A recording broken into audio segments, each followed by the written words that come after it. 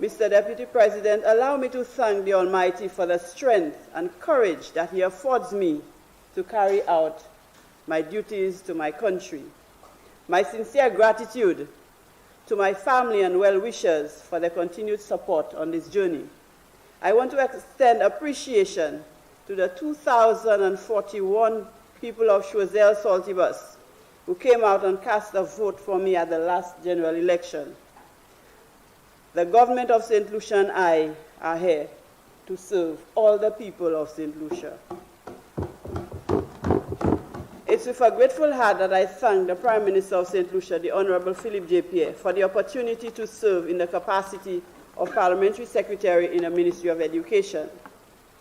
Mr. Deputy President, I am elated to work with a Prime Minister who spends no time trying to distract.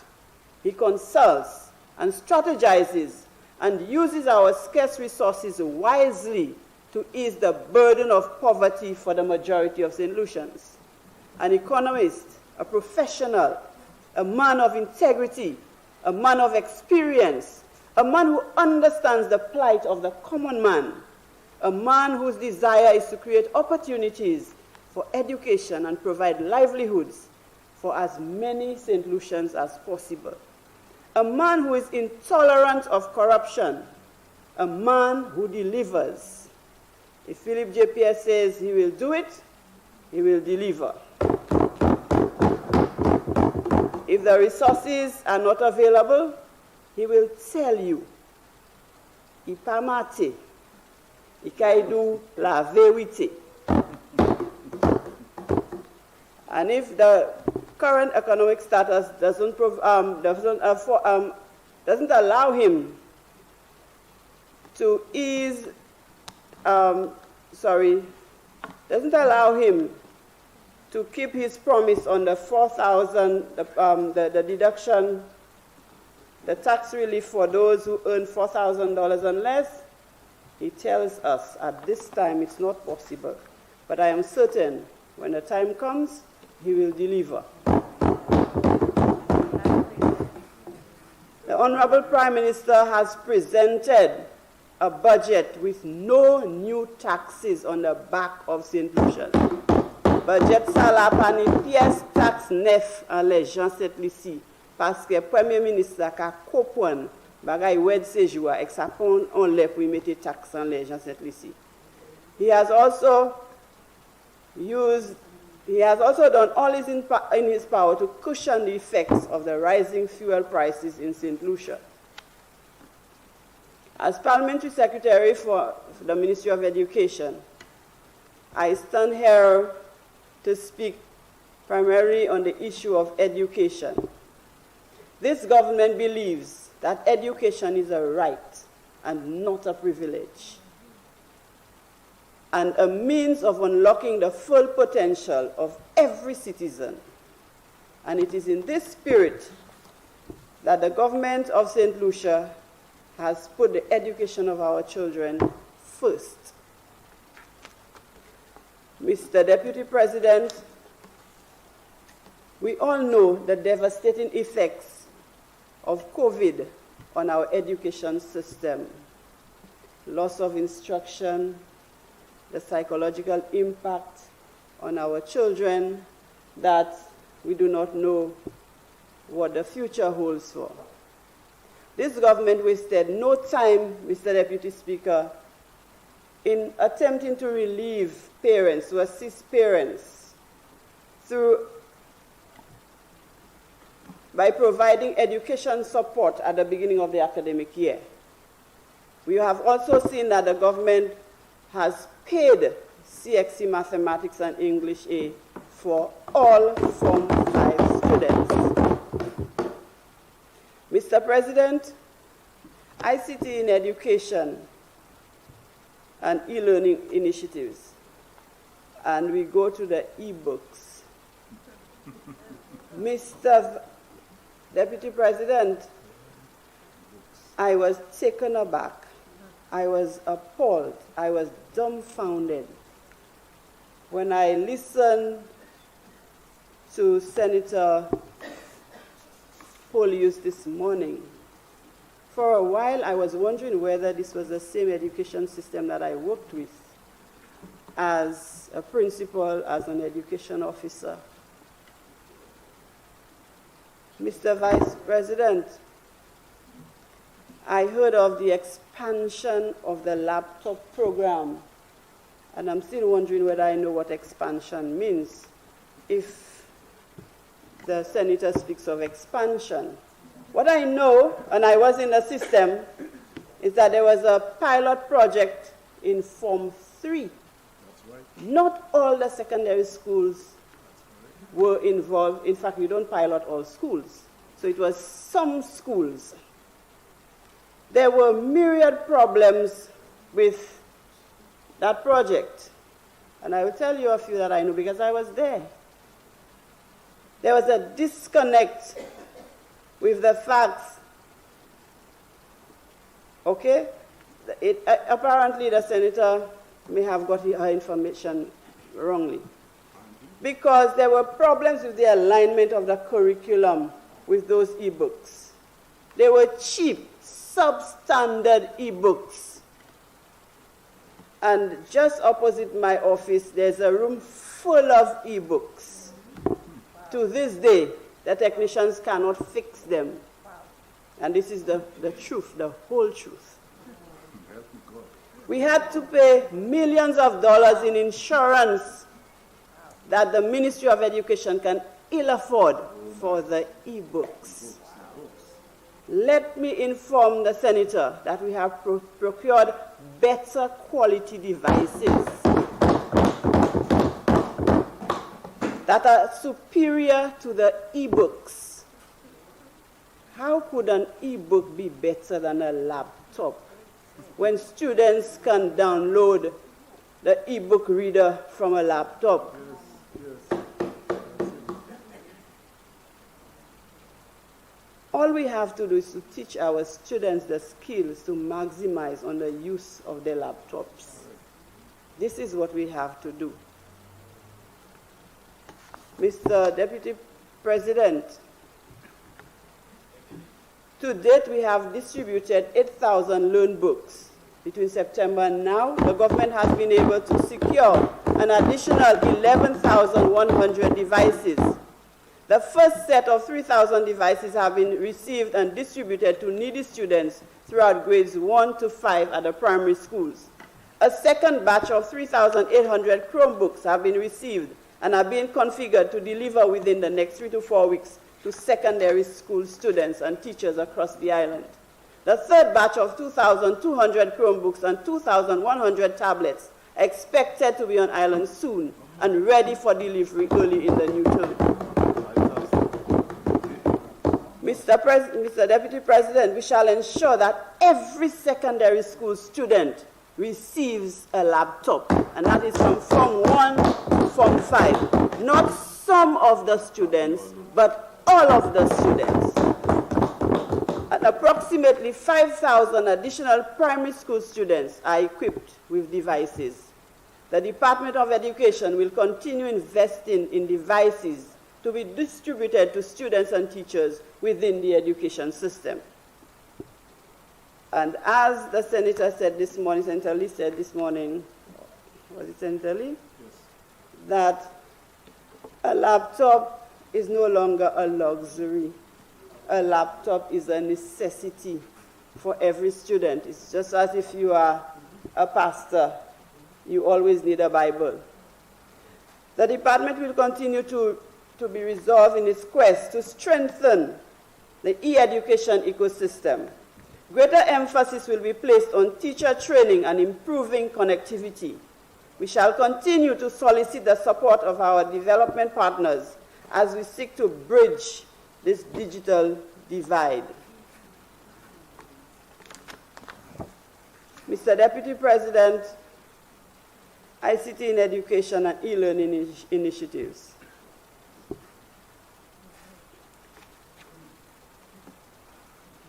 Smart classrooms. The Republic of China, Taiwan, has supported our smart classroom drive in a big way. They have provided equipment including interacting televisions and recording equipment to over 30 primary schools throughout the island. Mr. Deputy President, we shall continue to collaborate with our partners to expand the program to eventually provide smart classrooms in every school. Mr. Deputy President, we are a government that plan and we execute. I've been hearing start from the budget debate that we started this and we started that. It appears that it is a pipeline that is choked, so you start and nothing goes through. So the St. Lucia Labour Party will execute because we get things done. Mr. Deputy President, the government continues to make an immense investment in technology. There has been an issue with servicing and repair of devices throughout the island, throughout the schools. The Department of Education will continue with the employment of IT technicians resident at all 8 district offices to provide the necessary technical support to the schools and maintain the devices procured so that devices will no longer have to be sent to the IT department at the Ministry of Education for repairs. In fact, we need the room that is there empty because there are too many devices there, Mr. Deputy President. Mr. Deputy President, over the past year, 2 major projects have been undertaken in the education system. The Education Quality Improvement Project, EQUIP, and the Human Capital Resilience Project, HCRP. Under the EQUIP project, during the 2022-23 financial year, EQUIP will focus on further infrastructural enhancement of the Sir Arthur Lewis Community College, which will be undertaken with an allocation of $3,500,000. A gender-sensitive policy and strategy for prevention and reduction of alcohol and drug abuse among primary school children.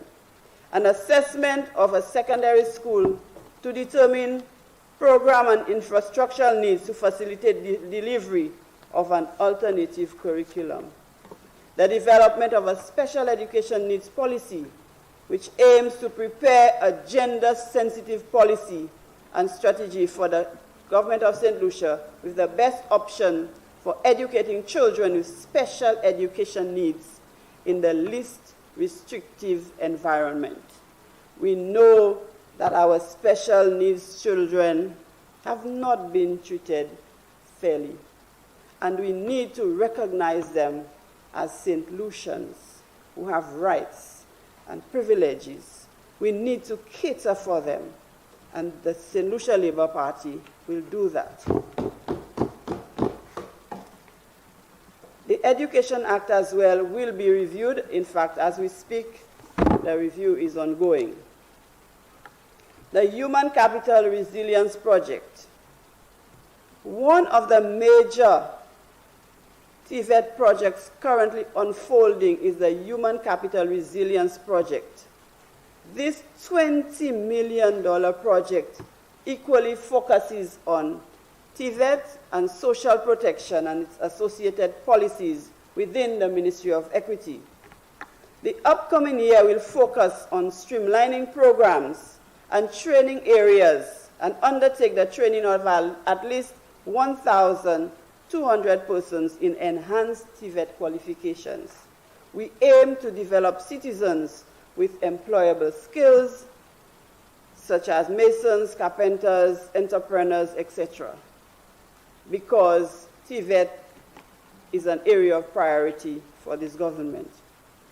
We want people to be able to be self-employed, to be able to be employable, to be able to employ other people so that government alone doesn't have to provide employment for everybody.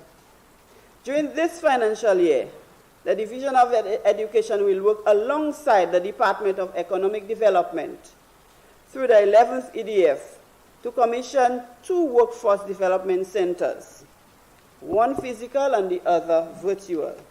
The focus of these centers is to ensure effective geographical distribution of TVET learning. Mr. Deputy President, for too long, the young people in the South have been clamoring for a center to be placed in the southern part of the island to ease the burden of travel to Castries. Mr. Deputy President, plans are well underway to facilitate the physical WDC in the south of the island by October of this year. Mr. Deputy President, CPEA, Caribbean Primary Exit Assessment. We all know that the Common Entrance Examination was the examination used to select students, not select secondary schools for students to enter, primary school students to enter secondary school. For a long time, students had to write a one-shot exam, a one-day exam, to determine what secondary school they entered, whether it was their first choice, their second choice, their third choice. Mr. Deputy President, an analysis of countries writing the CSEC exam revealed that countries who undertake the CPA program perform significantly better at the CSEC exam, the CPA, sorry.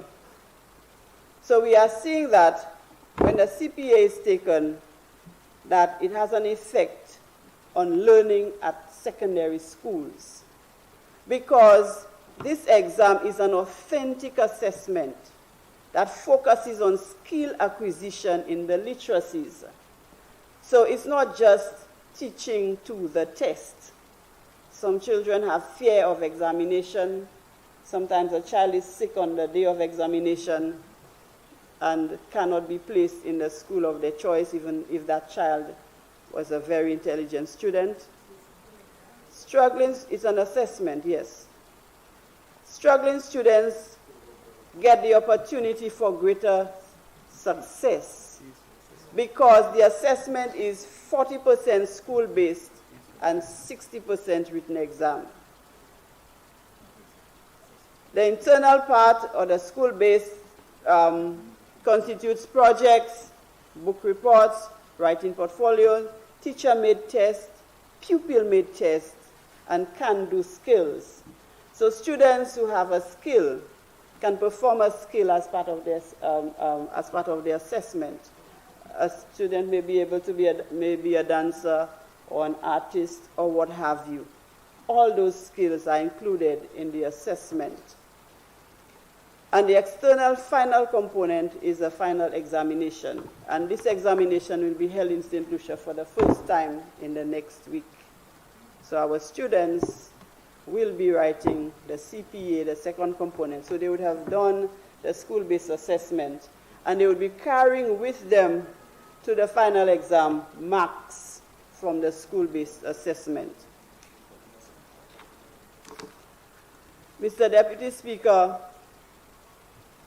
we need to, as you can see, it is skill-based, and this is the way that this government wants to move the education system.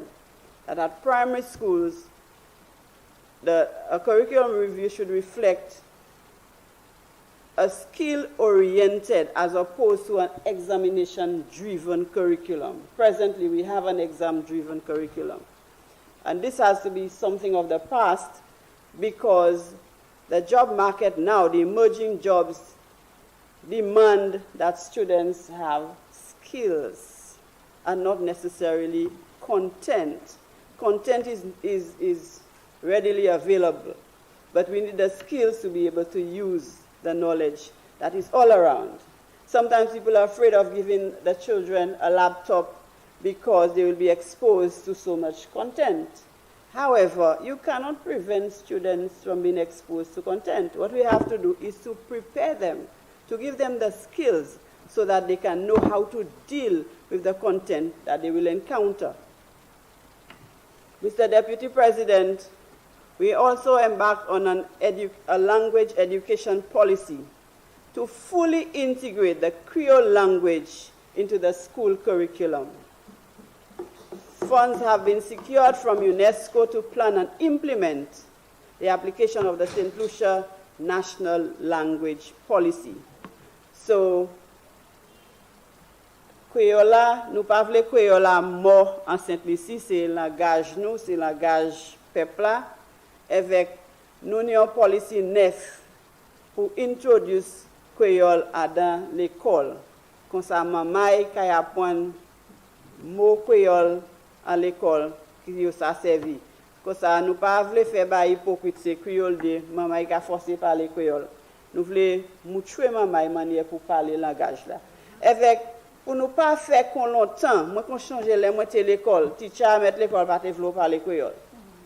Après dit ça c'est un péché si vous parlez créole. Mais nous qui avons navigué l'autre pays avec joindre les autres monde, nous savons manière créole là doule, nous savons parler parmi nous et pour les autres monde pas même savent ça nous qu'a dit. So nous ni pour préserver langage là parce que si nous pas faire ça, nous allons perdre Creole à Saint-Lucie. We are also including St. Lucian and Caribbean history in the school curriculum. We need to know more about us, more of who we are, so that we can identify with the things that are St. Lucian, the things that are Caribbean. So we no longer want to be British products or Canadian products. Mr. Deputy President, early childhood education. This is a priority for the St. Lucia Labour Party government. The government wants to ensure that all children receive a sound foundation in order to enjoy school and perform at their best. Quality early childhood education is therefore a priority. We are committed to working with both private and government-operated early childhood centers to ascertain that our children get the best start to formal education. Mr. Deputy President, we wasted no time in commissioning 3 early childhood centers in February, and a 4th was rehabilitated and recommissioned. We have allocated $500,000 to assist the early childhood sector. And I know today they are very happy that I have mentioned their names, because they have been telling me that when we speak of education, we speak of infant primary, and we forget the early childhood sector, which is the foundation for education anywhere in the world. And so I want to applaud all the workers of early childhood, all the instructors, the owners of centers. I want to thank you for the brilliant job that you have been doing to ensure that our children are prepared for secondary school. And not just for secondary school, but our children are prepared for life. Mr. Deputy President, special education. In an effort to provide a more realistic and appropriate option for special needs students, the Ministry of Education has initiated a post-primary alternative pathway in collaboration with CARE. This initiative will consist of a 2-year pre-vocational program to be followed by 2 years of the CARE program, and is expected to commence in the upcoming school year. Mr. Deputy President, for too long, our children of special needs have been closed inside. Some of them don't go to school. And we believe that some believe that they are second-class citizens, but they have a place in society, and we have so many examples of special needs students who have gone on to do very well in society. So we have to encourage them we have to give them the resources. We have to give them proper education so that they can be independent learners and independent citizens. Mr. Deputy President, through the EQUIP project, the Special Education Department has benefited from training in the use of technology in instruction, new devices and equipment to modernize the sector. So normally when we think of laptops, etc., we think of the primary school, but our special education students, we are placing special emphasis to ensure that they enjoy the same quality of education that other students in the mainstream are enjoying. Mr. Deputy President, I move to school security. We are all cognizant of the major security threats that our schools face during and beyond normal school hours. Thus, school security remains a priority for the Ministry of Education, especially more so now with the increased crime rate, the break-ins at schools. This year, security systems, which include CCTVs and alarm systems, were installed at 7 schools across the island. This coming year, Honorable Senator, you have 15 minutes. Thank you. This coming year, the Ministry of Education will continue to seek opportunities to mobilize more resources in pursuing this agenda, along with improvements to school infrastructure and fencing. Additional training by the Royal St. Lucia Police Force to security officers will be pursued as financing becomes available. Let me hasten to say that recently we have seen the incidents of fights in schools, the use of obscenities on school compounds and of students with school uniform.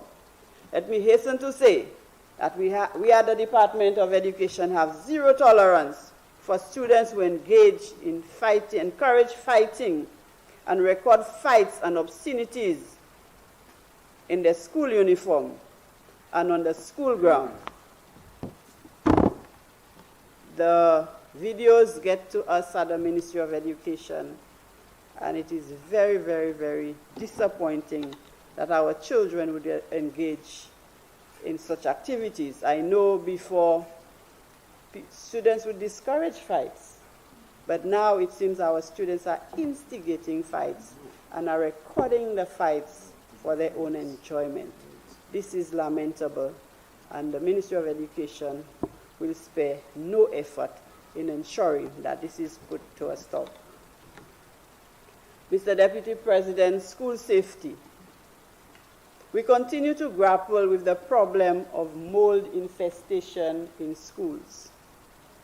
And as I speak, some of our schools are affected with mold. I remember as an education officer, I had to intervene on several occasions.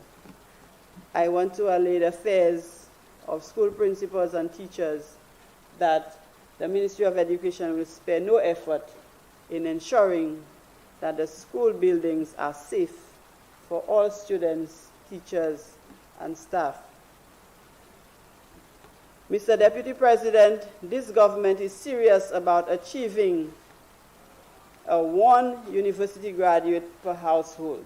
This was a campaign promise, and we know that we cannot do it in 1 academic year.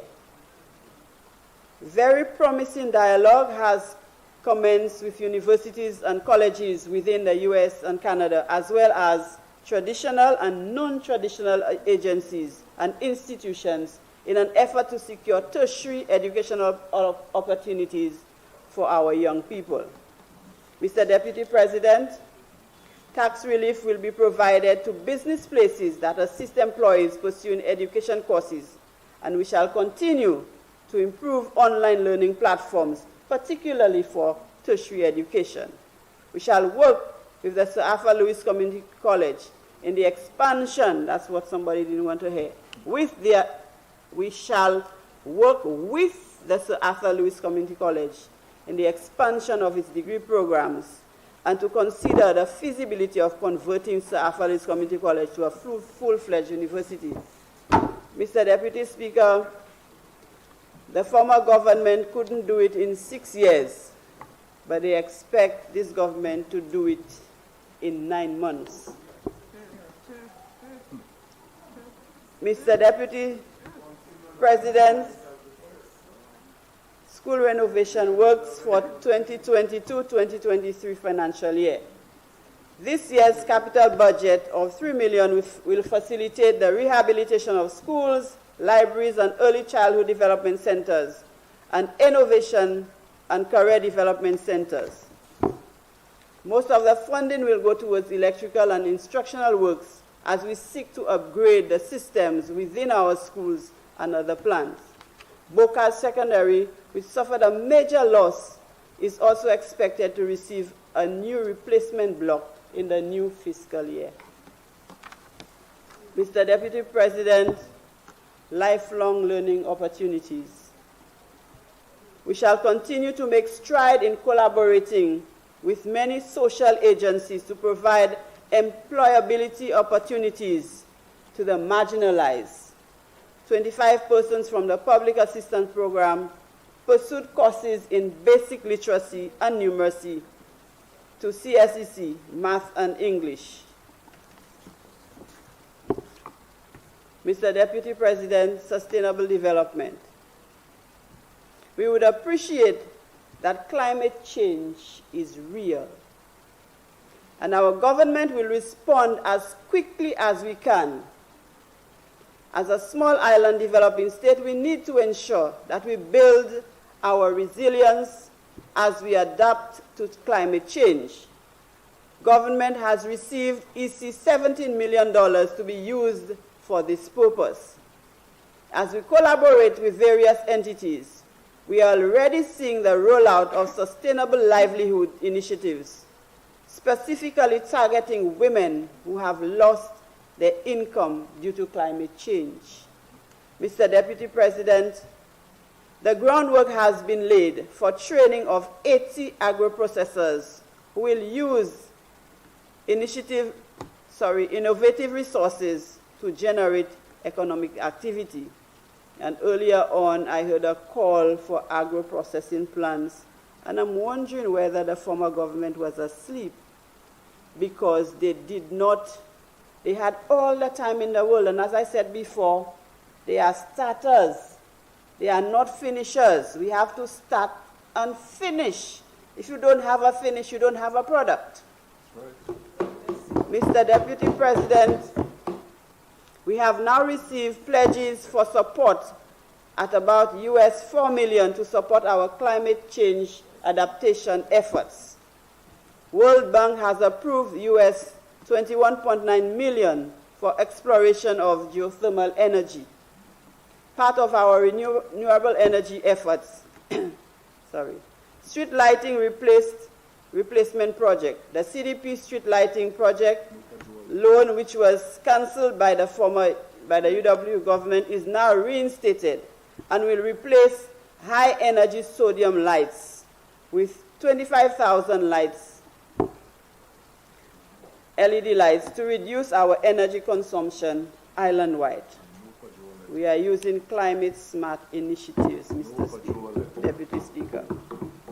So now we give concession for electric cars, etc. We are eliminating the reliance on plastic, Mr. Deputy Speaker.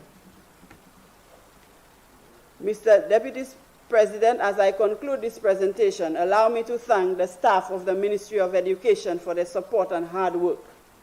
Let me thank the National Principals Association and the St. Lucia Teachers Union for their patience and collaboration during the trying times of the COVID pandemic. We are still grappling with new initiatives and how we adapt so that we don't let our children stay home, so that there is continuity in the education system. Let me thank the people of Choiseul for their continued support and understanding. Let me assure them that in my capacity as Parliamentary Secretary in the Ministry of Education, I will continue to agitate on their behalf and to ensure that they receive what they deserve. We are not just planners and starters. We plan and execute, we implement, we deliver to the people of St. Lucia. Let me allay the fears of the people of Choiseul Saltibus that if they have, that I will represent them in cabinet. Their voices will be heard in cabinet as I represent them there. Let me in advance wish all the mothers of Choiseul Saltibus and of St. Lucia on the whole a happy Mother's Day in advance. Thank you very much.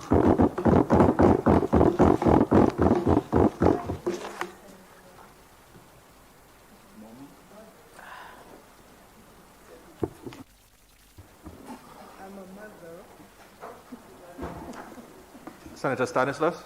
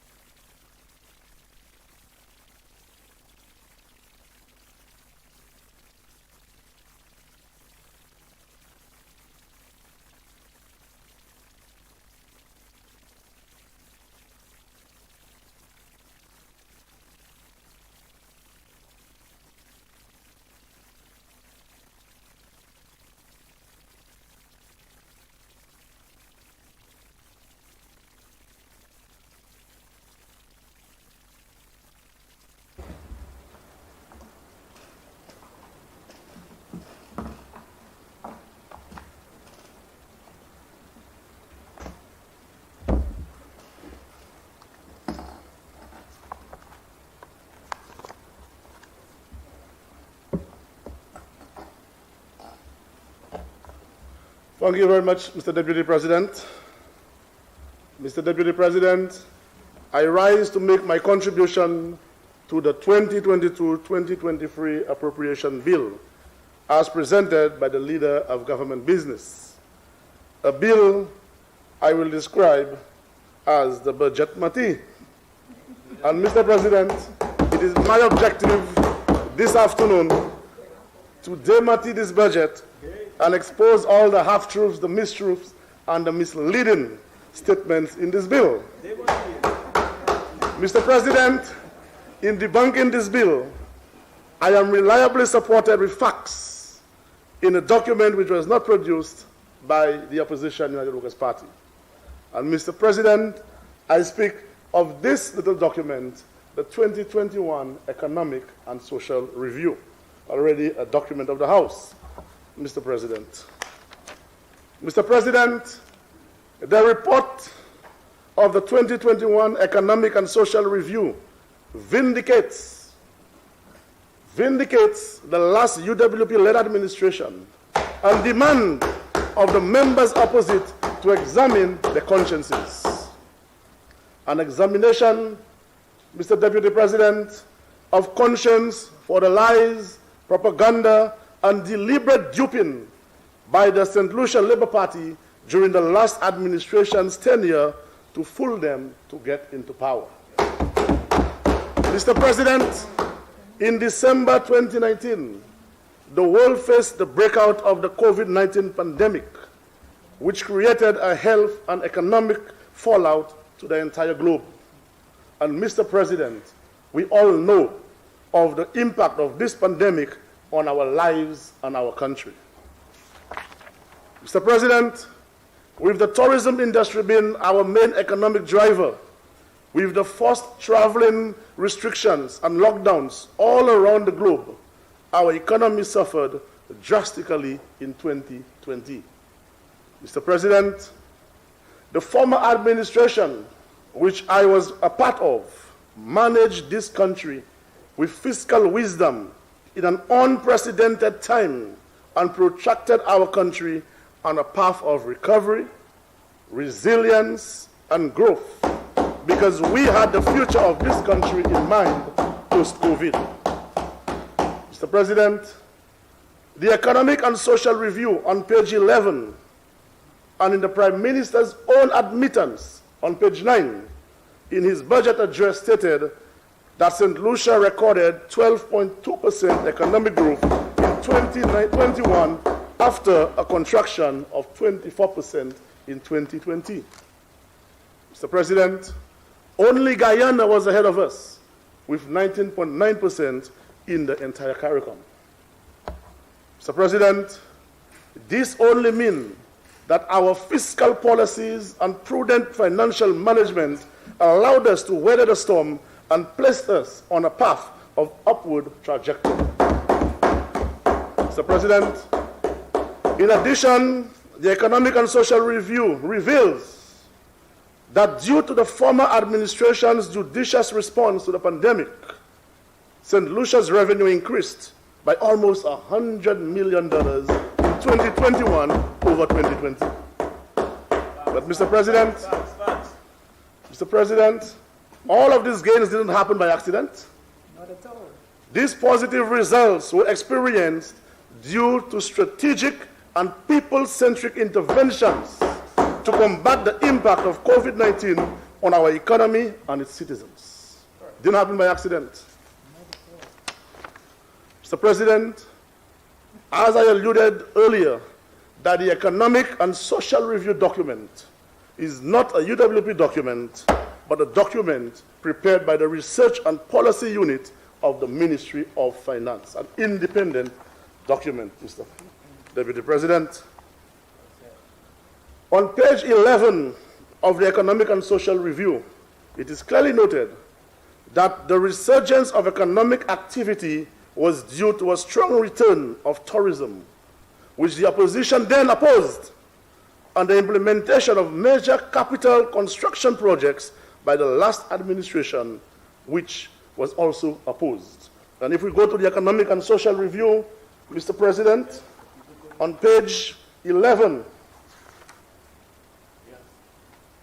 and I quote, "The partial resurgence of economic activity was buoyed by strong tourism and construction activity in the review period, with positive spillover effects on other sectors that were hard hit by the pandemic, such as retail and wholesale, trade, manufacturing, and transport." Tell them, brother, tell them.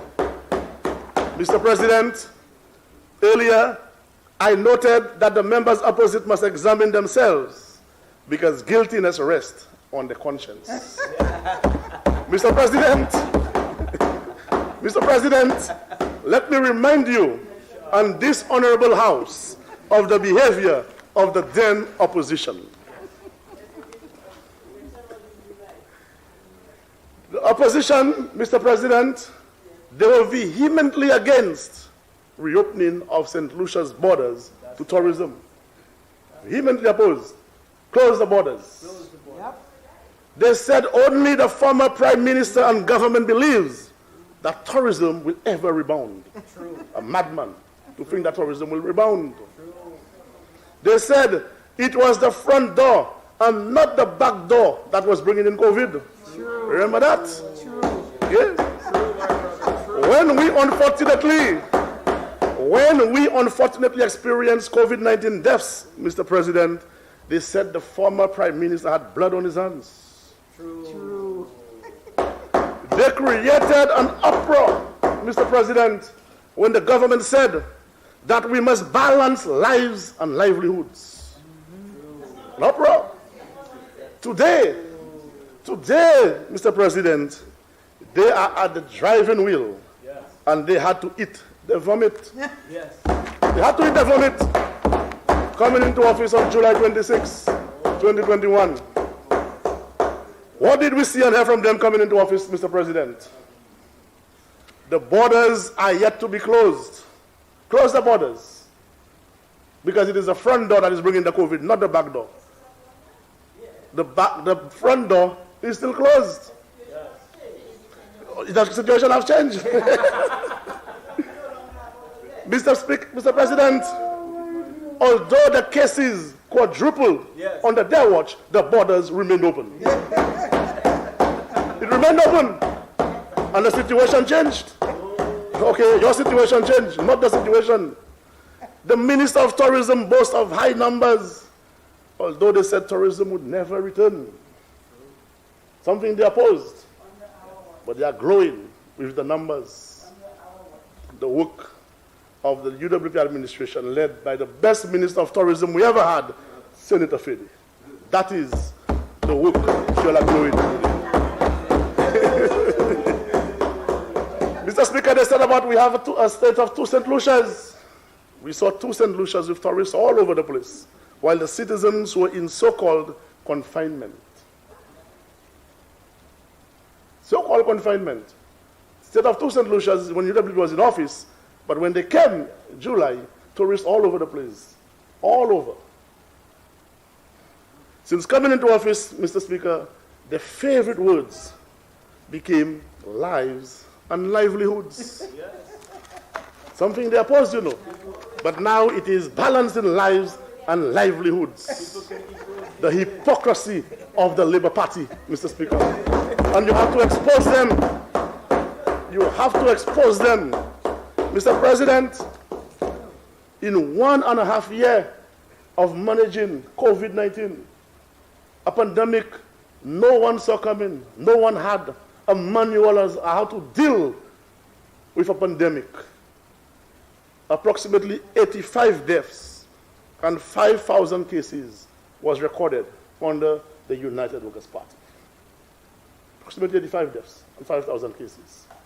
In a mere 5 months, under the management, we had almost 400 deaths and over 20,000 cases.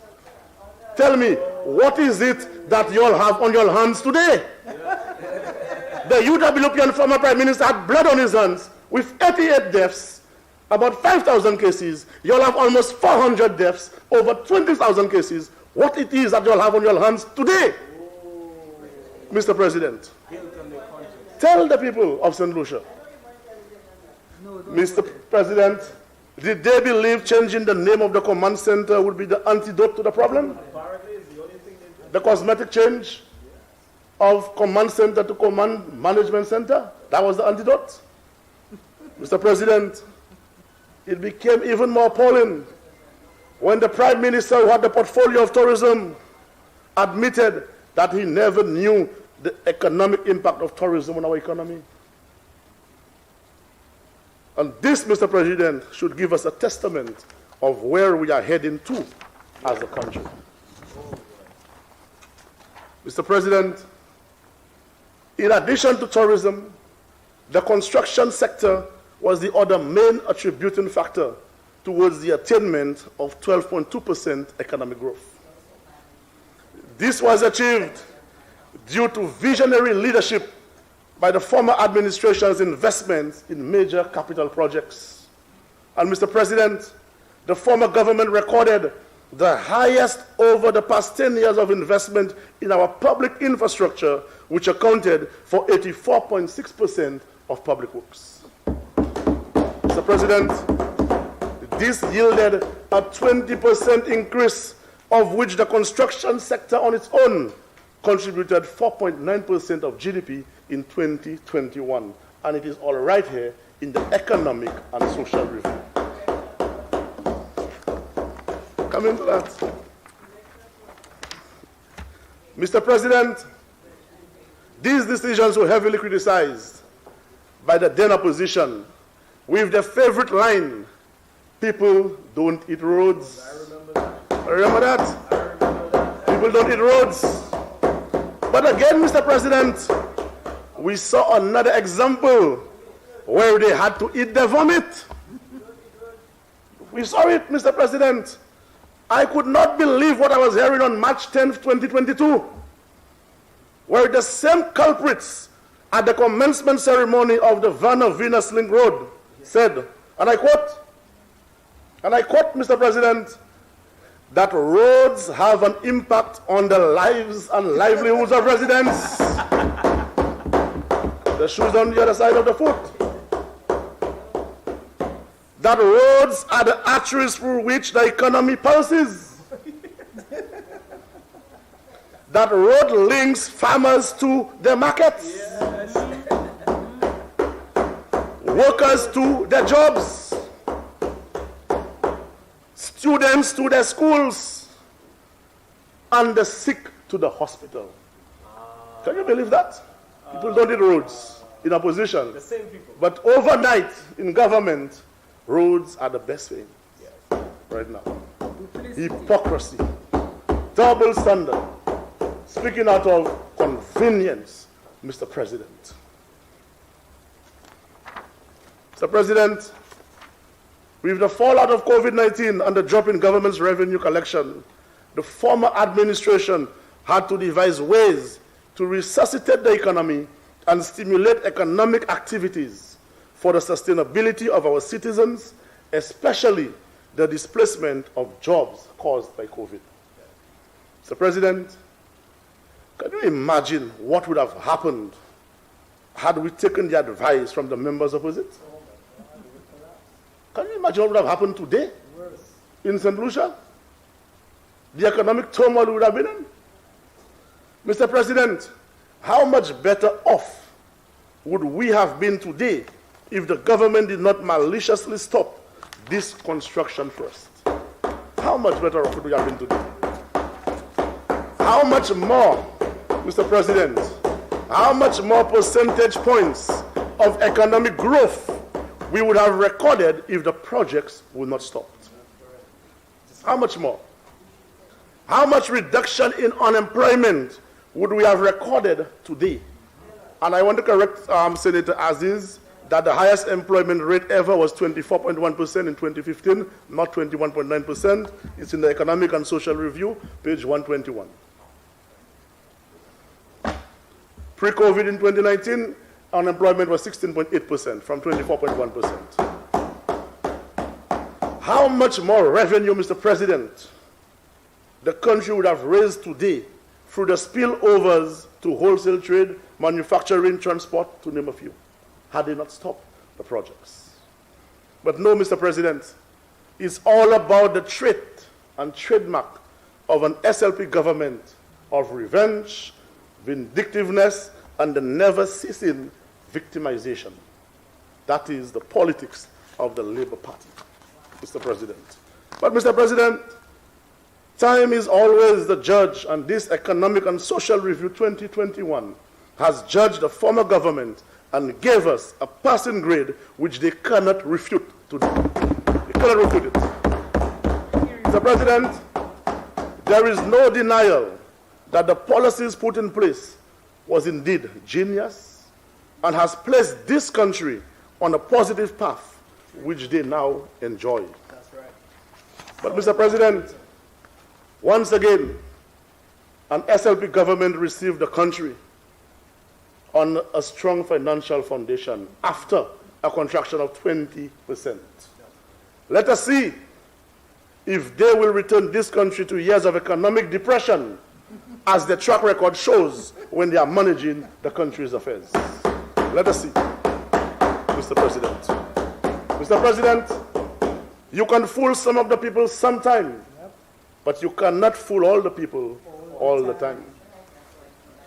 It's no longer about jingles or sweet talk or promises, Mr. President. Now it's about results. It's about results. It's about how do you impact persons' lives and livelihoods. Mr. President, let us look at some of the other contents of the 2022-2023 budget committee.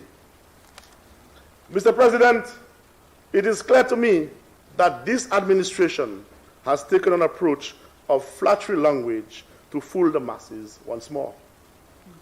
They presented a policy address with no clear and strategic direction. A presentation, Mr. President, which lacked compassion to bring immediate relief to the people and to cushion the present inflation crisis. A budget where expected provisions of the government is made to look like charitable efforts or favors. A budget of continued policies continued policies from an administration that was heavily rebuked for the exact policies they are replicating. No new vision, no renewed hope, Mr. President.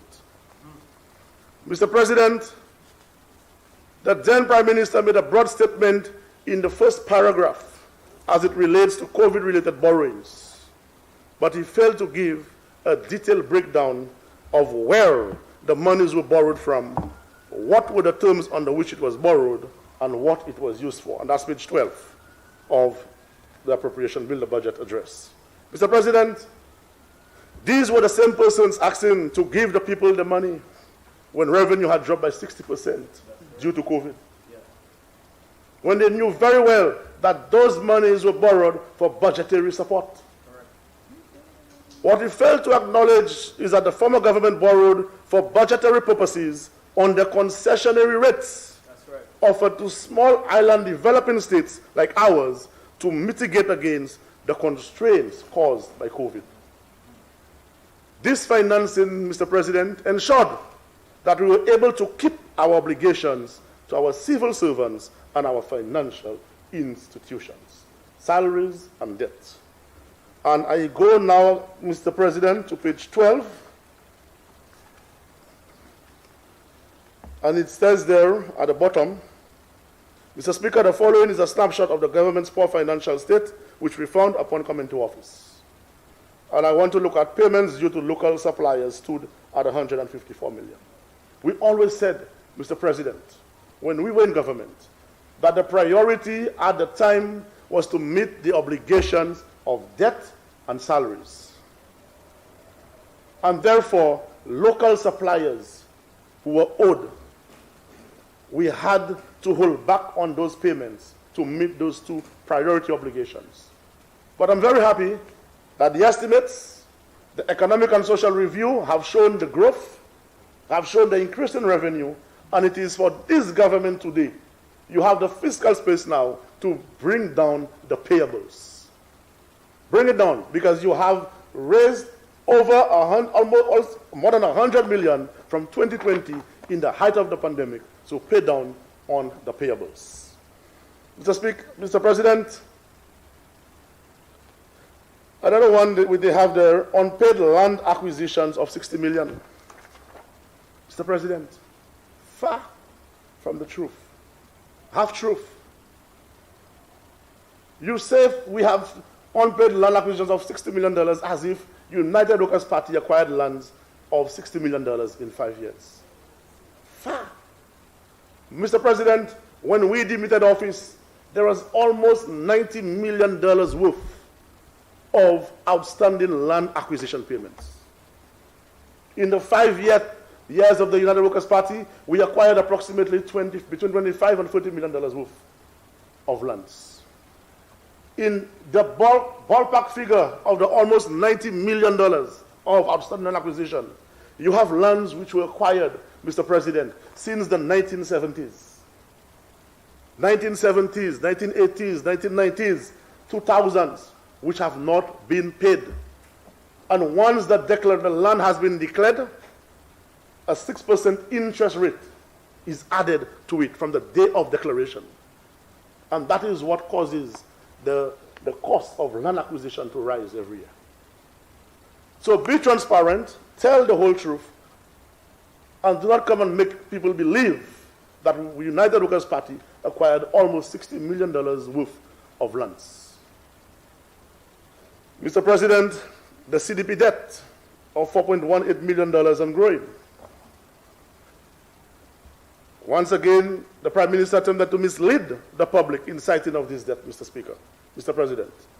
Mr. President, the Prime Minister knows better, and this ought not to be classified as a debt, since it is a cash flow issue and relates simply to the different financial cycles of St. Lucia and the Republic of China, Taiwan. Republic of China, Taiwan, the financial year is January to December. St. Lucia is April to March. And the monies comes at different times of the year from the CDP program.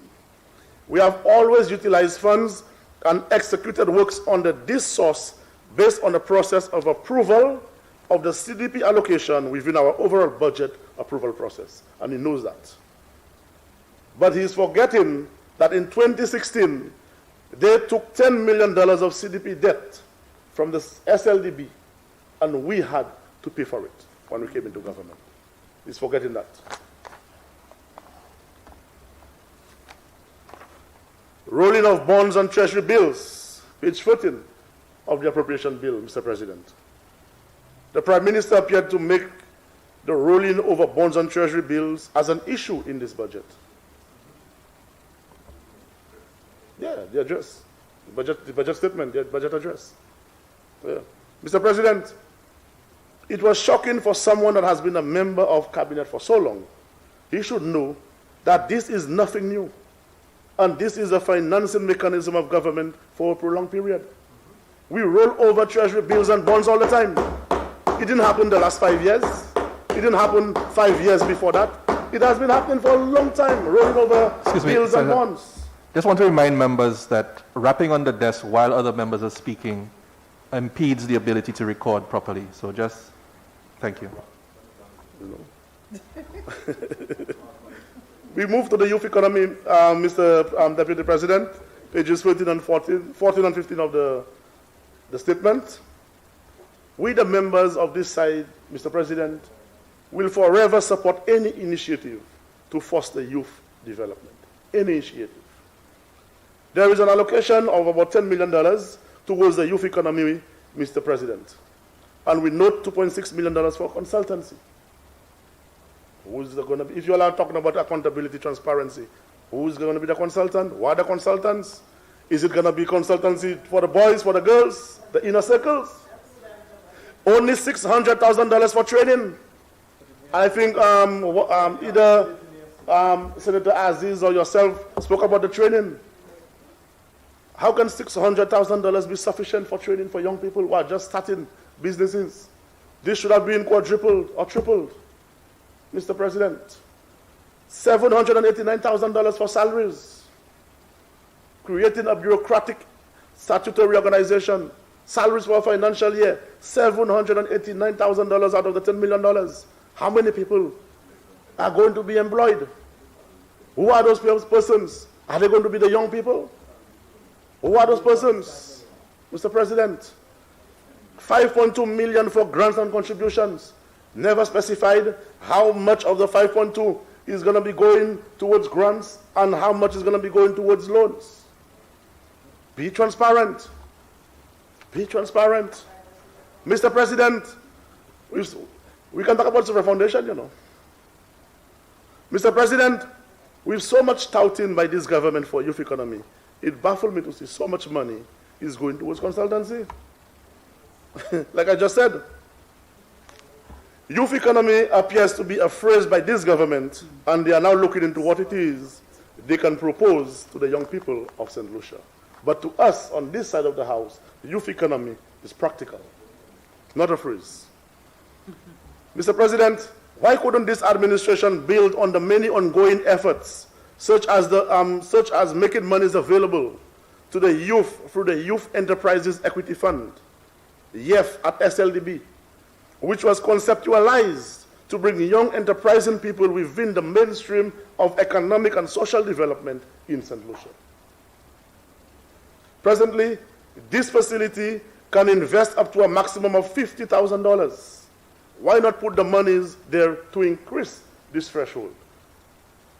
Mr. President, rather than this administration expend so much money on consultancy, why don't they make further concessions to the Fiscal Incentives Act to foster youth investments in the 4 areas of incentivized by the previous government under the Ministry of Commerce, which were 1, creative industries, where we had entertainment, motion picture and videotape production and distribution services, sporting and other recreational services.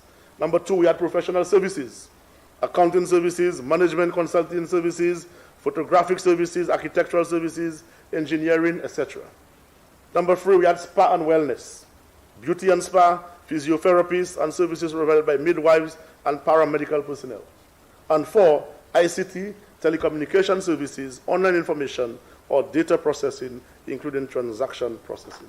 Why not expand it to other sectors?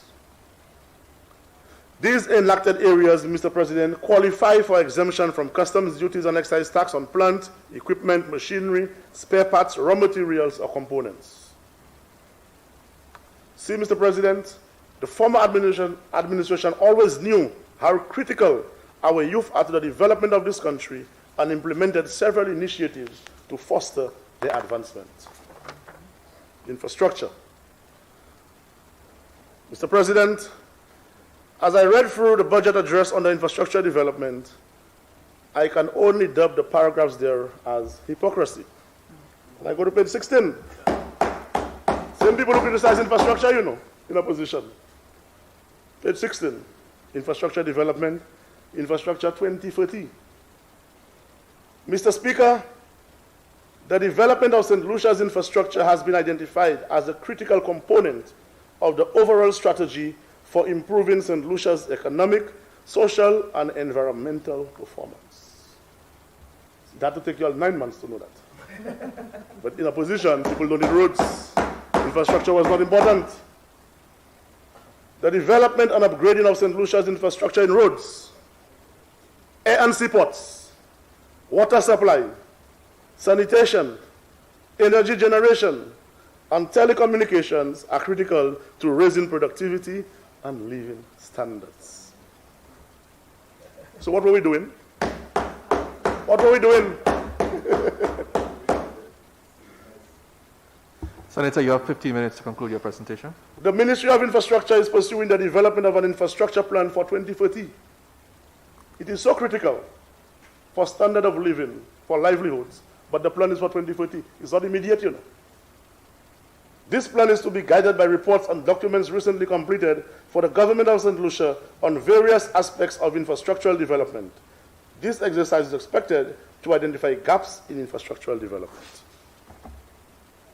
Hypocrisy.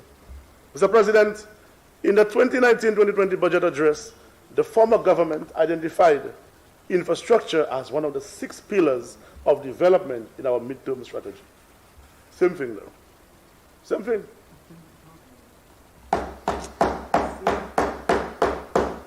Truth to be told, Mr. President, the same projects they protested against and the same investments they criticized has now become the eye candy. Eye candy. Look at the budget, Mr. President. All the projects identified in the budget are ongoing initiatives of the former administration. And nothing new. Nothing new. All the projects. Carbon copy. Some of which, Millennium Highway. Copy and paste. Millennium Highway. The Groseley Highway. Yes. Rodney Bay Highway. The HIA development project, which they criticized. The Viewford water supply. The John Compton Dam. St. Jude's Hospital. The upgrade of the city of Castries. All of it. All of it. I'm not saying not to finish hospital, but you'll criticize infrastructure. And all the projects you'll criticize, these are the same projects in your budget to continue. And infrastructure is now a priority for you. When infrastructure, roads, people do not eat roads. Give the people the money. Oh, pakuyon, savwe. So, on connaît malewe, on connaît ces moun-là. C'est malewe, on connaît pas on connaît yo. C'est bon. Rodney Bay Improvement Project, Mr. President, said that the Rodney Bay Improvement Project cost the Prime Minister in his address $16 million for less than 1 mile of road.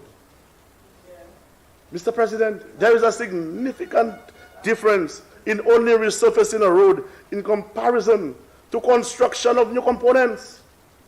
You have a 4-lane highway, 2 roundabouts, sidewalks, drainage, lighting system, beautification, land acquisition. But compare that, Mr. President, to the bridge at Bois d'Orange that cost $11 million. Compare the $16 million to the Bois d'Orange bridge that cost $11 million between 2011 and 2016. Mr. President, we have seen the stoppage of all road projects by this incoming government. And we want to know what is happening with the continuation and completion of the primary and secondary roads around the country. And in particular interest to me, Mr. President, are the roads in Soufrière. The continuation of the new development roads. That's still stalled? Still stalled. We have done 3/4 of it. The continuation of the Esperance Diamond Road, which Senator Antoine uses all the time. The drainage and the culverts that had to go onto the roads. The Old French Road and at Belfort and the Boisden-Belfort roads. What is happening to it? The people of Soufrière wants to know what is happening to the rest of the roads. Mr. President, I thought there was no asphalt and concrete in St. Lucia, hence the roads were stopped, but I was wrong. I was wrong with my assertions, Mr. President. Based on the magnitude of paving I saw occurring 2 weeks ago for the Prince's visit, all of a sudden, I wish that there would be a royal visit every month. There should have been a royal visit every month for this government to pave and pothole and patch every road in St. Lucia. Mr. President, halls of justice, police headquarters. Nothing new to this parliament, Mr. President, on the Hall of Justice and Police Headquarters. There was talk of a bold agreement in the budget presentation, but no details given. With which entity is the government partnering to undertake the bold agreement? The previous government, the previous administration, we were going to build the halls of justice on that same site with a bold agreement with the NIC. From day one, we said it. So this is nothing new. That's right. Tell the people with whom, which entity, which individual you all are going to want to take the bold agreement for the House of Justice. That's correct. Mr. President, we already know that this administration is a name-changing government. They have changed the name of village tourism to community-based tourism. They have changed command center to COVID management center. They've changed confinement, no, they've changed curfew to confinement. Lipstick changes. That's all. Through you, Mr. President, I would like to ask, with this name change, is it going to community-based tourism, as they call it? Will it expedite the ongoing projects in Ancillary, on the waterfront in Ancillary? When will the Palmis Road vending facility project in Soufrière recommence? And when will the tenants of the Palmis vending facility get an opportunity to use the facilities to earn a livelihood? But I hope it is not true, what I'm hearing from the tenants, Mr. President, that there is a deliberate attempt, again the vindictiveness, there is a deliberate attempt to allow their contracts to run out so the booths will be given to other selected persons. I hope that's not the case. Mr. President, I heard the Minister of Sports made some reckless statements against the Soufrière Mini Stadium. His words, I am certain, dented the pride of the good people of Soufrière Fonseca. His comments on the status of the Soufrière Mini Stadium reveals his limited and myopic view of facility development and upgrade, and underscores the absence of a plan by this administration for sports in general. Mr. President, the Soufrière Mini Stadium was designed in several phases. Phase 1, I'm referring to sports infrastructure in the budget presentation, maintenance of sporting facilities, page 45. Phase 1, build the track and field and add new lighting. Phase 2, add video scoreboard and new audio system. Phase 3, upgrade the existing stadium grandstand and dressing rooms and improve the press and venue operation areas, including concession booths and toilets for spectators. And Phase 4, construction of the courts and the pool at the southern end of the stadium. Mr. President, the project was ongoing at the change of administration last year. By now, Phase 2 and Phase 3 should have been completed. But again, it is at a standstill. Mr. President, our nation can be proud of this fact as a first step in what the former government had planned to re-energize sport, fitness, and wellness in our country. Soufrière Mini Stadium is a great start to what the UWP planned as a 40-plus sports infrastructure master plan for St. Lucia, adding to it the football pitches for Mikud South, Mikud North, Dennery, and the National Sports Academy. So the national plan. The master plan for sports should be embraced by the St. Lucia Labour Party, and budget should be approved to continue improving our sporting infrastructure. Because sports infrastructure is critical if we have to promote, if we have to develop sports in the country. The mini stadium, Mr. President, is a sports venue fit for purpose on a small ground that still meets international standards for football and most track and field events.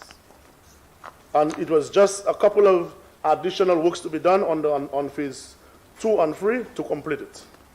And so, Mr. President, I call on the Minister of Sports to complete the various phases of transformation of this facility with the grandstand, the dressing rooms, the sitting structures, and other key facilities such as the press room and the concession booths. Mr. President, also in Soufrière, if you can give me the latitude, land was acquired and cleared to construct a new cricket ground at Ruby in Soufrière. And to this present day, no attention has been given. Excavation was ongoing with leveling of the field area, but again, another project abandoned by this administration. And we call on them to continue with Ruby Cricket Ground. What's that?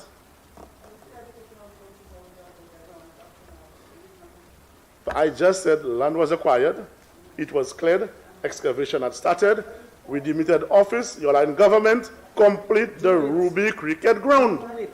You all are governing. We did it, we started in 2019. Mr. President, Mr. President, I know, how much time do I have left? Senator, you now have 5 minutes to complete your presentation. Yeah.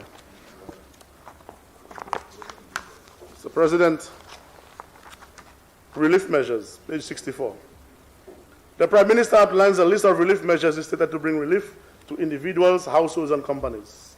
Mr. President, as I reviewed the measures, I saw nothing new, which is geared at cushioning the brutal impact of the inflation crisis, which is affecting every section of our society. In addition to there have not been any new measure, the proposal from the Prime Minister creates no immediate impact, none whatsoever, immediate. So, President, at a time when revenue has returned to pre-COVID level, all we see is a government passing on all increases to the people. They pass it on government. Everything pass it on to them. There is pure disregard and no protection for consumers. The rising cost of living is very worrisome for many, Mr. President. And I need to remind you that when revenue dropped by 60% in 2020, at the height of COVID-19, we, the former administration, gave more to the people of this country. Imagine the magnitude of support we would have been given to our people if we were collecting revenue at the rate the government is collecting today, Mr. President. Mr. President, let us take a look at the no solutions measures outlined by the Prime Minister in his budget. Subsidizing cooking gas. But this was already been done, and is nothing new. As a matter of fact, you have to add more to the subsidy for cooking gas. Because the price of cooking gas keeps on going up every 3 weeks. Add more to the subsidy. We've been subsidizing cooking gas forever. Increase annual tax allowance from $18,000 to $25,000. How can this be considered to provide immediate? We're talking about immediate relief. When this takes effect in 2023, and the benefits will only be derived in 2024. Remember, he said immediate. And it's only $58 a month. Immediate. But the benefits will be derived in 2024. $58 a month. Cushioning consumers from the full impact of rising fuel prices. Mr. President, a UWP administration maintained the 1495 ceiling even when there were similar high oil prices. Now you have fiscal space. Maintain the ceiling cap. You have raised fuel by $2. Prioritizing the payment of tax refunds. This is not new. Inland revenue always process refunds on a monthly basis. They always prioritize it. waiving interest and penalty charges, welcoming, but it is not new. Providing grants and loans for youth and small, micro, and medium-sized businesses. This was already being undertaken at the SLDB through the YEF project. So specify that it is augmenting or complementing existing windows of support. Don't make it look as if it is something new. Providing soft grants and soft loan funding for community-based tourism businesses. This had previously been formalized through support of the CARICOM Development Fund under the Village Tourism Project, and Senator Fede is going to tell us more about it.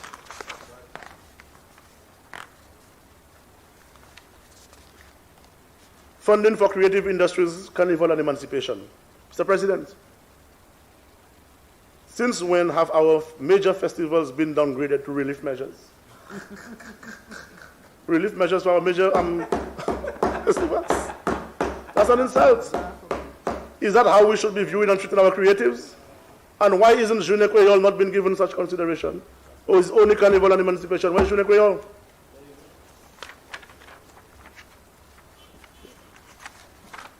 Increase the amount and range of support services for vulnerable groups.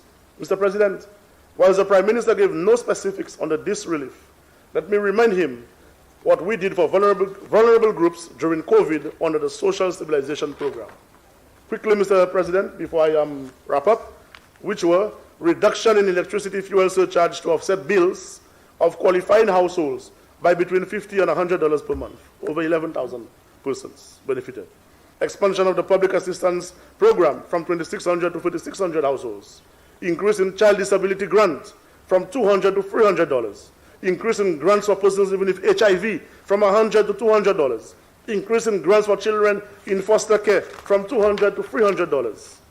In addition to all these measures, Mr. President, the income support program for both NIC contributors and non-contributors benefited over 16,000 individuals, and hygiene packages and food baskets were distributed to vulnerable households. Mr. President, I could go on and on, Mr. President, but I now have to wrap up. And in conclusion, Mr. President, there were many promises made by the Prime Minister at the 2021-2022 policy debate when he was the then leader of the opposition. Promised the people of St. Lucia, if they voted for his party, that he would immediately inject the following: $5 million to assist vendors and their families, $3 million for creative industry and media workers, $10 million grant for tour operators, dive and pleasure boat operators, $3 million fuel vouchers for both minibus drivers and fishers, $3 million beautification program, $1.5 million for farm labor support. He went further and even made more promises during the election campaign and in the SLP manifesto, that once they form government, he would triple the income support payment. Your time. Yes, sir. From 500 to 1,500. Exempt workers earning up to $4,000 per month from taxes, etc. And so, Mr. President, I'm wrapping up. I cannot support or give any credence to this bill, as I have no confidence in this Labour government to manage and govern the affairs of this country. This budget has not provided any inspiration, hope, or any form of stimulation to address the plight of the people. It is a gimmick, a lie, and a total disregard for the promises made to the people of St. Lucia. I thank you, Mr. President.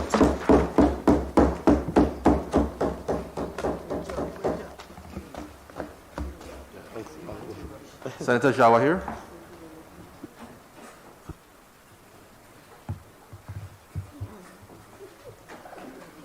You hit home. I covered for you.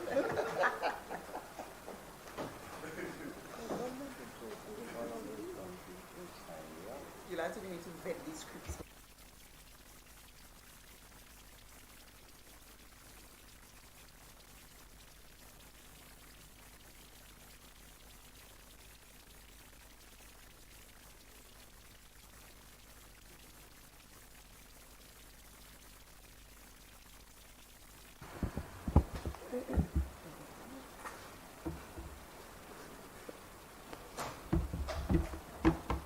Thank you, Mr. President. Good afternoon, and good afternoon to my fellow senators. Through you, Mr. Deputy, let me wish all mothers advance Mother's Day greetings. We want to let you know that we love you and we appreciate you, especially to my mother. Mr. President, permit me just for a minute to recognize our youth parliamentarians who are with us today in the persons of Mr. John Tench of Castries Southeast, my home constituency, who will be the Minister for Social Transformation, Ms. Courtney Adrian from Babono, the Minister for Infrastructure, and of course, Mr. Alan Plants, who will serve as a presiding officer as Speaker of the House of Assembly. We are very, very pleased to note that Youth Parliament will resume next week, Wednesday, and the Senate will meet next Thursday. And so, Mr. President, I want to make a special appeal to our people who are viewing at home to tune in next week, Wednesday and Thursday, to support our young people. Because the next time around, or soon, very soon, they will be the ones who will be taking up these chairs. Mr. President, I rise to make my contribution to the Appropriations Bill 2022-2023. It's not my first time doing it. I first made a presentation in 21 as an opposition senator on the then Appropriations Bill. It was actually April 20th, 420, what we know as World Cannabis Day. A day that is filled with events where persons advocate for the legalization and decriminalization of cannabis. And I remember speaking of the Rasta man who could not practice his religion because any marijuana use in St. Lucia was illegal. But now, 1 year later, Mr. President, I can smile because this administration came into government. We decriminalized up to 30 grams of marijuana, and the Rastaman can now practice freely.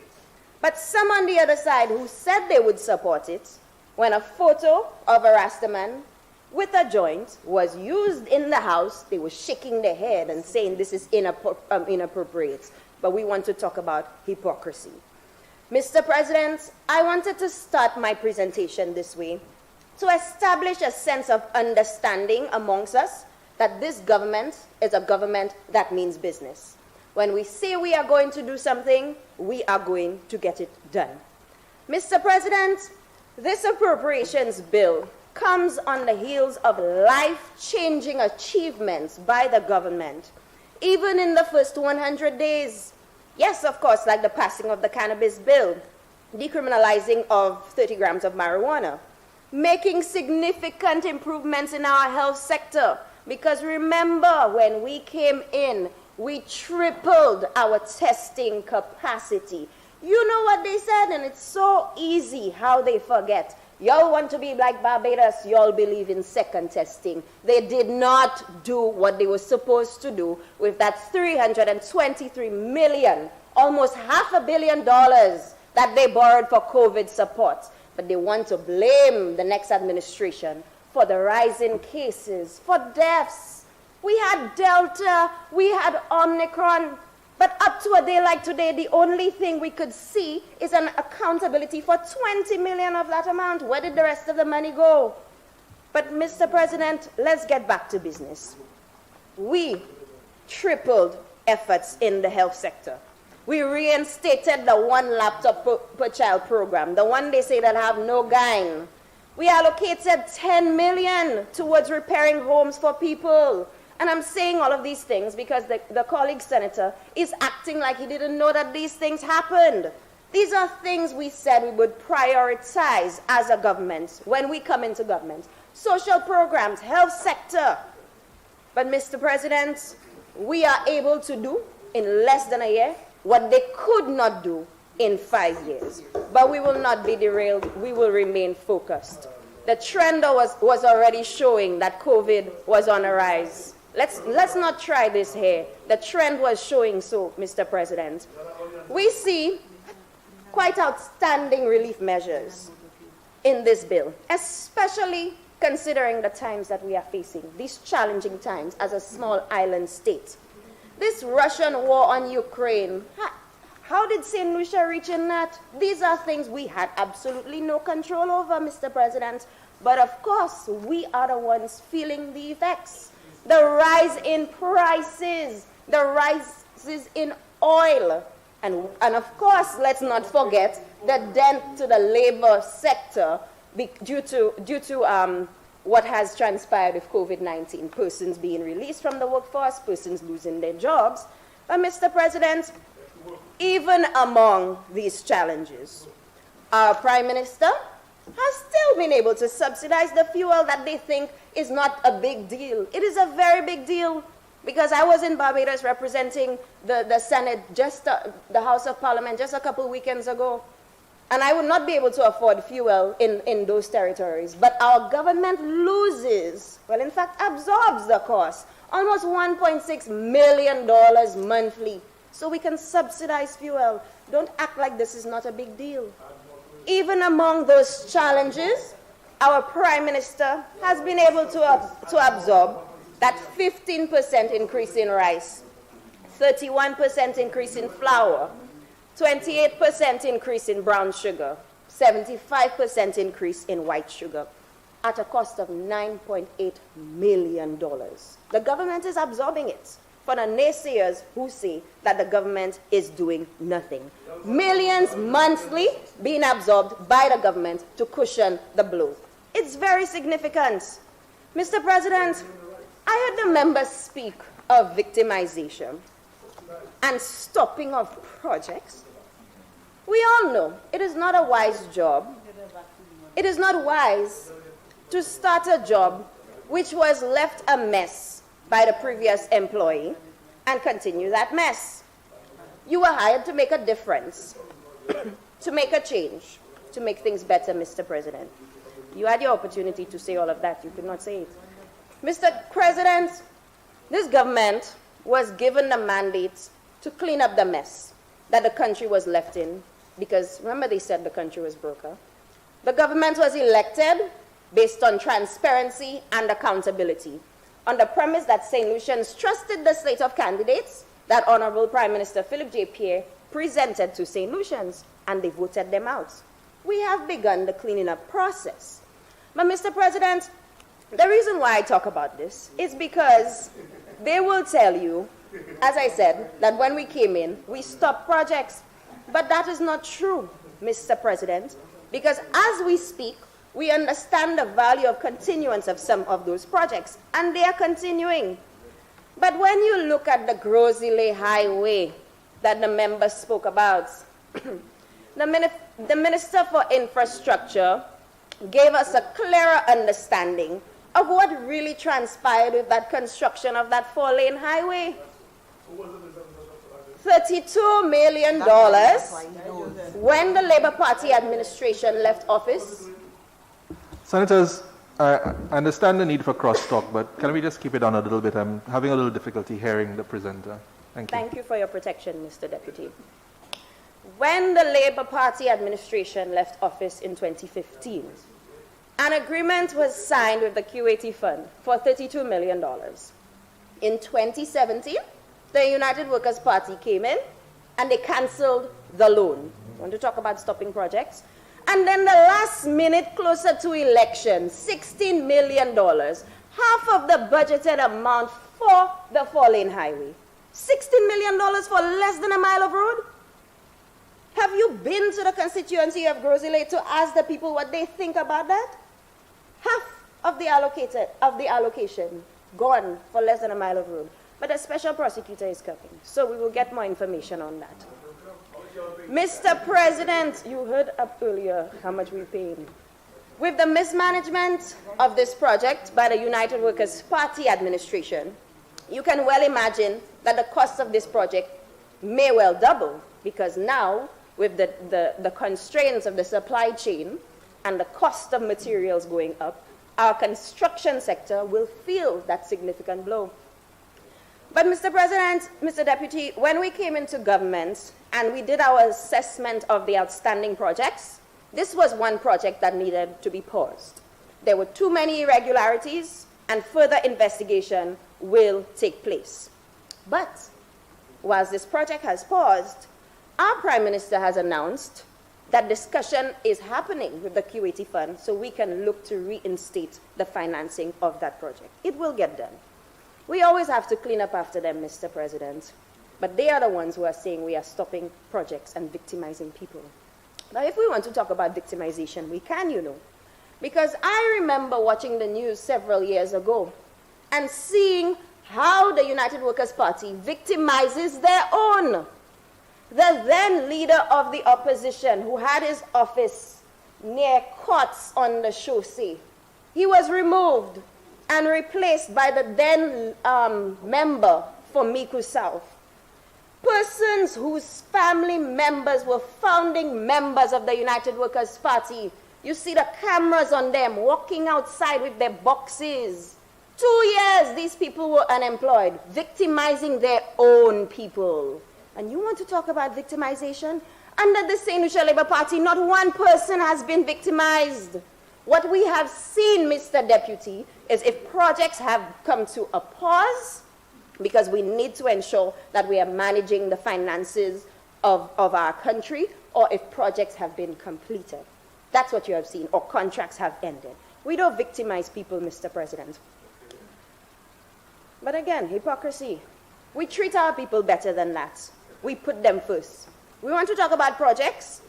It clearly seems to me, Mr. President, that they don't remember. Because the wind farm project in Dennery that they stopped, if they didn't stop it, we wouldn't have to be coming to borrow for it.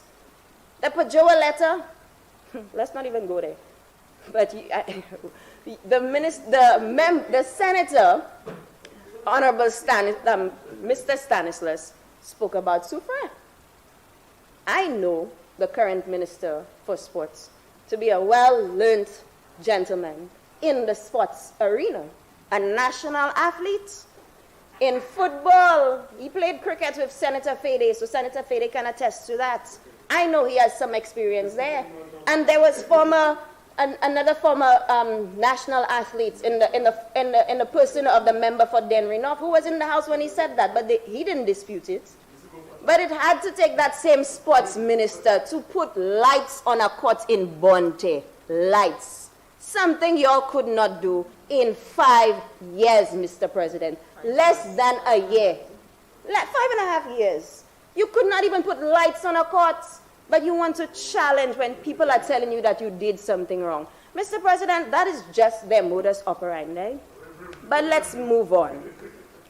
The opposition senator said, if we are given devices, we have to provide the programs to support. But it clearly seems to me that she did not read the following page, because she just quoted one part, Mr. President. If I can draw your attention to the section under education, page 42. That page speaks of the OECS program for educational advancement and relevant learning, the Pearl program, not the Pearl of the Caribbean, which they promised us. Because the Pearl program, it speaks of a grant of 27 million, where the major highlight of this program is to introduce the new digital curriculum, where student development will go beyond academics. The same thing she was asking was just on the following page. They do not read, and that is why they could not understand the mathematical problem that we were able to solve. In 1 year of being in government, less than a year, we found money, we found ways, we repurposed, we did what we had to do. So many achievements by our Prime Minister, somebody we can trust. They could not do that in 5 years. Mr. President, about the Grizzly Highway, whilst this project has been paused, we see that Prime Minister has announced something else in the pipeline for St. Lucians. He announced that work has started on the upgrade of the Millennium Highway West Coast Road, which is expected to create employment for 250 to 300 persons. And the key word here, Mr. President, is work has started. So let me pause for a second, if you permit me, to address something that Senator Herod brought up on roads. Mr. President, this thing about people don't eat roads, as if they want to portray, or they want to spin a narrative to not put things in context. When we spoke about roads, you know what our situation was, Mr. Deputy? People were dying. COVID cases were increasing. We were simply saying this was not a priority at the time. But But of course, we see cases have reduced significantly by the efforts of the Minister for Health. Thank you to the Minister for Health and the frontline workers who work day and night, because we tripled testing capacity at the Ezra Long Laboratory. We did all what we thought needed to happen, Mr. President. And that is why we are recovering, and so we can now focus on the roads. We can now focus on expanding our economy. So don't try to spin things, because St. Lucian's not stupid. That is why they did what they did on July 26, 2021. Mr. President, we're still on employment, and I have to say this because it seems like the opposition members do not understand, so I need to break it down for them. We learned that the long-awaited Grosile Police Station and the Halls of Justice will be constructed in this financial year.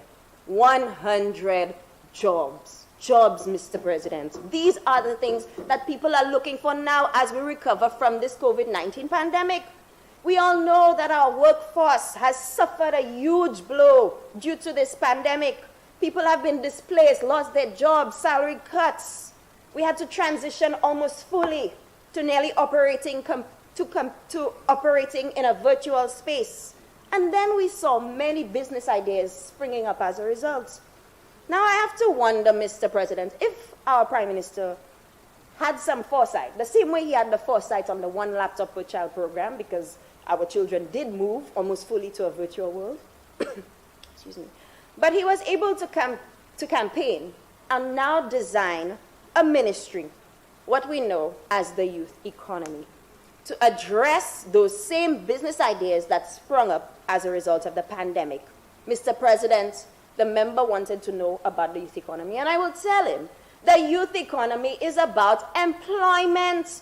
It's about taking the skills, that talents of our young people and nurturing it into enterprise. We are taking hundreds of job opportunities that can be created from that ministry, from that $10 million allocation.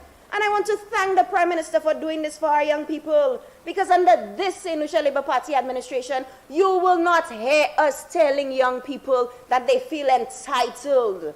Young people represent the majority of our population. How can you not consider them? So the $10 million from the youth economy, I will break it down in a little while for you, Mr. President. We will do what we have to do with the resources that we have to help develop our youth. Mr. President, the senator from Soufriere spoke about continuance of talent development in the creative sector.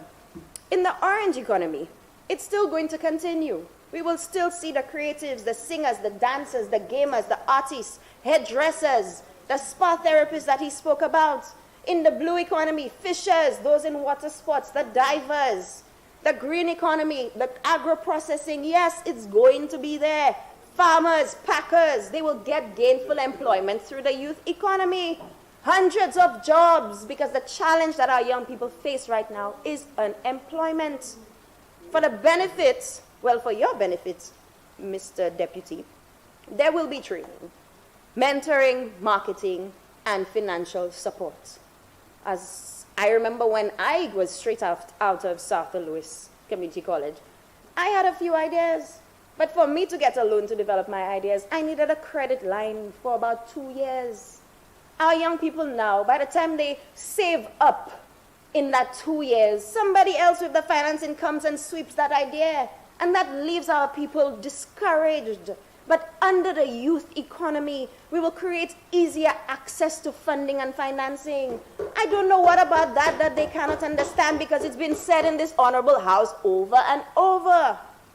Mr. President, Mr. Deputy, we will see the strengthening of existing business structures, research, development of technology for our young people, because they need to adapt to the times, capacity building, e-commerce, so their ideas can be monetized. Skill development, and yes, I spoke about the training, because they need to be able to adapt to international standards and best practices. We are thinking beyond our borders. We are thinking of jobs. That's the economic relief. That's the relief that our Prime Minister is offering our people today.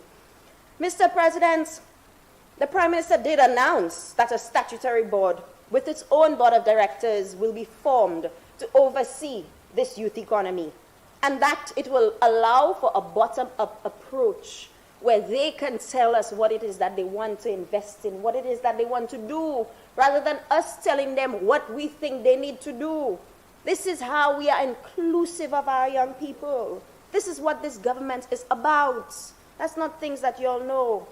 Mr. President, we also heard of the announcement of Skilled 758, and I am particularly looking forward to that. This is an app that will allow young people to register their skill set, upload their work and their resumes, and connect with employers locally and regionally. We are thinking beyond borders, Mr. President. That's how far the youth economy can go. And I was very happy when the Prime Minister made this announcement that in collaboration with the Ministry for Youth Development and Sports, this app will be launched within the next few weeks. Mr. President, we looked at the presentations in the lower house, and we see that with every single presentation, there were opportunities for gainful employment. There were jobs. And I really wanted to highlight jobs because the members don't seem to understand that this is what our bill is all about, creating opportunities to empower our people. When we speak of that same community-based tourism, Mr. President, we are also thinking of jobs. We are thinking of expanding the tourism and hospitality sector. We see that Sandals and other hotels have already given us a commitment that they will be expanding. We are getting it done because we were promised, how many hotels were we promised? And we were promised 10,000 rooms by the previous administration, and the former Minister of Tourism is seated in this house today. So I hope when it is his time, Mr. President, then he can tell us what happened to the hotels and the 10,000 rooms. Mr. President, we get it done. In this appropriations bill, we see allocations for expanding.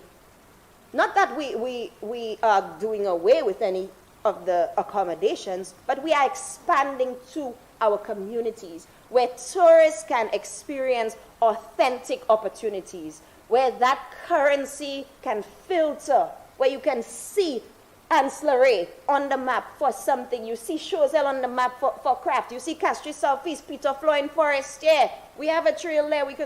Maybe our minister will explore this a little more. Our member for Castries Southeast. We have opportunities, Mr. President, and these are opportunities that will create employment.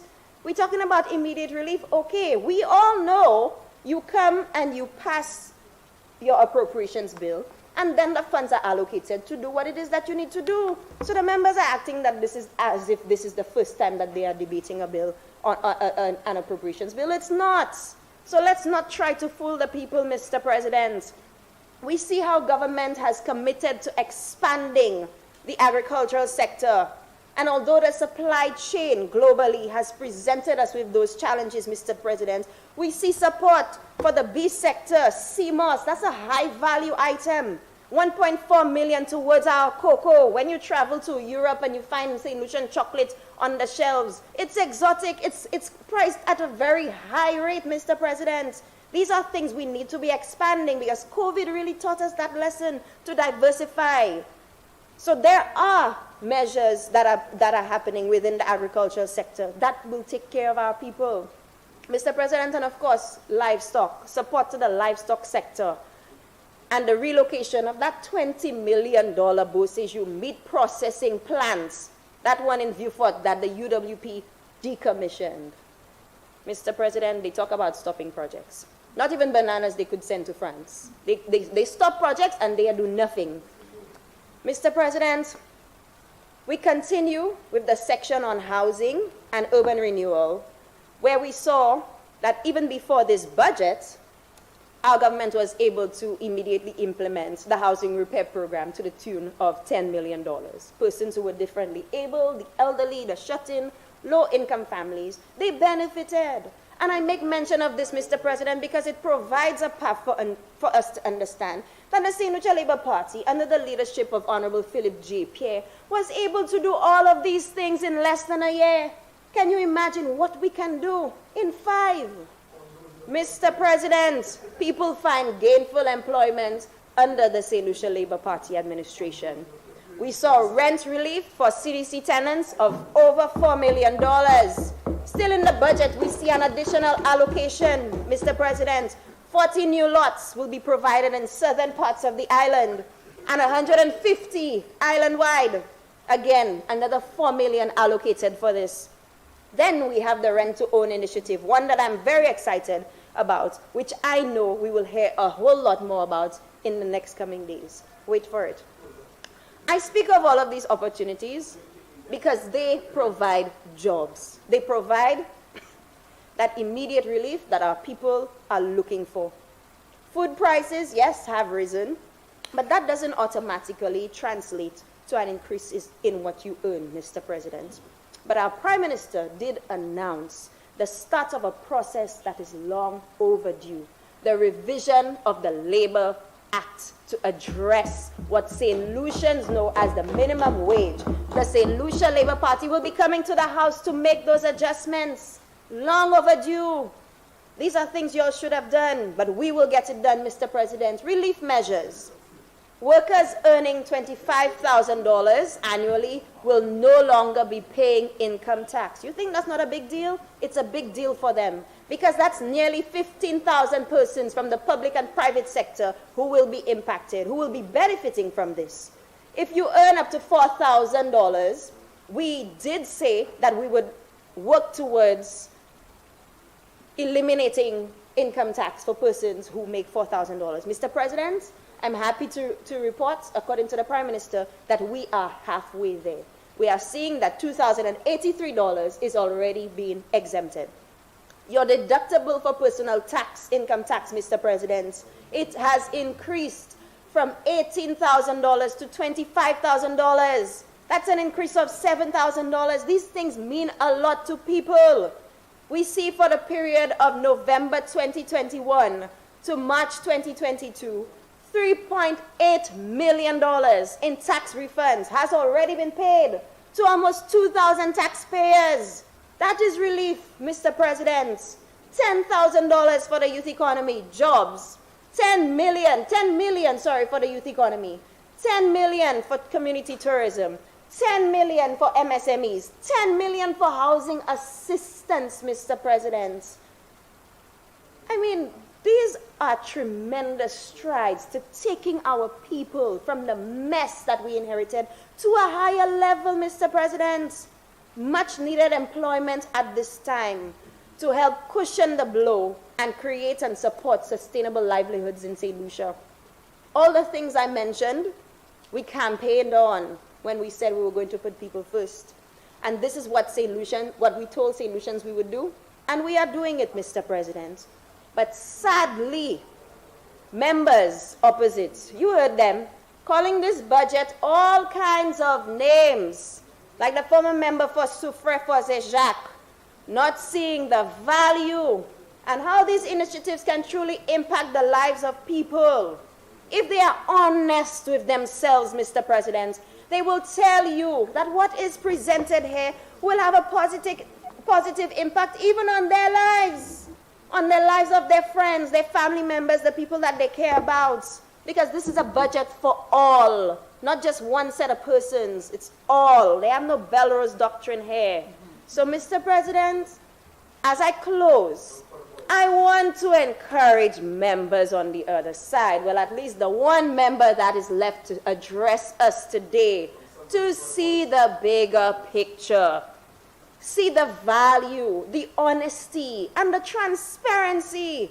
Support taking our country to a higher level, Mr. President, rather than just coming here to oppose for opposing sake, because everything that they oppose, I have been able to provide an explanation for. Why? Because it is here. The Prime Minister's 2022-23 budget address, empowering our people, transforming our economy, it is not here. So please do not come to the House and peddle lies and disinformation just at a deliberate attempt to score cheap political points, Mr. President. So as I said, I was closing, and I do hope that the final member on the opposite side can lend his support to the appropriations bill, because as we know, this is the most important budget, most important bill that is going to significantly impact the lives of our people. I want to take this opportunity to thank our civil servants who work tirelessly day and night on this bill, persons from the Prime Minister's office as well, and also our good Prime Minister, Honorable Philip J. Pierre, for his wisdom and foresight and for making those recommendations in this budget that will help us take our country to the next level. Thank you.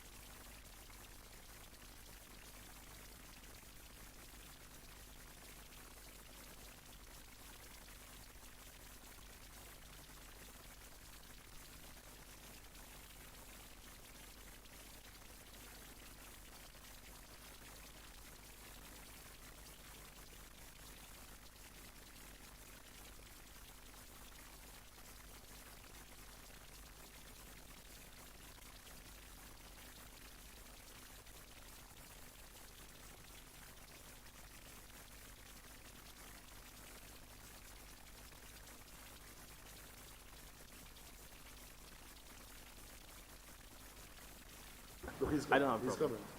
coming. He's coming. That's what he said. Look him coming. Senator Fede?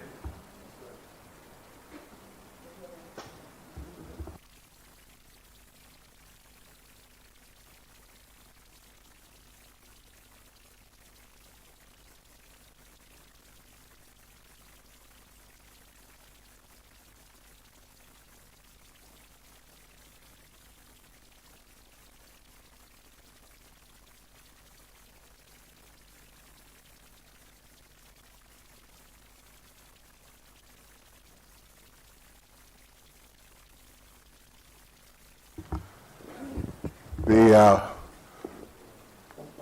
President acknowledged the light that was put on.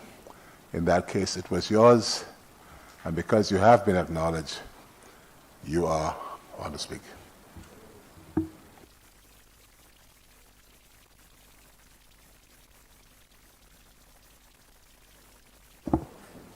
never like it. Thank you very much, Mr. President.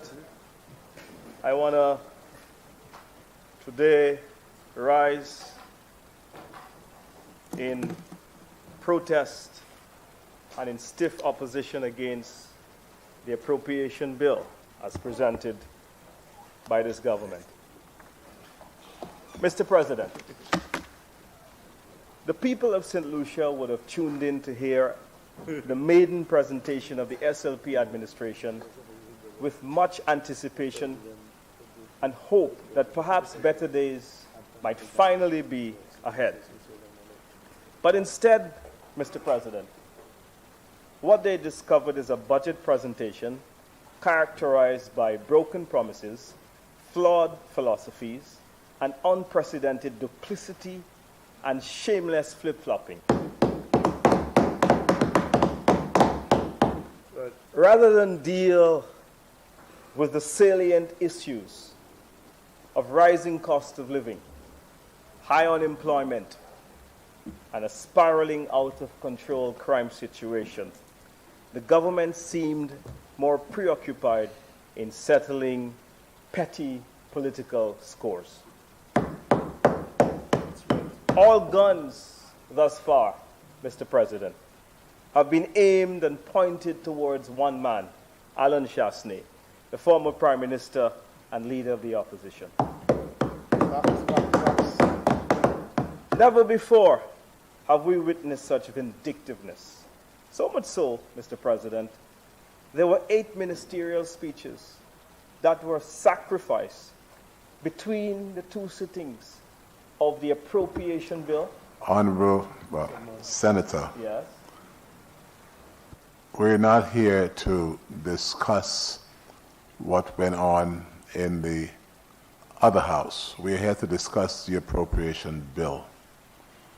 And I would remind you that your contribution should, your contribution should speak to the provisions of the policy statement as presented by the Prime Minister and the member for Castries East.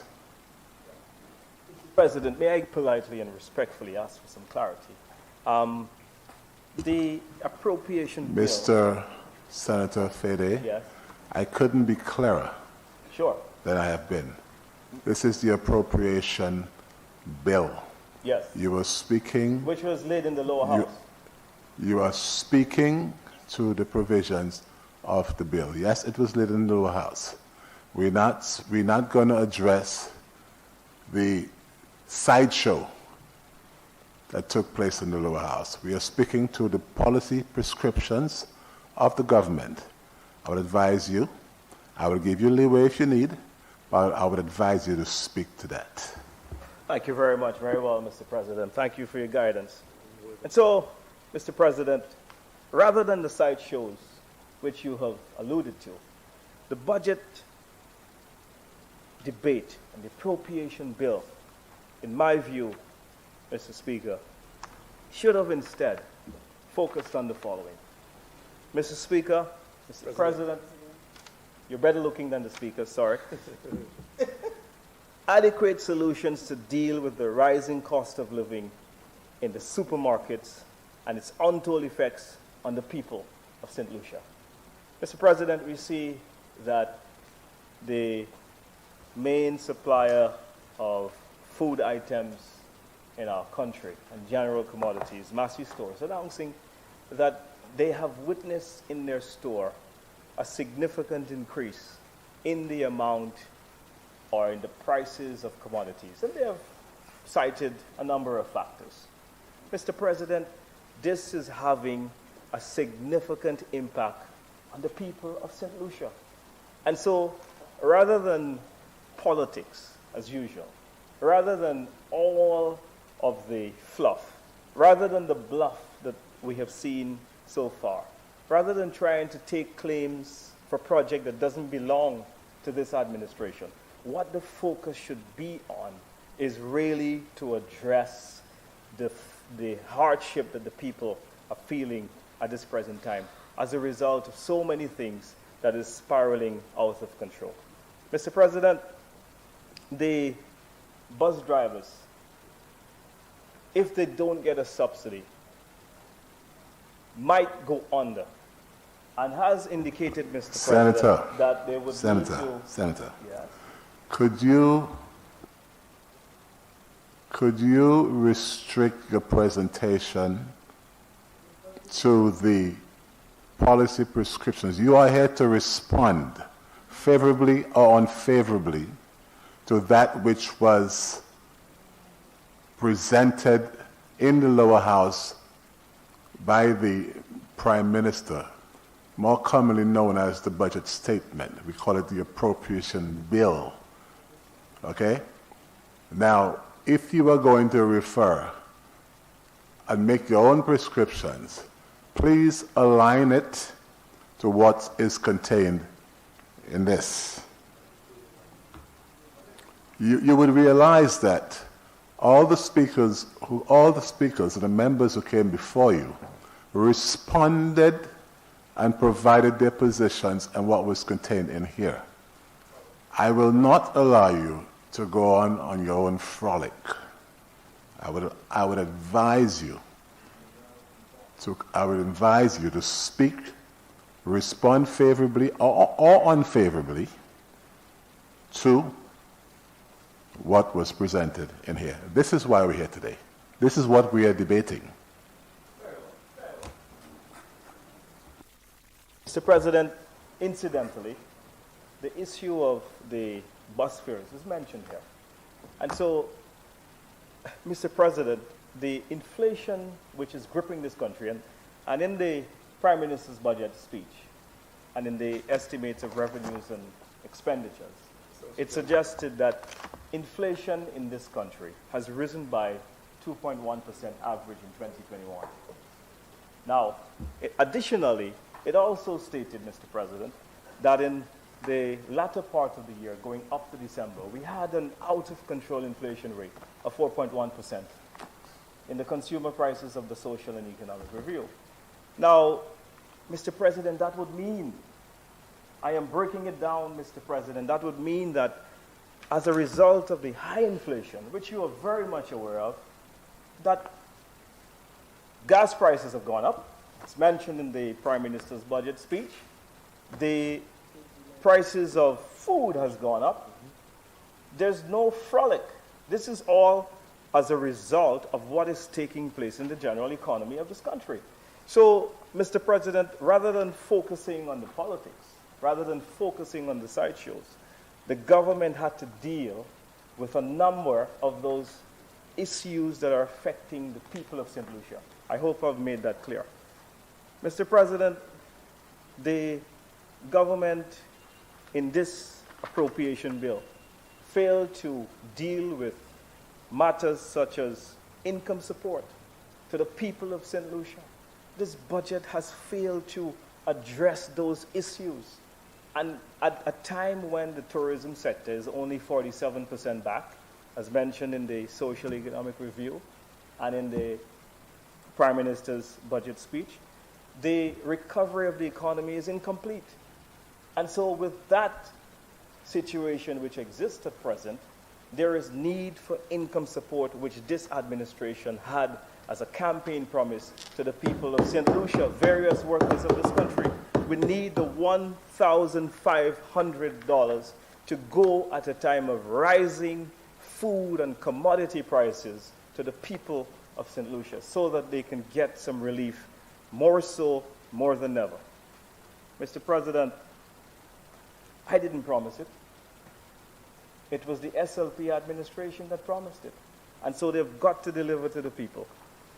Mr. President, this appropriation bill, why I do not support it, and why I am speaking out against it today, failed to deal with the public transportation. There's a lack of a clear path to deal with subsidies for the public transportation sector. And this is the point I'm making, that if we don't subsidize the public transportation sector soon, it could not only have untold damages on the cost of operation of minibus drivers, but it can have a ripple effect on people that are earning very small salaries, that are coming from rural communities, and that are working in retail sectors in St. Lucian stores in Castries, and that will be confronted by the possibility of increases in bus fares. And these are real challenges and real issues, and this budget has not addressed these issues. But what they seem to be focused on, Mr. President, are petty politics. They are here to settle political scores, political vendettas, rather than dealing with the issue. Mr. President, we suggested that in light of the rising cost of living, in light of the price of gas increases, the LPG gas has been increased to $42, Mr. President. $42 early in the year. It was $30. And it has jumped, Mr. President, to a significant level by over 20%. And so one of the things that we see that is continuing to affect many people is the fact, and mention again, the electricity surcharge has been outlined in both documents. In fact, the cost of electricity in the Social Economic Review is increasing by 7%. And if you check on the consumer prices, where it deals with inflation in the local economic developments, you would see that one of the biggest costs, so while the inflation level is at 4.1, with electricity it's above average. And so many families are having to confront high electricity bills because of the out-of-control increases that we see in the electricity surcharge. What is missing in this budget is a program to deal with that in a specific and targeted way. Mr. President, I would have loved to have seen this government implement a policy whereby at least 10,000 families could have gotten $100 per month for a period of 6 months, Mr. President, it would have cost them only $1 million per month to ensure that these families get the help that is required. This is why, Mr. President, I'm telling you that there is nothing in this budget for the poor people of this country. Mr. President, I move on to another reason why I don't support this budget. This government, while they were campaigning, told the fishermen of this country that they were going to remove the excise tax. They indicated that the excise tax we were charging to build roads, that was unfair to the fishermen of this country. They said that fishermen, there are no roads in the sea. Their words, not mine. And so in the maiden budget presentation, I was coming here to see that, okay, they brought several bills here that adjusted taxes and property tax and so on, and I didn't see it come.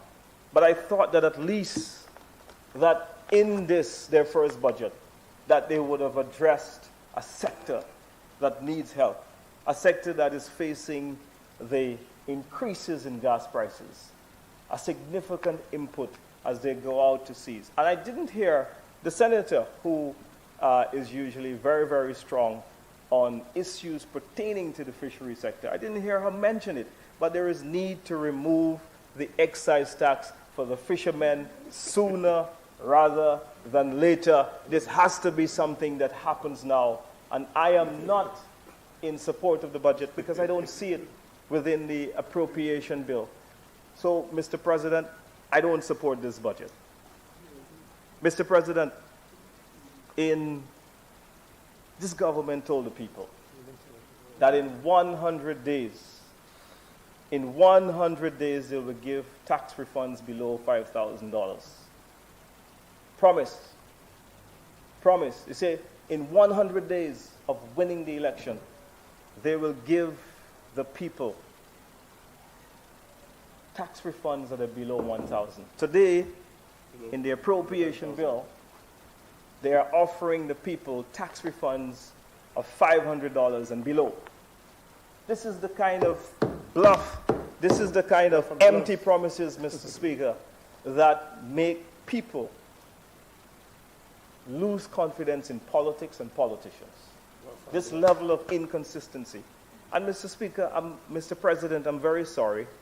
I simply do not have any excuse for this government for failing to deliver on the range of promises. And I'll tell you why in a little bit. So instead, Mr. Speaker, of lifting the tax threshold from $18,000 to $48,000 a year as promised, the government in this appropriation bill has said that they can't do that. And what they have done instead is to raise the tax threshold from $18,000 to $25,000. Another broken promise. Now, what they have done is that they have raised the threshold by $7,000 extra a year. Now, based on the income tax code, it would mean that the average person is saving $700 a year or $58 a month on these new tax breaks. $58 a month, Mr. President, can only get you a tank of cooking gas and a bag of bread. There is nothing that is exciting about this, which is why I say to you, Mr. President, that there is nothing new or innovative in this budget, in the appropriation bill, for it has failed to capture the essence of what needs to be done to address the systemic fiscal and economic challenges that have been gripping this country for years. There's no creativity. There's nothing new. Mr. President, I am moving on. The budget, as my colleague has said, is a vindication of the policies in many respects of the United Workers' Party. And so if you notice a discomfort in the leader of government business to present certain facts here today, it is because he knows fully well that they couldn't take credit for the boom that we see in construction, because the Social and Economic Review has clearly stated that the reason why we are the fastest growing economy in the OECS is because of the resurgence of the tourism industry. And this government, I challenge them to name one new policy that they have implemented since coming into office that has buttressed the tourism growth so that we can return at the unprecedented levels that we have. And so, Mr. President, the reason why tourism has come back so strong,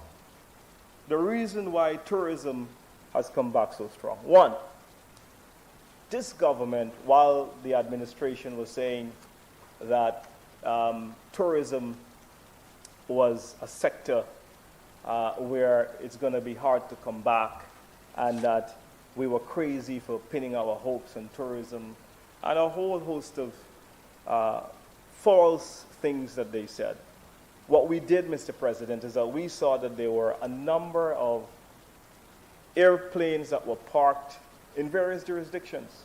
You go to all of the airports, the major gateways, and one of the things that we recognized was that there were a lot of equipment available to fly to different destinations. We profited that opportunity. We worked with the Ministry of Health, and we put together some policies working with the private sector, and we had a lot of meetings to ensure that a lot of the travel protocols, which we were putting in place within a very difficult time. When we opened up, there were no vaccines. Nobody knew that much what COVID was about. And so as a result of that, we gained some significant strides in the airlift. Now, number one, we saw the Chicago flight from American Airlines coming for the very first time in this country. Never happened before. And that flight has helped all of the tourism growth that we're seeing here today in the Social Economic Review. We've seen from Dallas, a flight that the private sector had wanted for a very, very long time, came in from Dallas and came in with American Airlines. We've never in the history of tourism in this country had a Dallas flight before. We saw a flight from John F. Kennedy Airport. The St. Lucia Labour Party is on record of saying no to American Airlines when they were asking for marketing support back in the late 1990s. You don't remember that, you were a teacher. And so what happened was American Airlines pulled out of JFK, and JFK had no service with American Airlines for almost 20 years. We brought back American Airlines and checked the records of the Ministry of Tourism. You will see that the American Airlines service had not been servicing St. Lucia for a very long time. And so that is extra capacity that you've gotten instituted by the United Workers' Party administration. That's right, that's right. The other great thing that this administration did was that we brought JetBlue out of Newark, New Jersey, for the very first time in the history of tourism management in this country. These are things that were done under difficult circumstances. We went out there with confidence. It's not like a trip to Dubai with no results. We went and we met with the airlines and we said that we have a plan to grow this destination and grow this market, and we bolster confidence in the travel community. Now, when we said no to Virgin Atlantic, the opposition St. Lucia Labour Party administration said that we were crazy. Virgin was asking for $2.5 million US annually. And we said no. Because you know why, Mr. President? We believe that St. Lucia had reached a place where the brand was strong, the vibrancy of the people, the destination was one of quality. And so we said that we were getting so much airlift from other gateways free of cost, and there's no way that we could afford to pay over a 3-year period $2.5 million US. It works out to be somewhere in the region of $7.5 million US over a 3-year period. Mr. President, we said no. But we never stopped negotiating and speaking to Virgin. And so within 2 weeks of this administration coming in, Virgin was ready to announce that the flight came back. Now, I'm going to give the Minister of Tourism some credit, because when he posted that fact on the Facebook page, he never took credit for it. But what he said, he spent the week engaging Virgin Atlantic.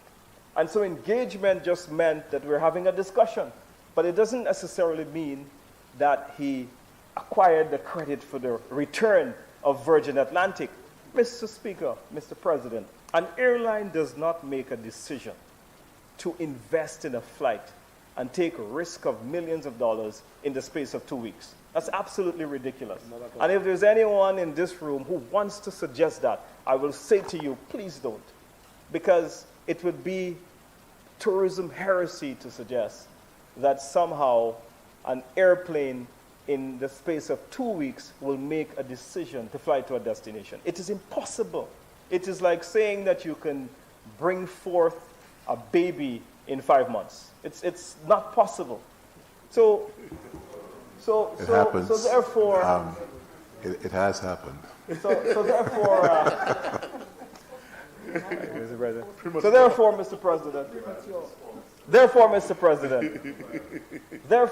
President, I'll say this to you, that continued on the path of building a strong airlift sector, which is why the leader of government, business in his role, can feel comfortable and relaxed, because all the hard work has been done for him. The government, for the first time, got airlift capacity from British Airways that saw rotations from Heathrow Airport. The flights, Mr. Speaker, that came to the Caribbean normally would come from London Gatwick. But we had a difficulty in connecting or making seamless connections to the European gateway because it was two different airports. And so the logistics, Mr. Speaker, of making that, Mr. President, sorry, of making that happen was impossible. But with bringing the BA flight out of Heathrow did create that opportunity and did give us an opportunity to test that market in a very good way. Now we see that Virgin is flying out of Heathrow. So, Mr. President, I am proud that the Social Economic Review has now said that the plans of the United Workers' Party administration has borne fruit. And that is why they can come in this house and boast of tourism arrivals. Now, they have brought, and they have mentioned in the budget address, that the legislation which they seek to bring to the House, which they brought to the House, passed as community tourism, that is the panacea for economic development and tourism development, and it's the new thing. I don't have a problem, because, Mr. President, it resembles, in fact, it's a twin brother. Mm-hmm. It's a carbon copy of what we call village tourism. And whether they twist it, they turn it, or they turn it upside down, or they want to paint it in a different color, Mr. President, it is village tourism. So call it whatever you want. As you say, Senator Stanislaus, this is a name change in government. Mm-hmm. No original ideas that have come, and that is one of the reasons, Mr. President, I am not supporting the budget presentation as presented here. Now, let's go further. This government, Mr. President, this government they have the great fortune of a revenue position which has recovered significantly. Significantly. Came from 880 million in the estimates of revenues of an expenditure to over $1 billion. We've seen a recovery in the revenue of $140 million in new revenue. So this is why I'm saying to you, Mr. President, that they have no excuse to increase the subsidies in the various areas so that the people of St. Lucia can get relief where this inflation is affecting their pockets, is affecting their livelihoods. There is no way that this government can say that they cannot do it. Because, Mr. President, the fiscal space has been created in the short term. The CIP, Mr. President, I'll tell you, when we were there thinking where we will find money from to lead this country out of one of the greatest recessions that the world has seen, the most perhaps impactful economic crises the world has seen since the Great Depression of the 1930s. We introduced a bond program under the CIP. This social economic review has indicated that the bond program has performed so well that this government has extended it by 1 year. It has moved from $70 million in revenue to $104 million in revenue, Mr. President. This is why we're saying to you that there is money. We left them in the National Economic Fund. Over $36 million we built in a wet day fund. We were a responsible government. We didn't, Mr. President, do the irresponsible thing. We went on election, but we thought it was responsible to leave money in the event that something went wrong, which is why when we lost the elections, this government was able to come to the House and they were able to say, we would like to tap monies from the National Economic Development Fund to the tune of $12 million so that we can finance the supplementary budget.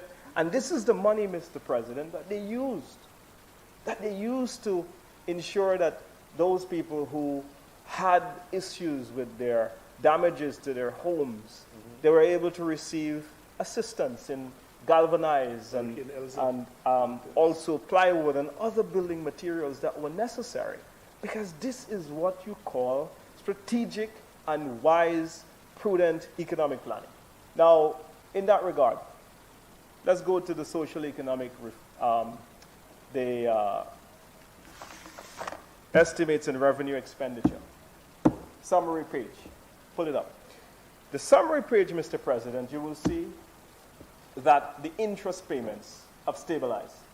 In fact, it has only risen by $3 million. All of the borrowing that they're talking about, I would like the members to answer, why did the interest payments only move from $165 to $168 million thereabout? You know why?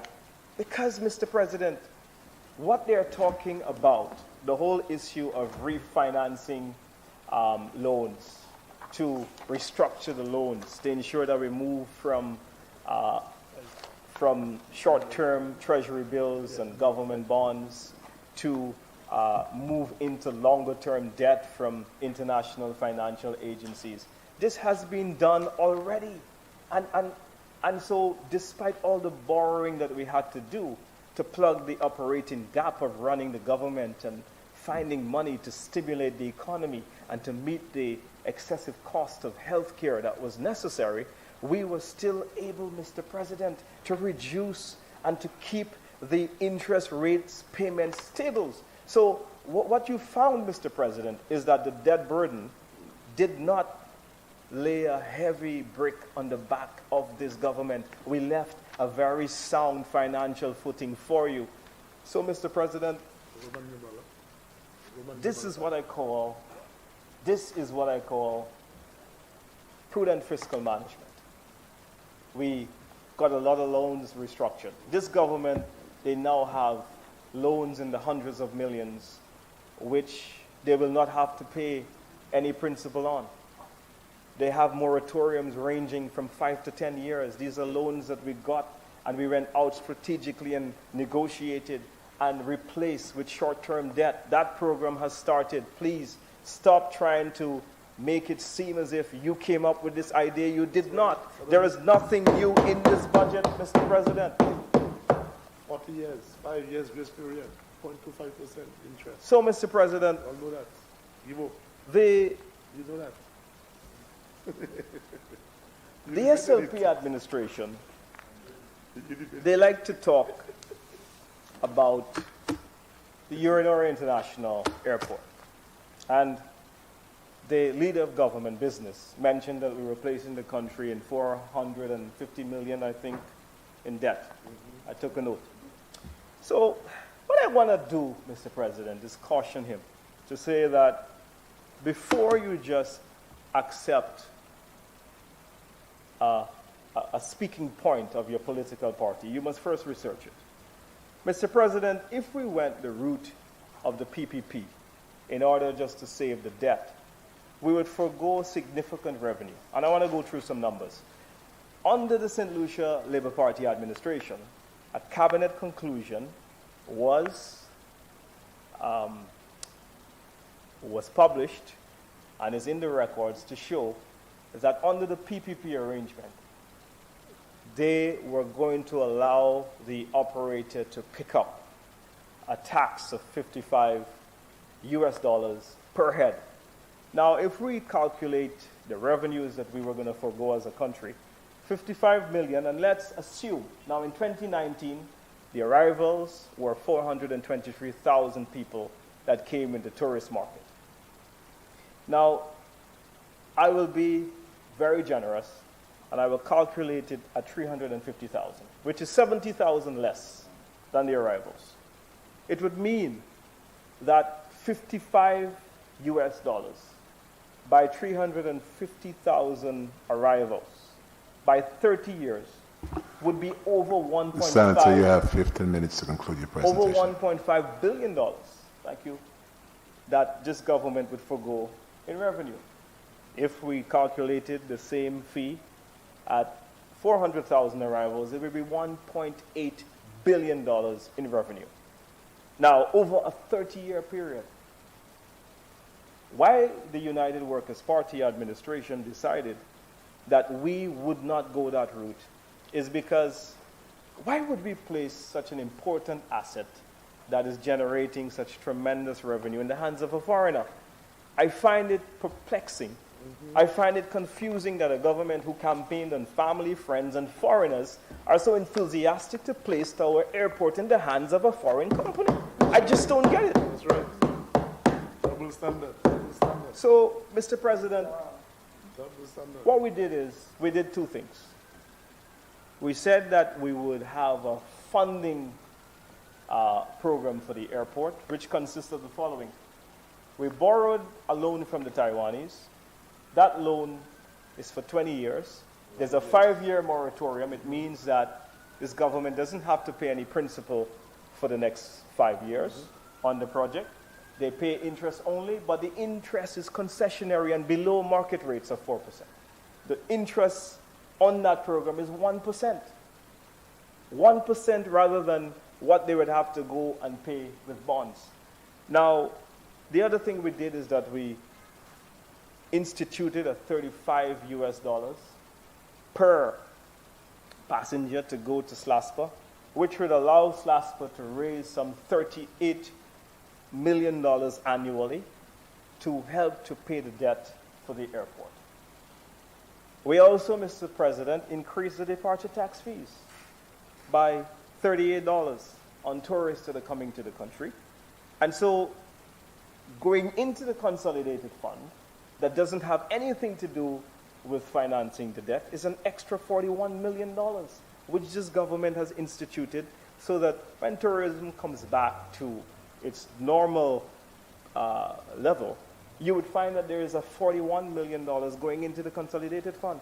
Before these measures, there was already a departure tax fee which goes to the consolidation fund of $27 million annually. Mr. President, why would the leader of government business want to then place $1.8 billion in revenue into the hands of a foreign company to do what? $1 million of landing fees you would place into the hands of a foreign company. $1 million in renting shops and restaurants and bars that you will place into the hands of a foreign company when SLASPA has shown you that over the last 25 to 30 years that they can run an airport and run it successfully. Why would you want to do that? Right. You know, Mr. President, one of the things I've learned is when you receive advice from the World Bank and the IMF, very often the advice that you receive, it's a broad brush approach, where it worked somewhere else, so you should try that. But a government must understand and do the investigation of its own peculiar circumstances within its economy before you take on suggestions from the IMF and your World Bank. Because what the SLP administration is suggesting for our airport makes absolutely no sense. Mr. Speaker, under the numbers that I gave you, we would be able to pay the airport back in 10 years. But we have a 30-year loan to do it. And so, Mr. President, I then find this very perplexing to be able to agree with the suggestion to take the airport back to PPP. I want to touch very quickly, Mr. President, on the issue of the youth economy. Much has been said about that. But here are some figures for the government side. The youth unemployment rate, Mr. President, in 2015 was 41%. In 2019, it was at 31%. The UWP had made significant strides in creating jobs by reducing the youth unemployment rate by 10 percentage points. But, Mr. President, by 20%, we had reduced youth unemployment in this country without naming the program. What I want this administration to understand, and what I want them to see, all of the programs that we put in place for small businesses, for the creative industries, the $10 million that my colleague spoke about from the Ministry of Commerce, the $10 million that was mentioned, that we negotiated with the CARICOM Development Fund, and that is at the St. Lucia Development Bank, the tourism SMEs are going to be able to get monies from. We don't need to set up another organization and pay $5 million in operating expenses just to bring about economic programs to the youth. What's that about? That is just more job for the boys, and that, to me, Mr. President, is one reason I'm not supporting this budget. So, Mr. President, in 2020, the youth unemployment rate due to COVID went up to 38.2%. Now it stands at 37%. I'm saying to this government that if you really want to move the needle of youth unemployment, if you really want to radically change the position of the youth, the extra $5 million to support small businesses will not be able to move the needle. You're just scratching the surface, and you're not investing enough money into this program in the right areas. So our suggestion is that you remove the high administrative costs and put at least 90% of the monies to go towards funding youth enterprises so that we can see the rejuvenation of the youth economy in this country. Mr. President, the SLP administration also promised in this budget address that each household is going to have a degree. A degree for each household is an aspiration. A degree graduate per household is in the program. Now, I notice that some members on the government side are looking at me rather perplexed, but I would just say read your own budget address. But a household, a degree graduate in each household. Now, Mr. President, the last census in 2019 showed that there are 58,595 households in St. Lucia. That was 12 years ago. I mean, is this realistic? I mean, think about this. The census in 2010 showed that St. Lucia has 59,595. If this government was going to achieve this ambitious program in the next 5 years, they will have to produce 13,000 degrees every single year. Now, while they're at it in terms of promising, I'm saying to this government to move very fast, because 9 months have passed you by and you're still contemplating, you're still meeting, you're still endeavoring, you're still thinking, and you're still considering. They can say that they cannot say that. The only thing that I have heard mentioned here today by the submissions from the government is when the senator from Beaufort North, Senator Shallery, said that she connected the electricity supply. An electricity connection was the only thing I heard completed, right? But everything is under consideration. Everything is under evaluation. And so this is the problem I have with the St. Lucia Labour Party government. You're good at writing speeches.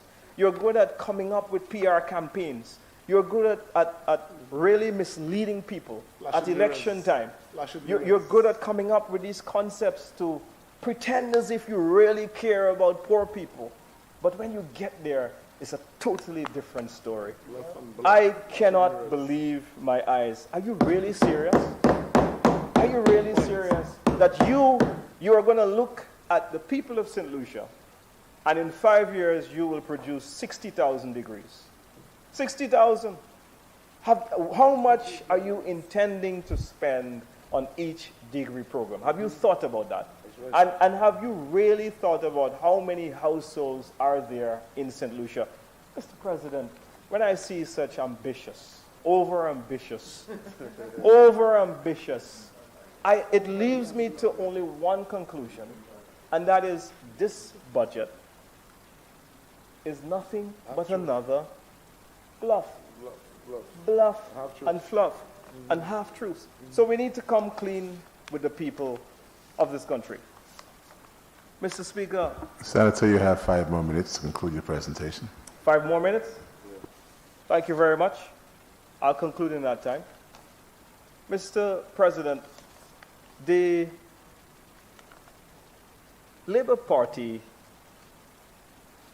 all of a sudden, and my colleague, I don't want to go too much into that, but I want to focus on a few matters in the... Just as long as it is within the prescriptions as per the appropriation bill, sir. Don't you worry.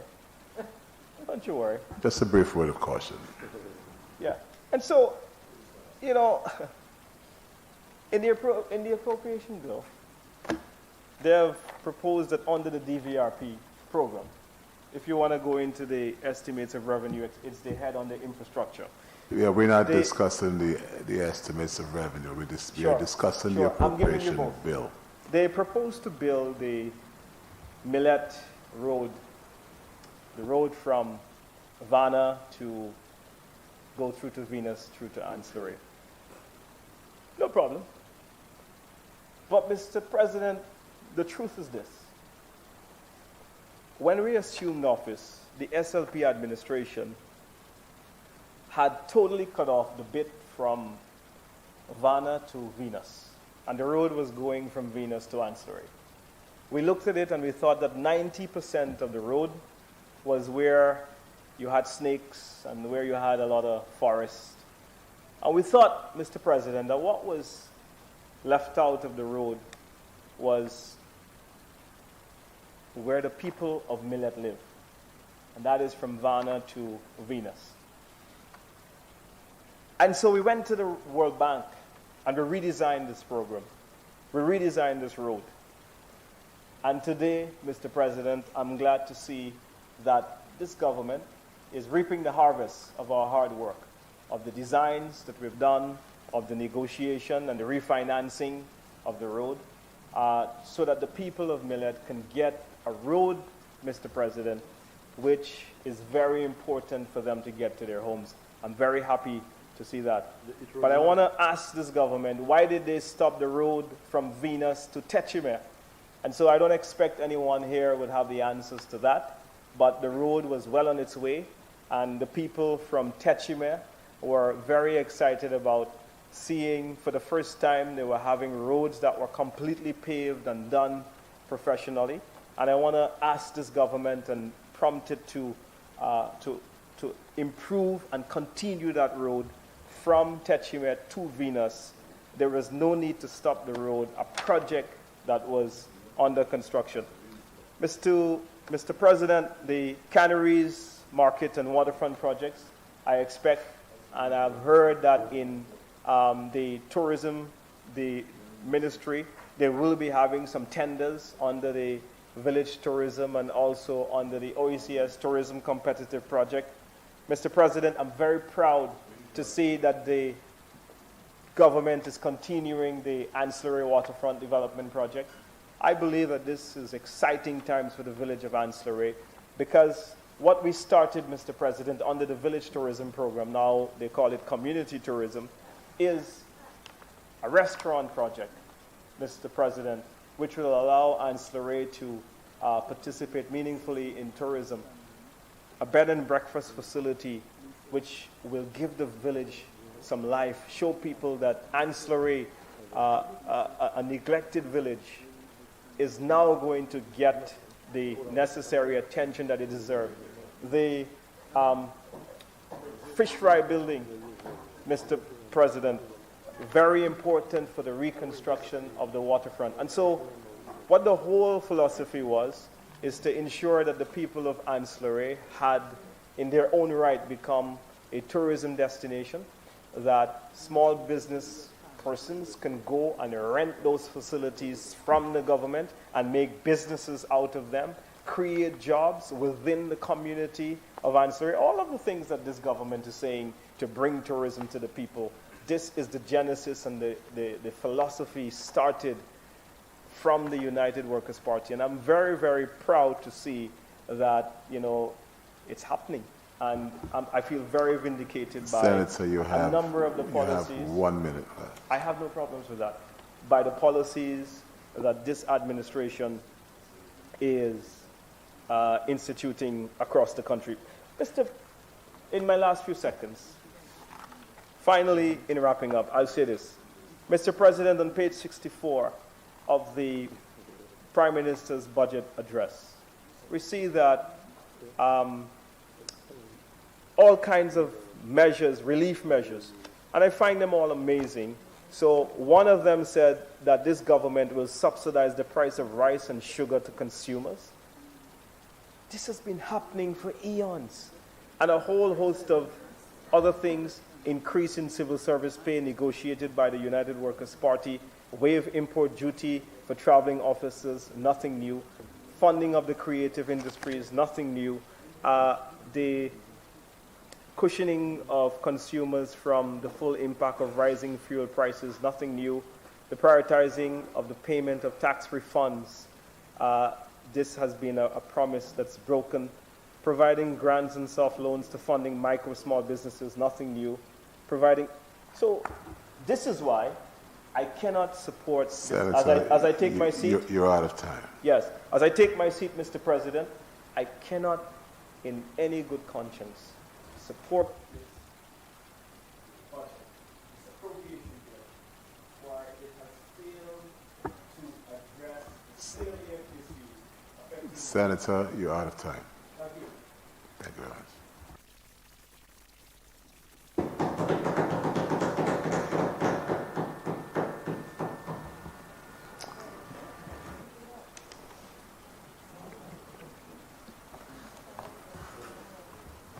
I did.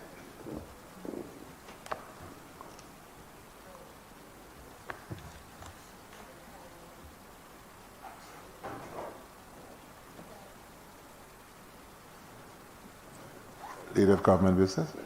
Thank you, Mr. President. Mr. President, considering the time, I beg to move that Standing Order 35-3 be invoked to allow the Senate to proceed beyond the hours of 6 p.m. What standing order did you say, sir? 35-3. That's, You mean 9-3? sorry, 9-3. There Yes. you go. Senators, the question is that the Standing Order 9-3 be suspended to enable the Senate to sit beyond the prescribed time of 6 o'clock in the afternoon. I now put the question. As many as are of that opinion, say aye. As many as are of a contrary opinion, say no. I think the ayes have it. The ayes have it. Leave is granted. You may proceed. Senator Reynolds.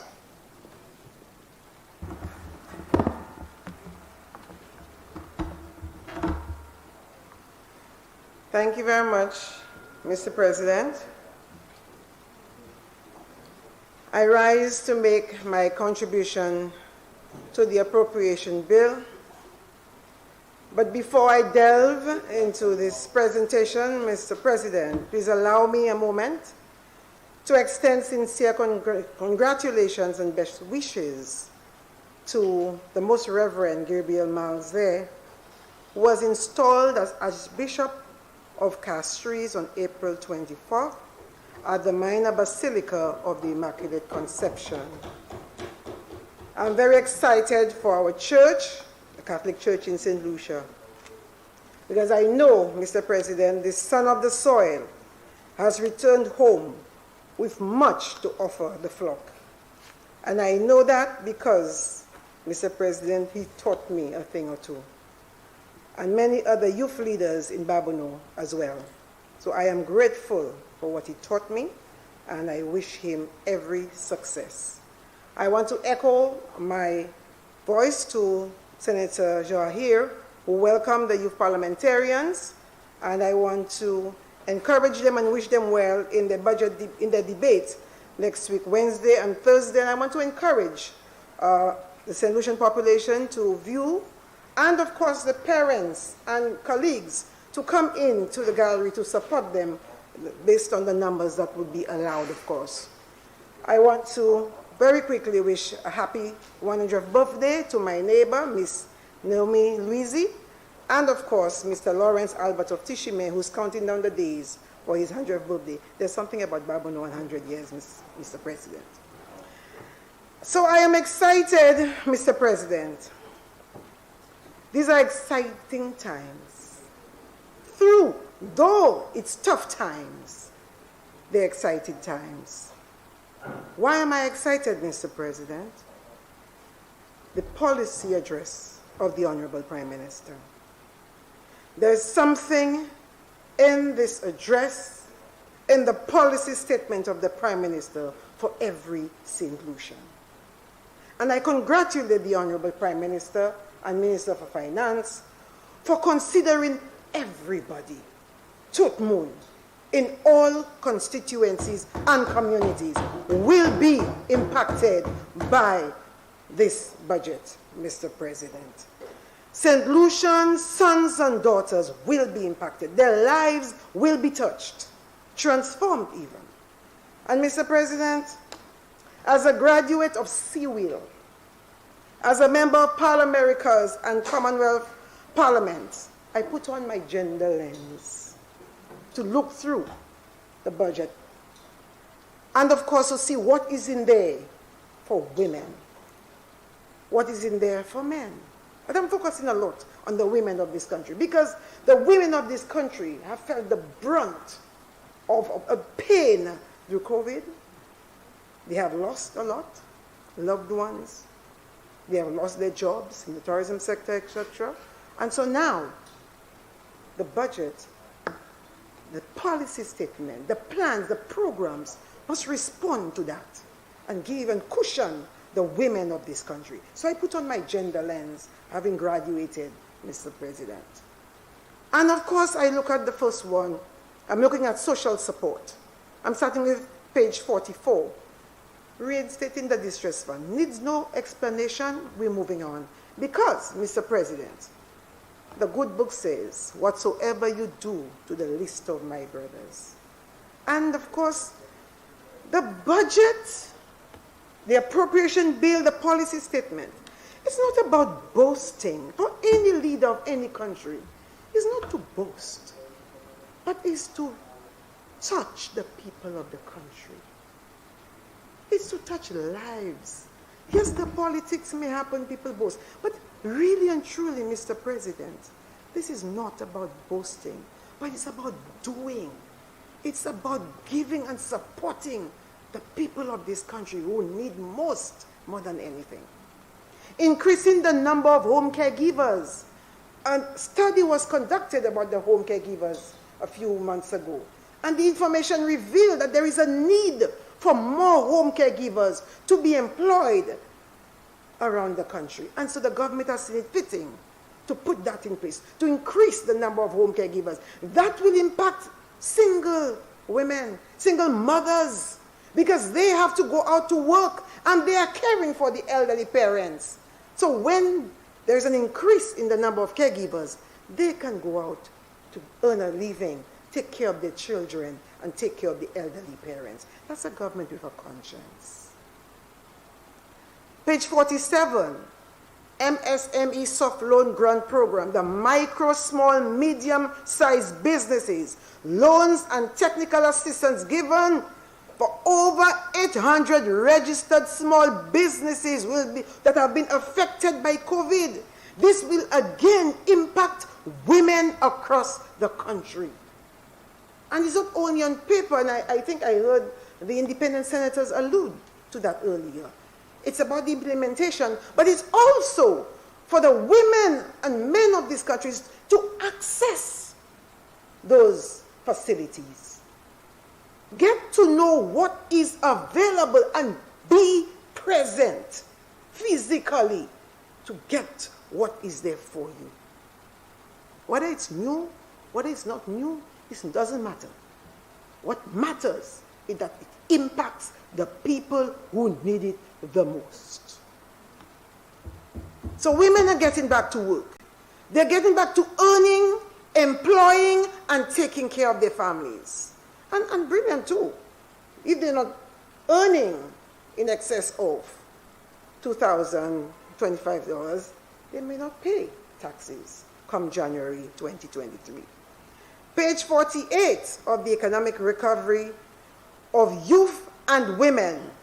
The Economic Recovery of Youth and Women, the vocational skills training offered in the areas of health aid, hospitality, creative entrepreneurship, early childhood development aid.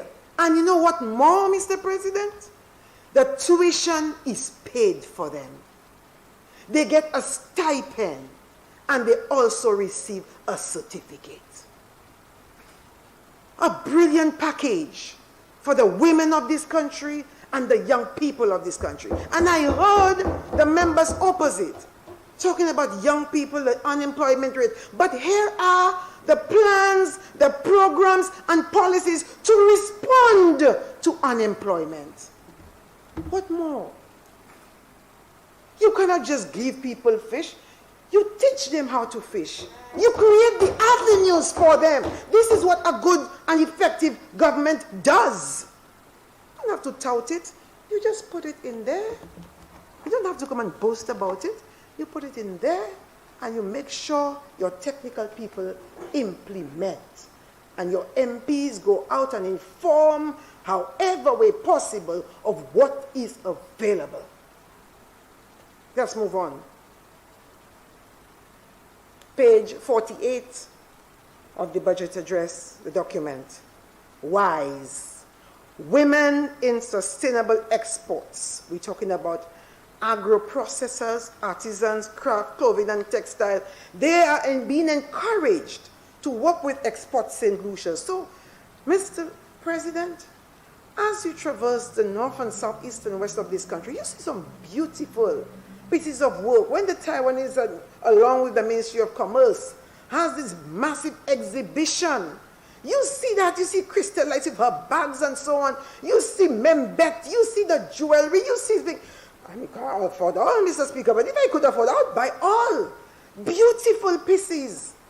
And we need to open up the avenues, open up the ways so that I can export. And our women, our craft people can get more for their creative work. Pages 30 to 33, Mr. President. I'm excited about agriculture. I see good support in the areas of agriculture. I see potential for women to get involved. I see CMOS, BCT, COCOs, sector agro-processing, you name it, I see it and I'm excited. Mr. Speaker, I wore green because green means hope. We're supposed to have information teachers. I stand with the teachers forever. Forever. All of us around this room at some point have been an educator. As a little out of order, I find to make that statement about teachers not having disrespectful to teachers. So I am an educator and I'm proud to be. So Senator Paulius had much to say about agriculture, even making it to the point of thinking about the appointment of the minister. Out of order, just unacceptable and sad. But let me remind Senator Paulius and her colleagues about the attack on the marketing board, the no bananas to France, the battling with NFTO members for chairmanship of the organization and threatening no support to them after Winfresh owed the NFTO and government being a shareholder of NFTO, not wanting to pay them because you want chairmanship of NFTO. Privatizing the agro-processing plant in France-sur-Barbonneau.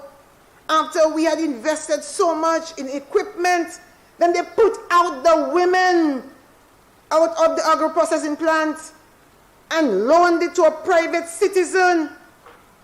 Your Majesty, Madame Nadawa, if you buy a Munsa, and $80,000 in debt to Lucia for the big building, the agro-processing plant, and they squeeze up the ladies in a little building on the side, and they had the audacity to have the formal opening. And COVID came, and you can have only 1, 2 women in there at a time. This is how the women of Barbuna have been treated by the minister, former, of agriculture. And so the senator need to have an information right.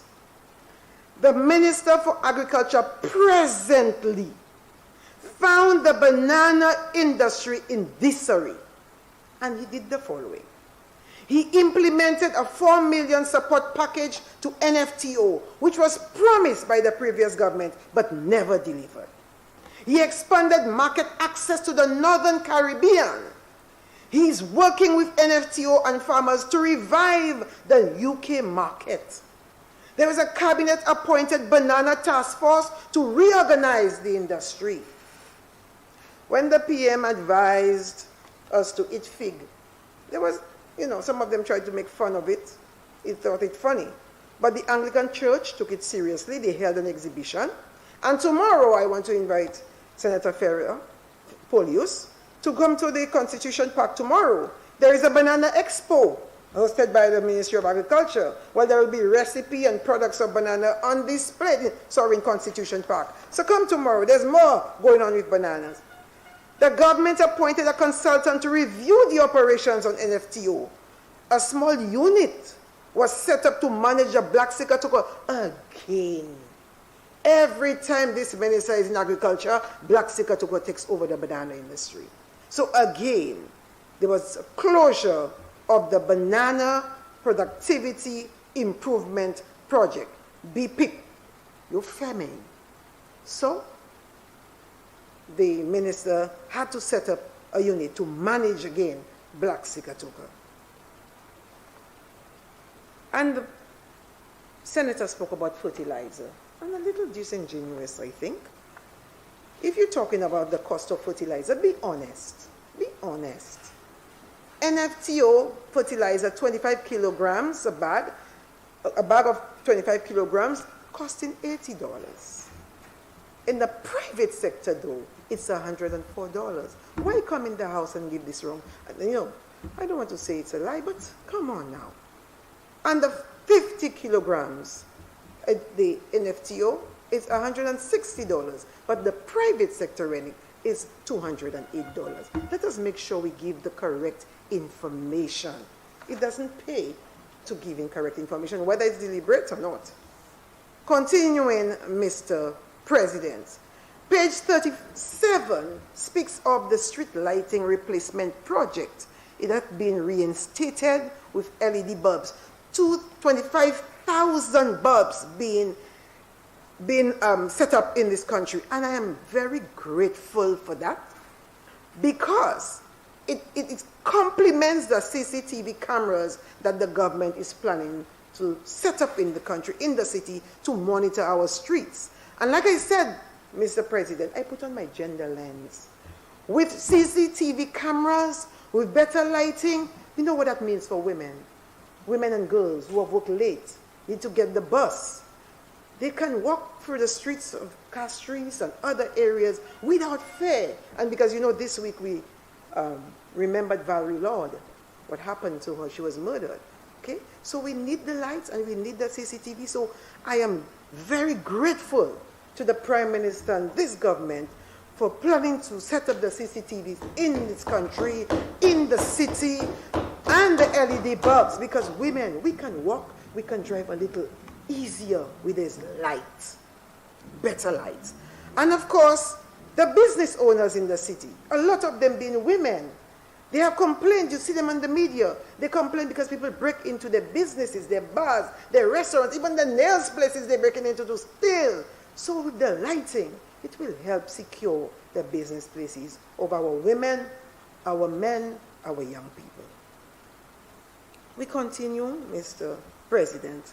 Page 39 of the budget address to the Prime Minister, speaking about housing. Again, with my gender lens, I look at how it will impact single mothers with the children, families, young couples who do not have the means to get homes that cost a lot more. The government is stepping in with 40 new lots in the south and 150 service lots island-wide. I say, in the midst of turbulent waters, in the midst of rough waves, the anchor holds. Something is holding. Something is coming through for families. Some things are coming through for women. Some things are coming through for young couples, married couples. Some things are coming through for children, as alluded earlier by my colleagues. The PROUD program being revitalized in Castries and Vieux Fort. Over 1,400 families to benefit. They will get ownership of the land. Mr. President, doesn't the opposition understand what it means to a St. Lucian man or woman to have title to their land? When they can walk into a bank and get a loan for their children to study or to buy a vehicle or to do something, to start a small business, to do something for themselves? Don't they understand how empowering this is to the average St. Lucian? They probably don't understand it because where we come from, we understand it. We understand it. When you have people squatting on family land and it's a whole set of riot to get something in your hand, we understand it. And so I stand with those families and I stand with the government and I say bravo to the Prime Minister and the Cabinet of Ministers for thinking about the people of this country. And I can't wait for the Paris lands in Talvan to have it sorted out once and for all. In page 26, we speak of the orange economy. It deals with culture, creativity of St. Lucian's sons and daughters, something that some people here would not know anything about. Visual, performing, and literary arts. The opportunities must be created, Mr. President, for training to be given to our artists. It is needed. We need provision for open spaces, for performances, exhibitions, readings, book launches. Mr. President, I mean, you travel, we all travel, and we see it. I mean, my little time in Kenya, I was in awe. When you just drive around and see some piece of artwork in the middle of nowhere, just beautiful, and we have them right here. Even in the secondary schools, you can see the children posting their work. Give them the spaces to show off their creativity. Give them the spaces. Give them the time. Give them the avenues to do so. So through the orange economy, every community should have an open space where the children can perform, can do an exhibition, can do something. Every community. But I think, Mr. President, the Cultural Development Foundation needs to be better organized to manage arts and culture. That's the arm, the government's arm in arts and culture. There needs to be development and growth, and I think we need to do a little more work in there. And yes, I am a senator on the government side, but when I think we are being honest and we're being open and we support our government and we give ideas. That's what it's all about. Because at the end of the day, we are all St. Lucians and we want to see the best for our country. Just like I heard the independent senators giving their suggestions, giving their ideas. It's not about coming to bash, but you can see if there is an area you think something needs to be done, say it. So I look forward to the activation of the Walcott and Sessions houses. The Walcott House in Grass Street area and Sessions House. It's an exhibit, it's a museum actually, Mr. President. I visited there and I was in awe. There's so much, there's too much, and the space is too small. We need to do something about Sessions House, and we need, and I know the MP will find a way to get visitors, not only visitors from outside of St. Lucia, tourists, but I mean St. Lucian children who are students of culture and arts. Take them to Sessions House and let them see what it is about our culture. Let us get that pride and joy back in our people of who we are and where we want to go. So I look forward to activating Walcott and Sessions houses. And I want to praise the Walcott family. They donated the library, his library, to the Sir Arthur Lewis Community College. So it's now the Derek Walcott Library established. Bravo to the family. And so there is need for, and I think one of the senators spoke to it earlier about the city of Castries. And during the lunch break, we were talking about when your parents will tell you they're taking you to town. I mean, this was a vibe, a feeling. When you know you're going to Castries, you're going to see things, you're going to eat things, you're just being in Castries with a beautiful vibe, beautiful feeling. And so we have to do something for our young people, that they will not just sit on the block in Castries, but they'll find something to do. And so we look at the national museums, National Arts Gallery. What's about the old government printery? What about the old Ministry of Education building just up the street?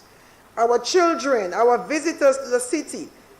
Apart from the Minor Basilica and Walcott House, what else is there for them to visit around the city? So we need to do a little more as we talk about the orange economy and the Cultural Development Foundation.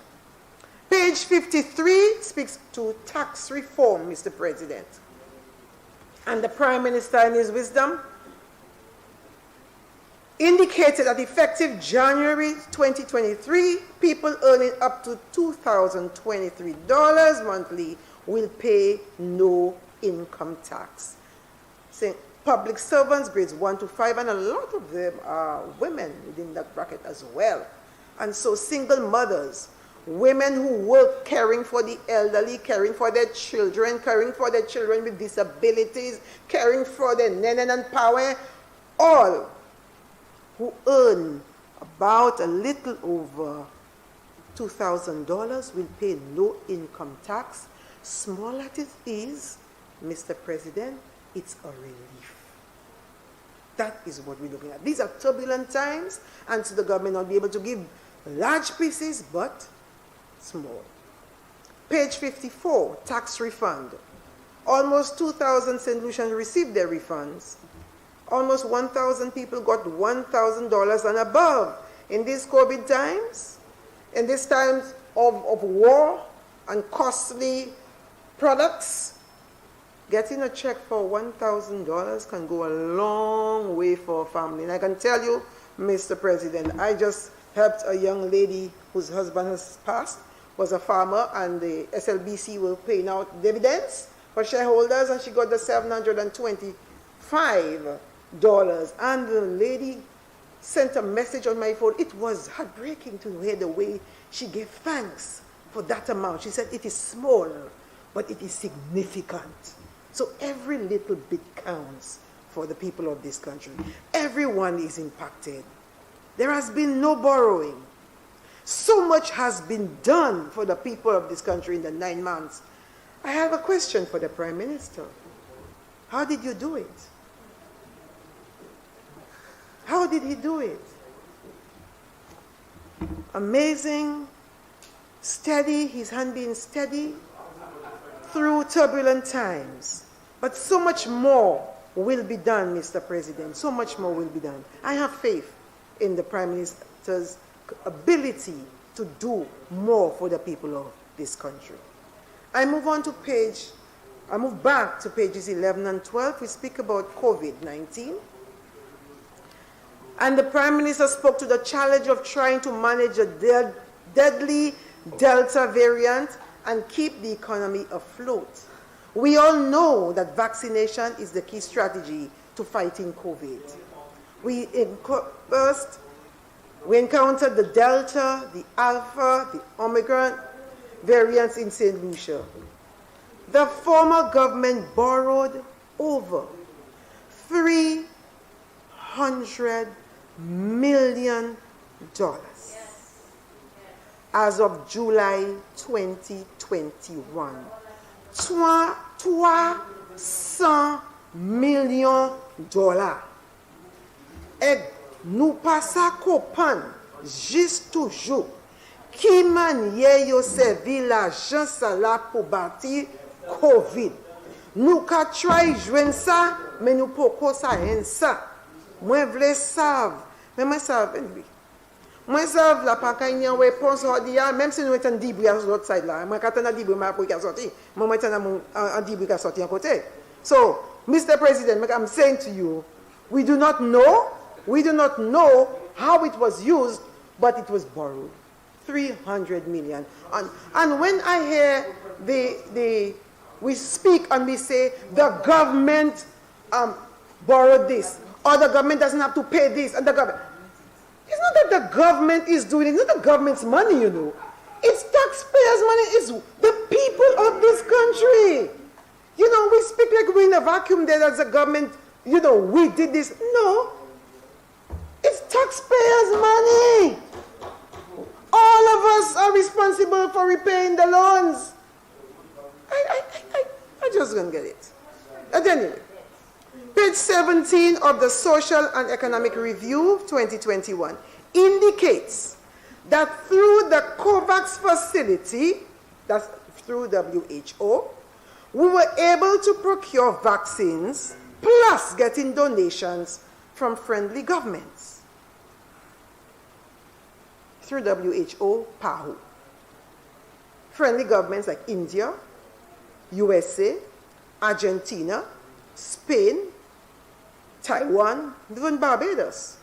We got AstraZeneca, Pfizer, Moderna, we got the boosters, you name it.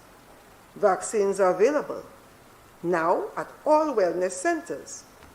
So if all this good was happening with vaccines, so many friendly governments donated, COVAX through WHO and PAHO, if all of this was happening, there was vaccine resistance at the time, Mr. President, why did the Prime Minister former make this advance payment of $7 million to an unknown entity who has no medical background? Mr. President, I was one time Minister for Health.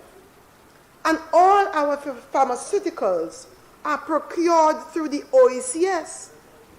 The OECS countries come together, we purchase by bulk. And we have pharmacists who are employed with OECS, and they had to go through and look at the different medications, interview the people, and because we made sure we couldn't bring anything to our people. But Mr. President, when I hear $7 million being given to someone who is in business, cement or what have you, Mr. President, irresponsible. Who knows what kind of, if that was vaccine at all, to bring to this country on behalf of the people. That's the kind of decisions we had the former administration taking on behalf of us, our health and wellness. Mr. President, data from the epidemiology unit as of April 24th indicated the age group, okay, we had 368 deaths. The age group 0 to 14, 9%, 15 to 24, 15%, 25 to 49 years, 52%, and 50 plus, 24%. And so we need to consider the families who have lost loved ones. Amidst the call to transform our economy, empowering our people, brilliant, I wish to humbly endorse the call for a special event, whether it be a service of light, to remember those souls, the people who have gone through COVID, the people who departed during COVID, due to COVID. The average age, 67 years. The males, 65 to 67. And the females, 85 plus. So we lost younger males and older females. But the service is not for those who have passed, but for those who continue to grieve. We must help them along the grieving and healing process. As a student of psychology, I think the emotional, psychological, and spiritual strength will help them. Husbands, fathers, uncles, grandparents, aunts, children. Senator, you have 15 minutes left to conclude your presentation. Thank you very much. I shall finish within time, Mr. President. So as we get our economy back on track, let us hold a special service to help heal broken spirits and help bring closure. Page 43, universal health care. And the throne speech, page 6, so both the governor, His Excellency, and the Prime Minister spoke to commencing the implementation of universal health coverage. The Minister for Finance indicated that it will begin with a fund of $6.4 million.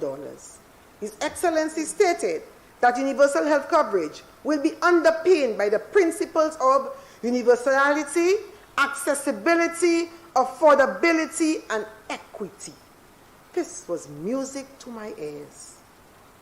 But unfortunately, just 2 nights ago, the former Prime Minister in his address to the nation said about universal health care, and I quote, "It's not going to work.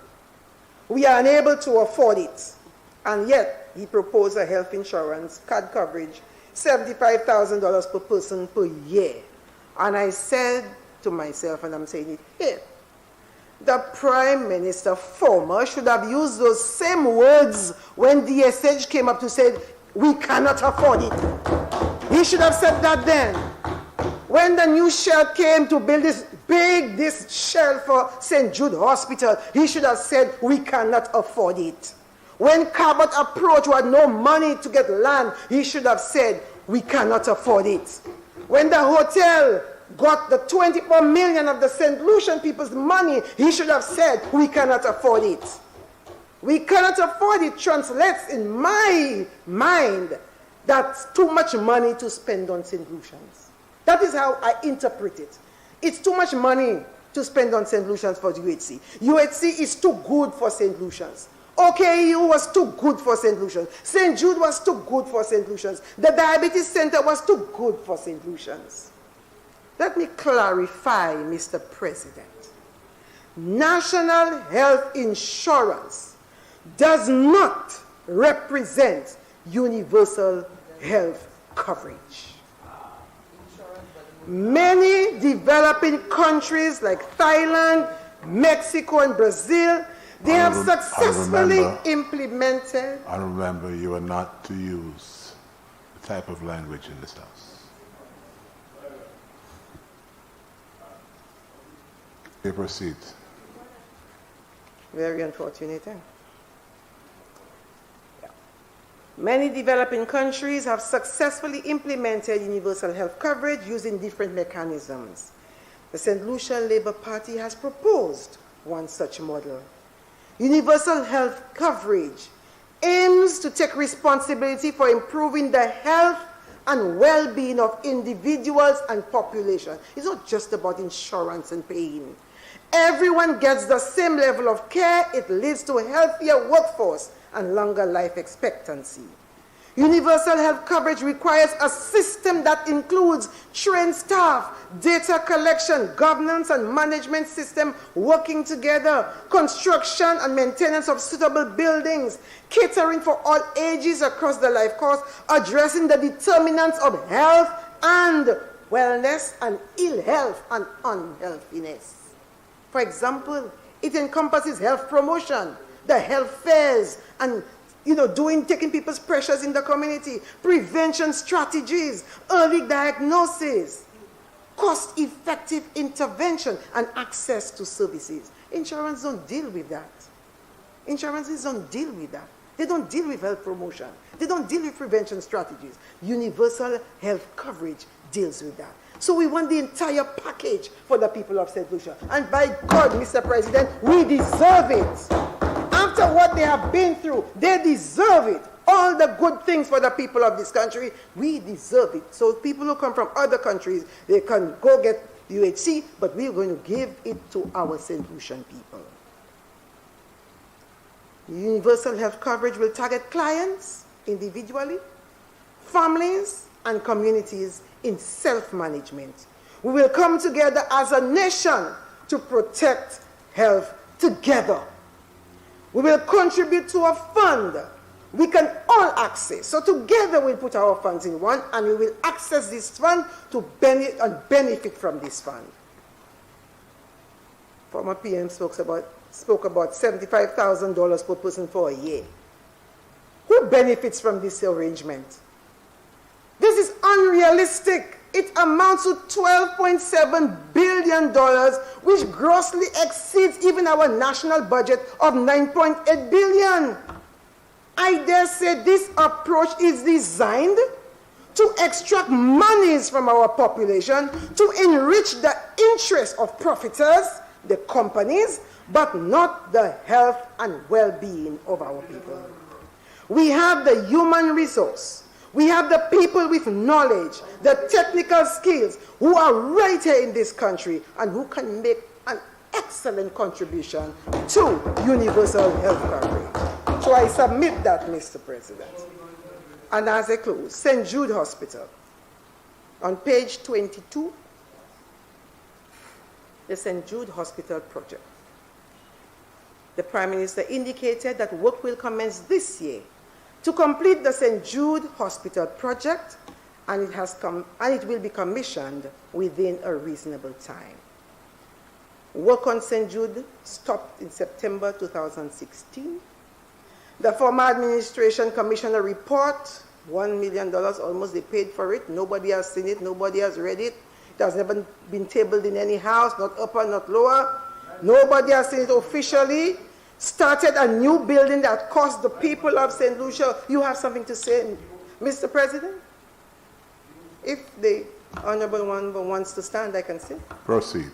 Thank you. I think a little manners would go a long way. Started a new building, $118 million. Demolished 2 buildings that cost the people of St. Lucia $7 million. Presently, the stadium is a bigger hazard to the people. It's a hazard for the patients, for staff, for visitors alike. Mr. President, it's a kwevche.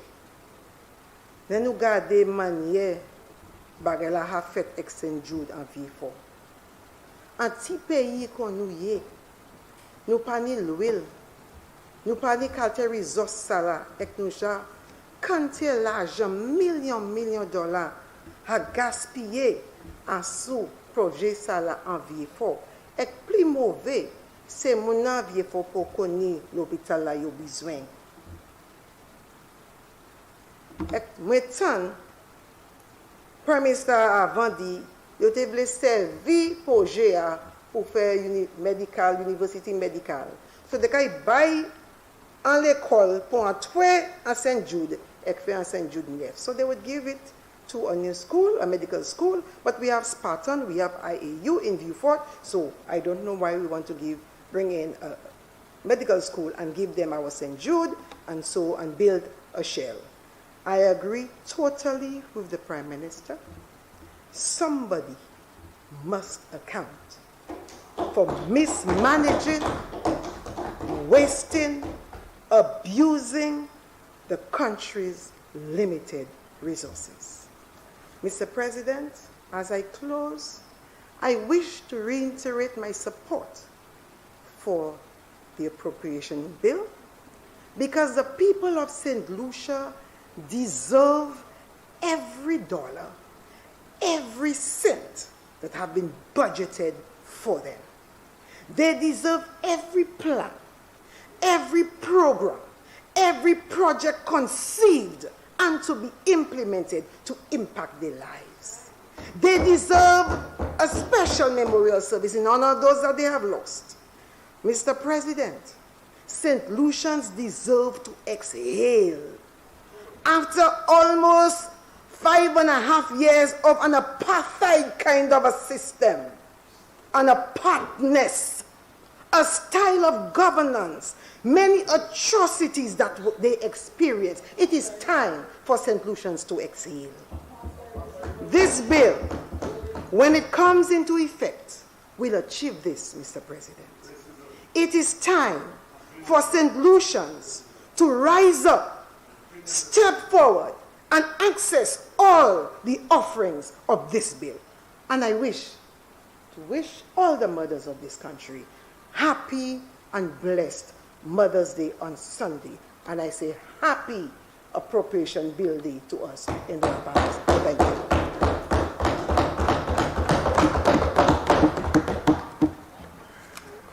Leader of Government Business. Thank you, Mr. President.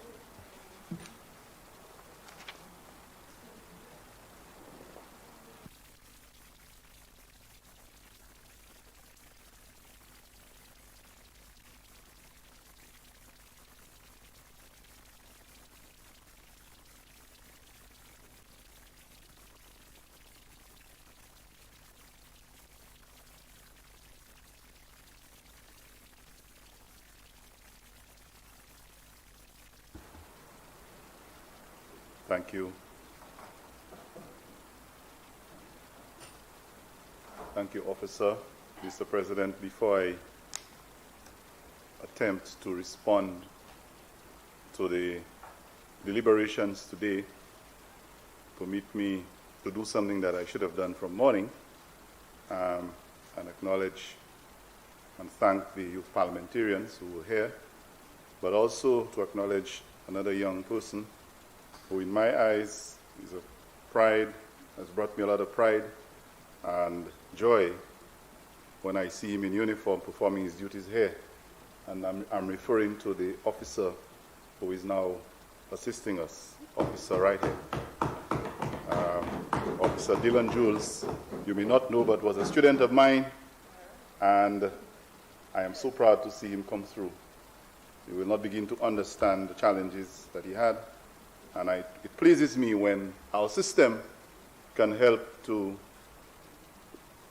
bring through gentlemen like him who can serve us with dignity and respect. So I'm happy to be in the same chamber with Officer June. Mr. President, I didn't think I would even need the lectern in my rebuttal, but there's so much content provided today that I will try to be brief, but I had to take some time to reflect and take some notes. I will attempt to respond to some of the very salient comments raised by our two independent senators that I think can be seen as helpful in our deliberations as we go forward. But before I do so, Mr. President, it's sad that the Senator Polius has left. But I want to respond first, to get that out of the way, to some of what I heard from the other two independent senators. I want to also thank my colleague government senators who eloquently and ably provided details and support for the appropriations bill today. I'm reminded that blessed am I among the women of labor. But I'm very proud of their presentations today, and I thank them for that. Mr. President, let me begin first by taking a look at some of what was shared with us from Honorable Stanislaus, who I thought was very, he had some energy in his presentation, but I didn't lose sight of the points that were made. And I noted that he was particularly intrigued with the budget speech of the Honorable Prime Minister. In fact, credit to him, he stuck to the appropriations bill and he stuck to the Prime Minister's budget speech. But while he was referring to it and attempting to find the flaws, I couldn't help but notice how intrigued he was, and I had to ask him whether it was a nice read, because I think he was thoroughly enjoying the content of that piece of that document. And so I thank him for the unspoken word. He really seemed, so I invite him when he goes home later to have a second read. I think he will have a very good night's sleep. Mr. President, I noted that the member implied that St. Lucians were fooled. They were fooled when they got the Labour Party into government. But, Mr. President, I want to remind the member that St. Lucians, including himself and all of us, we are not fools. It was the intelligence, the consciousness, the ability to discern that got St. Lucians to make that decision on July 26, to return the St. Lucia Labour Party into government.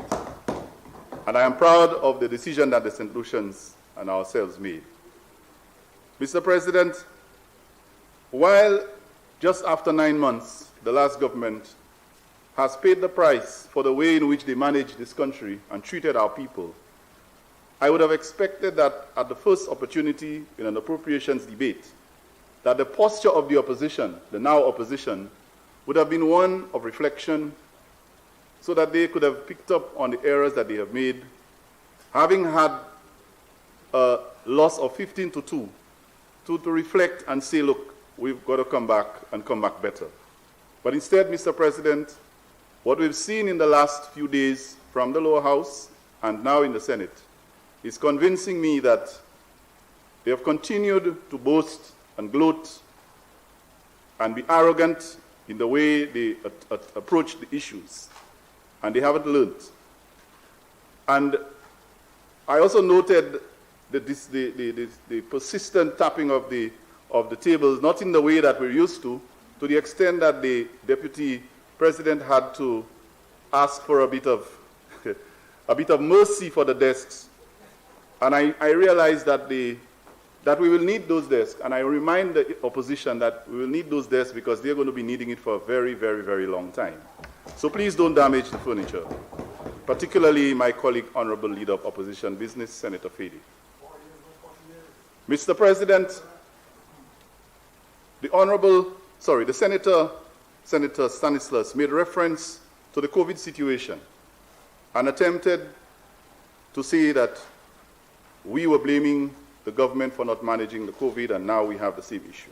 I just want to remind him that, as my colleagues have said, the situation with COVID is fluid and it has changed.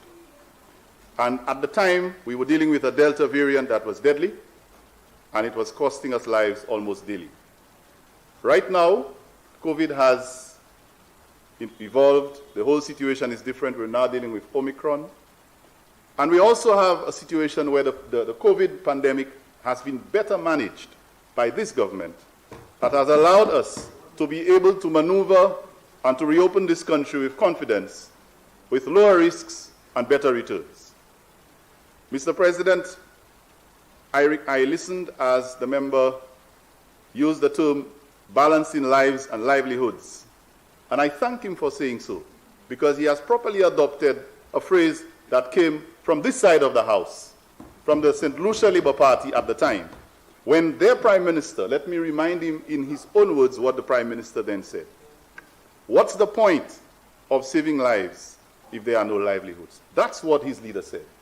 And that led to us having to say, no, we need to balance lives and livelihoods. It's not one or the other. So that attempt, Mr. President, will not work in this honorable Senate. We are paying attention. So we have never provided or advanced the argument that it's either lives or livelihoods. We have advanced the argument that it's lives and livelihoods, and we must balance. And I thank him for now being able to actually say so in his own words. Mr. President, I now move to some of the points that were raised by the leader of opposition business. Mr. President, I notice that the leader of opposition business has missed a great opportunity. This is a 45-minute period that the leader of the opposition business has, unlike his leader, decided to make use of. But I was hoping that he would have used it wisely and taken the opportunity to deliberate, divulge, and really do some proper criticism and analysis of this budget debate. But instead, the opportunity was totally wasted, Mr. President, in trying to find fish for ideas, fish for things to hit on. And in his fishing, he actually dealt or tried to delve a blow in the area of fisheries and tried to infer that the fishermen were not, the Prime Minister made no mention of any relief for fishermen when it comes to the fuel taxes. Mr. President, I could have stood on a point of order then, but I decided not to interrupt the Senator, and I saved it for this moment. So here I will, at this point, draw the attention to Senator Fede to page 34 of the Prime Minister's budget speech that I see him holding in his hand up to now. Does he still have it? I really invite him to look at it. And let me read the section. Senator Fede had inferred that there was no relief in the form of taxes for the fishermen, and he wants the relief. Well, let me just read. Page 34, paragraph 3. And I quote, "Government still intends to honor the removal of the additional $1.50 tax on fuel for fisherfolk when the market conditions permit." That is the crux of the matter. Let me finish. This year, I'm not finished. I need some protection. Senator. I need some protection. Senator, please have regard to Standing Order 41. Thank you. And please allow the Senator to make his presentation without interruption, unless you're standing at the point of order. I appreciate the protection. So let me read from the top, because I want to read the entire piece. It's just 2 sentences. Government still intend, and I begin as I say, I quote, "Government still intends to honor the removal of the additional $1.50 tax on fuel for fisherfolk when market conditions permit. This year, fishers will benefit from concessions available under the Agricultural and Fisheries Incentives 21 bill." Mr. President, this senator was attempting to make it seem as if this government had nothing in place for fishermen. And I just wanted to, as we say in our local parlors, do a little bit of démenti in that regard.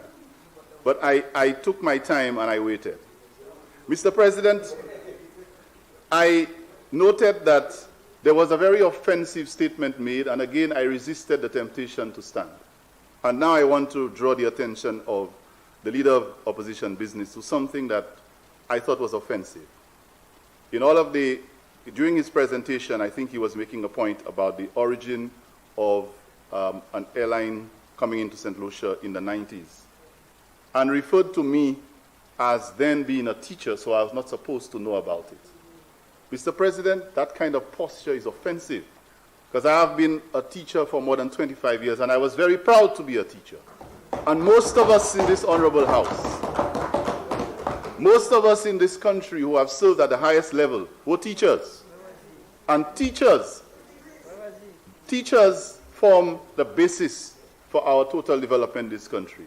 And to suggest that because I was a teacher in the 90s, which I was, that I didn't know, I was not supposed to know about what was going on, I found it really offensive. And I hope, I think it's disrespectful.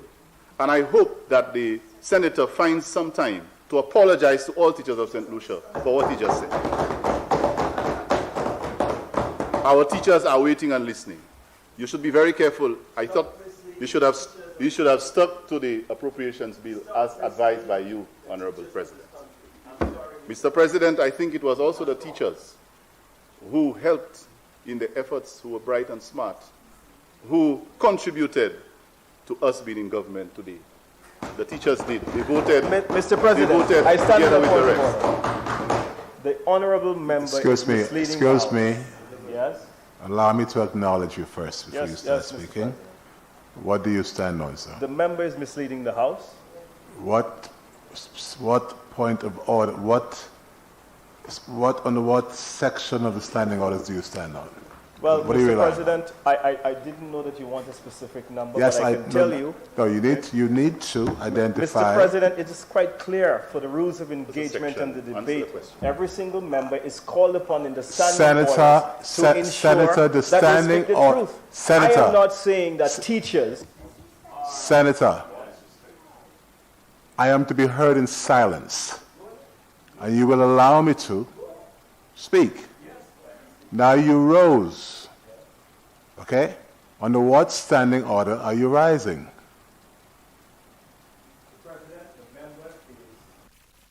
You are not telling me. The rules of the debate is very simple. Senator.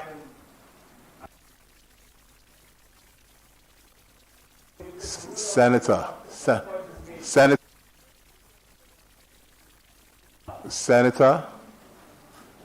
Senator, we will conduct our business according to the standing orders. And if you rise on a standing order, you will tell us what specifically do you take issue with. And if you cannot do that, then this is not a standing order. Okay? You may proceed. Senator, this is the last time. I will not entertain the disrespect and the disobedience to the rules of this House. You may proceed. Thank you, Mr. President. And sometimes, we say things, but the actions speak much louder. And here is an example of what I was saying. The member, again, being disrespectful in this House, just as he disrespected teachers. Mr. President, if I may move on to another point that was made, I noticed that it's not honorable at all. It's the senator spent the better part of his 45-minute allocation trying to do what I considered claim to fame, trying to take credit. That's all he tried to do, trying to take credit for the achievements that we have made in tourism and in other sectors. Mr. President, although he did a very lousy job, he also admitted that our present Minister of Tourism did, in his discussions about the return of Virgin Atlantic, did acknowledge what the previous government had done. And we on this side will continue to acknowledge what anyone else had done, even if we didn't start it. We are not in the business of dismissing or stopping things because we didn't start it. So if there was a foundation built, we will build on it. And we are not afraid to say that this person has started that and I'm going to build on it. So his attempt to take credit, Mr. President, was a total waste of the Parliament's time. Mr. President, reference was made to $140 million that Senator Fede claimed was that the government had earned in revenue, and that he had asked, what are we doing with all this money? Mr. President, let me remind the senator that coming into government, we now have to be faced with what I consider incurring debt incurred by his government of $186 million to pay for DFCs. And I have to double check the figure before I stood and said it. $186 million, Mr. President, that our government is saddled with because his government at the time in office went on a DFC rampage that is exceeding by almost 46 million the total revenue that we have made in the 9 months. So if we had to spend money on DFCs alone, we would still be in a negative $46 million position. So, Mr. President, here is the situation. We have inherited a situation that is difficult because it was induced by by the senator and his government.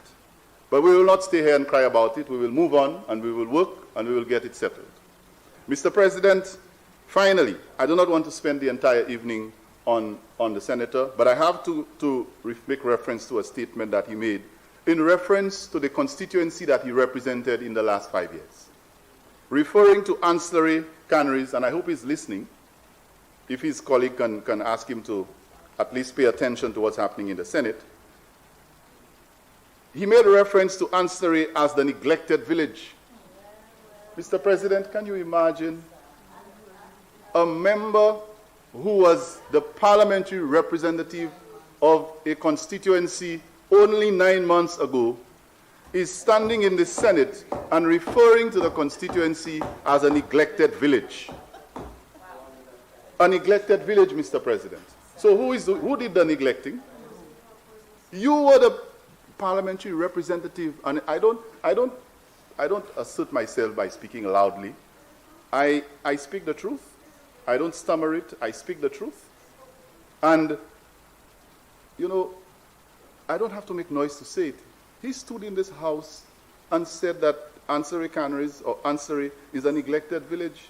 That is the constituency he was just voted. And now I understand why the Canneries and Ansari people have put him on that side of the house, Mr. President. Mr. President, I think what he should have done instead was to ask his Prime Minister to spend the $7 million that was used to procure the vaccines that we still haven't received on ancillary canneries to improve their situation, their social situation, and so that he would not have to stand here today and refer to that constituency as a neglected constituency. But the people of St. Lucia have spoken, and every day we come here, we understand better why he's on this side. Mr. President, I want to advise one more thing to the member of Ansari Canneries. And this one, I'm sorry, Mr. President, is not directly associated with the bill, but since it's a behavior that he exhibited, I think he should try to get a better night's sleep before he comes to sit at the Senate, so that I don't have to sit on this side of the House and hear him yawning out loudly in the Parliament. I think this is distasteful and this is disrespectful. Mr. President, let me move on to more constructive responses. I now take a look at some of the comments that were made by Senator Polius. Senator Polius, in her presentation, Mr. President, she made reference to two areas, mainly education and agriculture. She had a strong emphasis, like almost all other senators in this room, on the importance of education. I think both independent senators and quite a few of us made reference to education. And Mr. President, it was very sad that the issue of laptops came back. What is this opposition's preoccupation with laptops? What is it that they find so wrong about laptops?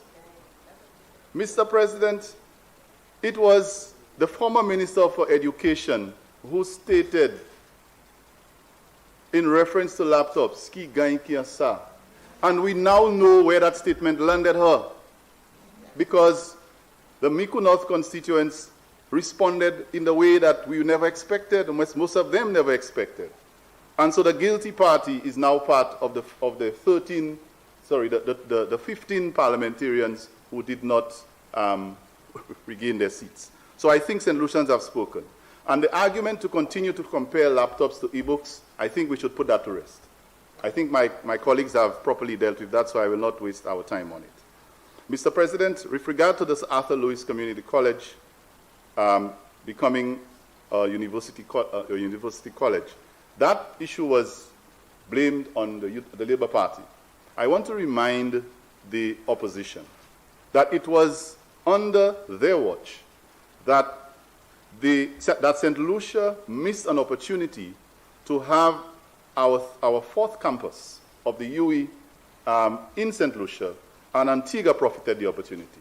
So if we were serious about tertiary education in St. Lucia, we would have seized the opportunity to make the University of the West Indies' newest campus to have St. Lucia take that opportunity. We fell asleep, we didn't take it, and now we want to talk about Sir Arthur Lewis. Mr. President, finally, on the matter of the issues raised by Senator Polius, there was a very strong emphasis on bananas and farmers, and she spoke in Creole on that, so I will respond in like manner. She was asking about what we were doing for the farmers, and we wanted to give them, they wanted inputs and so on. And all I have to say to her in response to that is, apwe, ou mwen vle di, Monsieur President, apwe si farmer turn bananas to France? Le yo turn sa, Monsieur President? Et puis, juste toujours la pateni bananas to France, c'est ça qui ba nou réponse là. Et puis, yo allé, yo ouais, tout ça qui te fait là, c'est partir l'été yo. Et puis, bananas to France, juste toujours, c'est ça qui réponse là. Alors, si yo te on est ouais, pour mettre là, yo te fait ces farmers là, nous pas de en situation à présent pour nous garder pour un market en même Europe là, by ces farmers. So, bananas to France takes care of that. The cost of fertilizer and all of those things that were mentioned, Mr. President, I think they might have a better answer from the former Minister for Agriculture, who failed to be able to make those inputs cost-effective for the farmers. And I'm not surprised that they didn't, because they didn't think that the farmers could have managed $1,500. Less said about that. Mr. President, allow me now to refer to some of the comments and some of the observations made by the two independent senators. First of all, I want to thank them for raising the issues they did in a very eloquent, disciplined, and mature manner, unlike what happened on this side. Mr. President, some of the issues raised are critical, and crime was one of them. I noted that Senator Aziz referred to a number of issues that I consider social issues: crime, education, and healthcare. And correctly, he noted that if we're going to spend $120 million, it must be well spent. I agree, and I believe instead that we shouldn't just look at the dollar value, but we should also look at the way in which the dollars are spent, the value for the dollar, or the value for money. And we should take a holistic approach towards dealing with the root of crime in terms of life skills, soft skills that are reflected in the Prime Minister's budget speech, and make that money work better. He also referred to issues of conflict resolution that I believe was articulated also in the primary school curriculum. So I assure him that our government is going to pay attention to the issues that contribute to crime and solve it in a holistic manner. So I thank him for these observations. He also mentioned participation, which is a very important attribute of governments succeeding. I want to tell him that the Labour Party government has demonstrated that at the highest level, because we have incorporated into our government two parliamentarians who did not run on the Labour Party ticket, and our government is a reflection of a government of inclusion. We are not afraid to work with people who have like minds and similar interests to bring our country forward. We embrace the issues that will come up from those we consider as those sectors that they represent, that the independent senators represent, the corporate St. Lucia, our civil society, and all of those. They have a very important contribution, and I believe that when the independent senators speak in the Senate, they also represent the views of these sectors. I want to also refer to Senator Lee's contributions. He did welcome the endorsement of the strengthening the TVET program, and I'm happy that he recognized that. And that is part of the new mandate by this government to include vocational studies as part of the education portfolio. I also noted that he made reference to something he called academically inclined. He was an ex-student of St. Mary's College, and I can understand why that statement was made. I want to assure him that as an educator, we have almost dispelled of that myth of what we call academically inclined.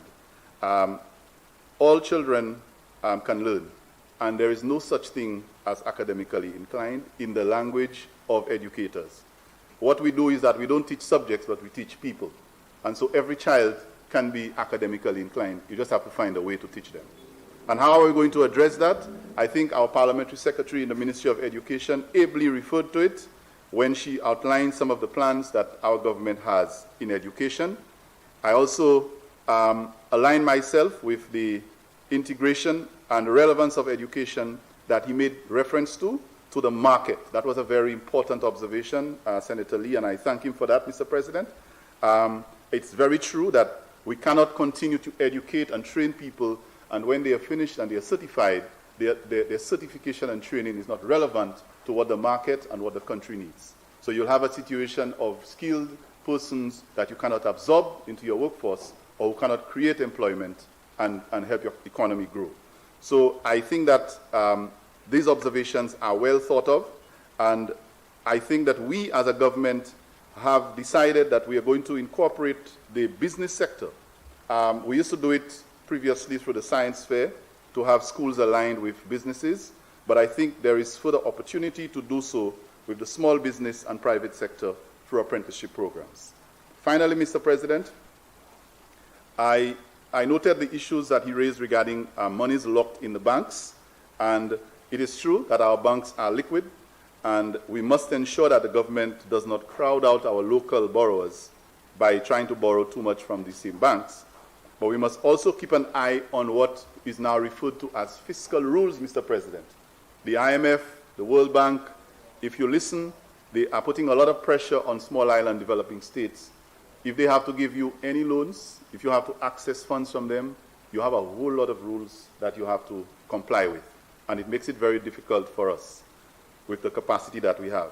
So while we want to do so, we have to keep an eye on these fiscal rules. And finally, he mentioned, being from the city, the issue of the Castries city needing more life. I completely agree. I don't think we can deny that. But I think in the redevelopment of Castries, whether it's through the ports, we have to find ways to integrate the rest of the business community to take advantage of these opportunities. There's one thing he said, Mr. President, that I want to disagree with.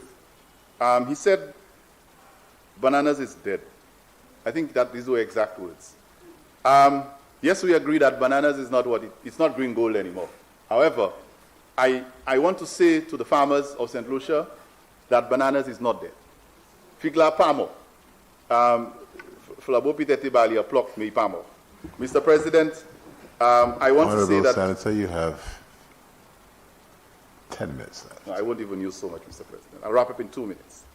Mr. President, I think that we have to recognize, while we try to diversify, which is true, but a very high percentage of our households in this country still rely very heavily on the revenue from bananas. They do, and we cannot ignore them.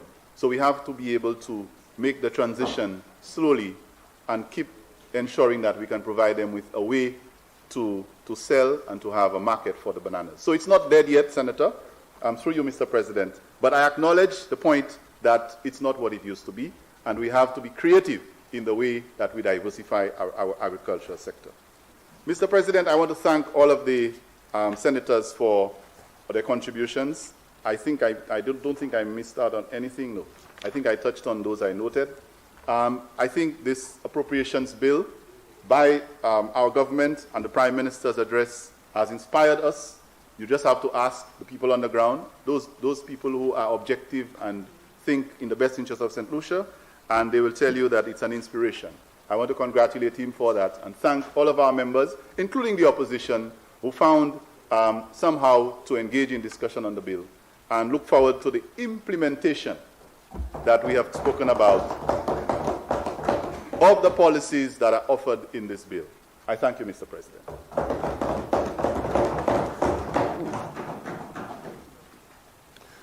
Senators, the question is that the Appropriation 2022-2023 bill be read a second time. I now put the question. As many as are of that opinion, say aye. Aye. As many as are of a contrary opinion, say no.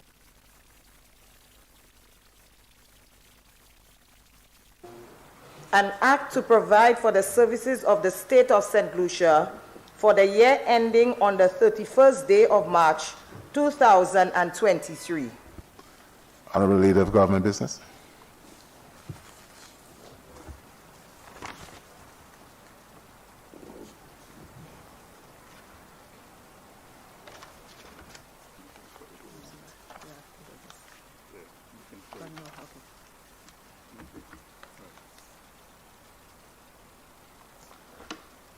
Mr. President, since this is a money bill, I beg to move that the Appropriations 2022-2023 bill be not committed to committee stage under Standing Order 65, and that the Appropriation Bill 2022-2023 be read a third time and passed.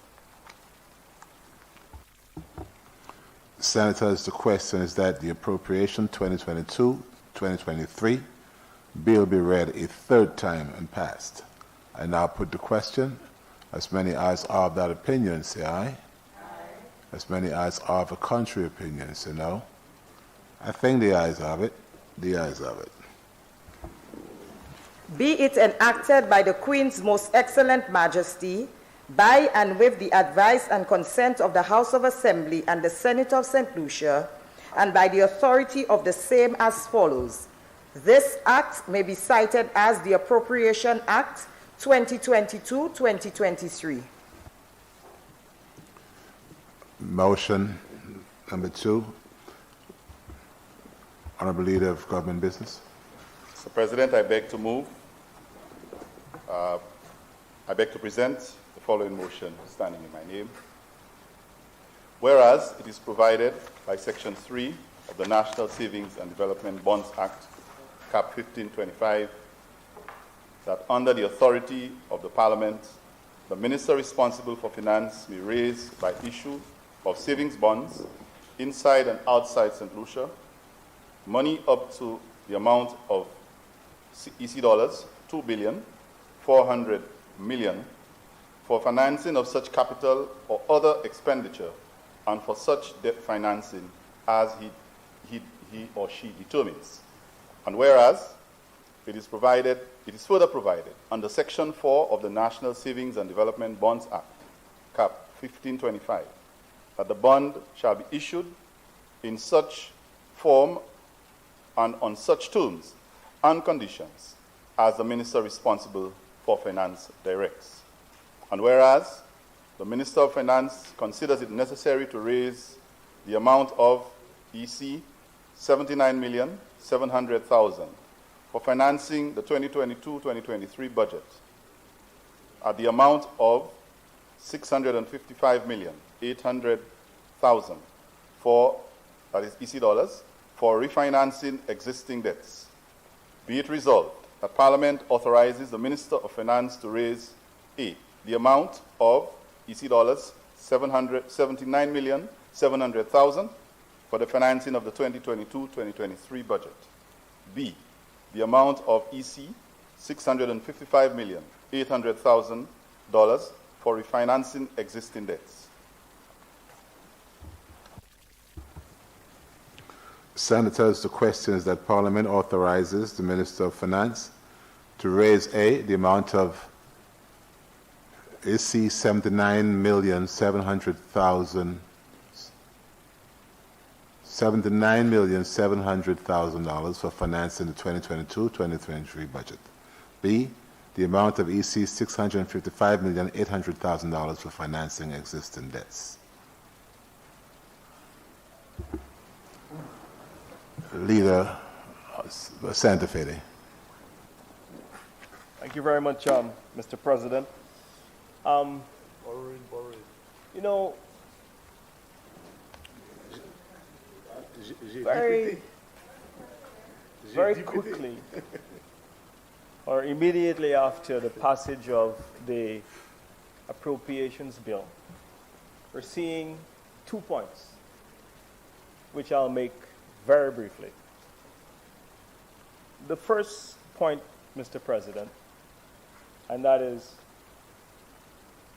in order to finance capital projects of many kinds, to have the monies available, to spend in public works, public services, schools, roads, playing fields, hospitals, health centers.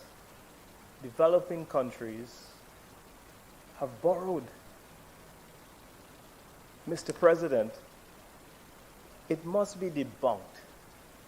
And the St. Lucia Labour Party administration must stop as if governments anywhere in the world can exist without borrowing.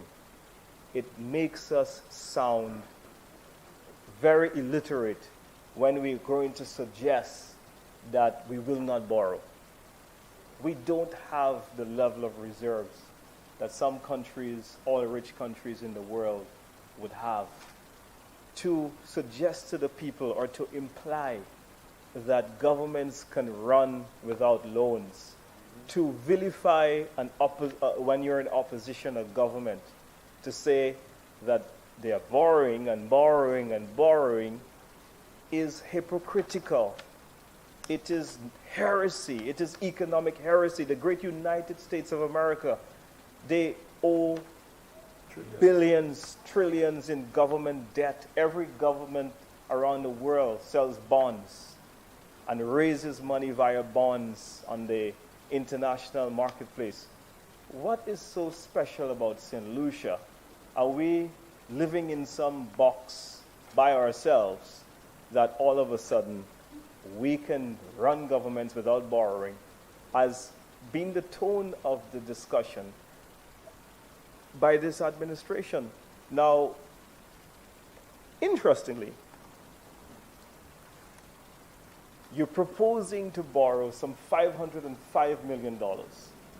If it's not the highest in history, it certainly is the highest, among the highest in history in any financial year. And so you have come home to reality. It is impossible for you to have said that you came here and in 9 months you have not borrowed. That is untrue. That is not true at all. You cannot survive in such harsh economic times without borrowing. The tourism sector is not back to its full capacity. The economy has not recovered to its full capacity. How are you going to then be able to operate the government, make investments in critical public sector investment programs without borrowing? I mean, this is the parliament where the debate is supposed to be at an elevated level, and here we are for cheap politics, misleading people on a range of issues. The other point, though, Mr. Speaker, is Part B. And Part B, it says 655,800,000 will be borrowed to finance existing debt.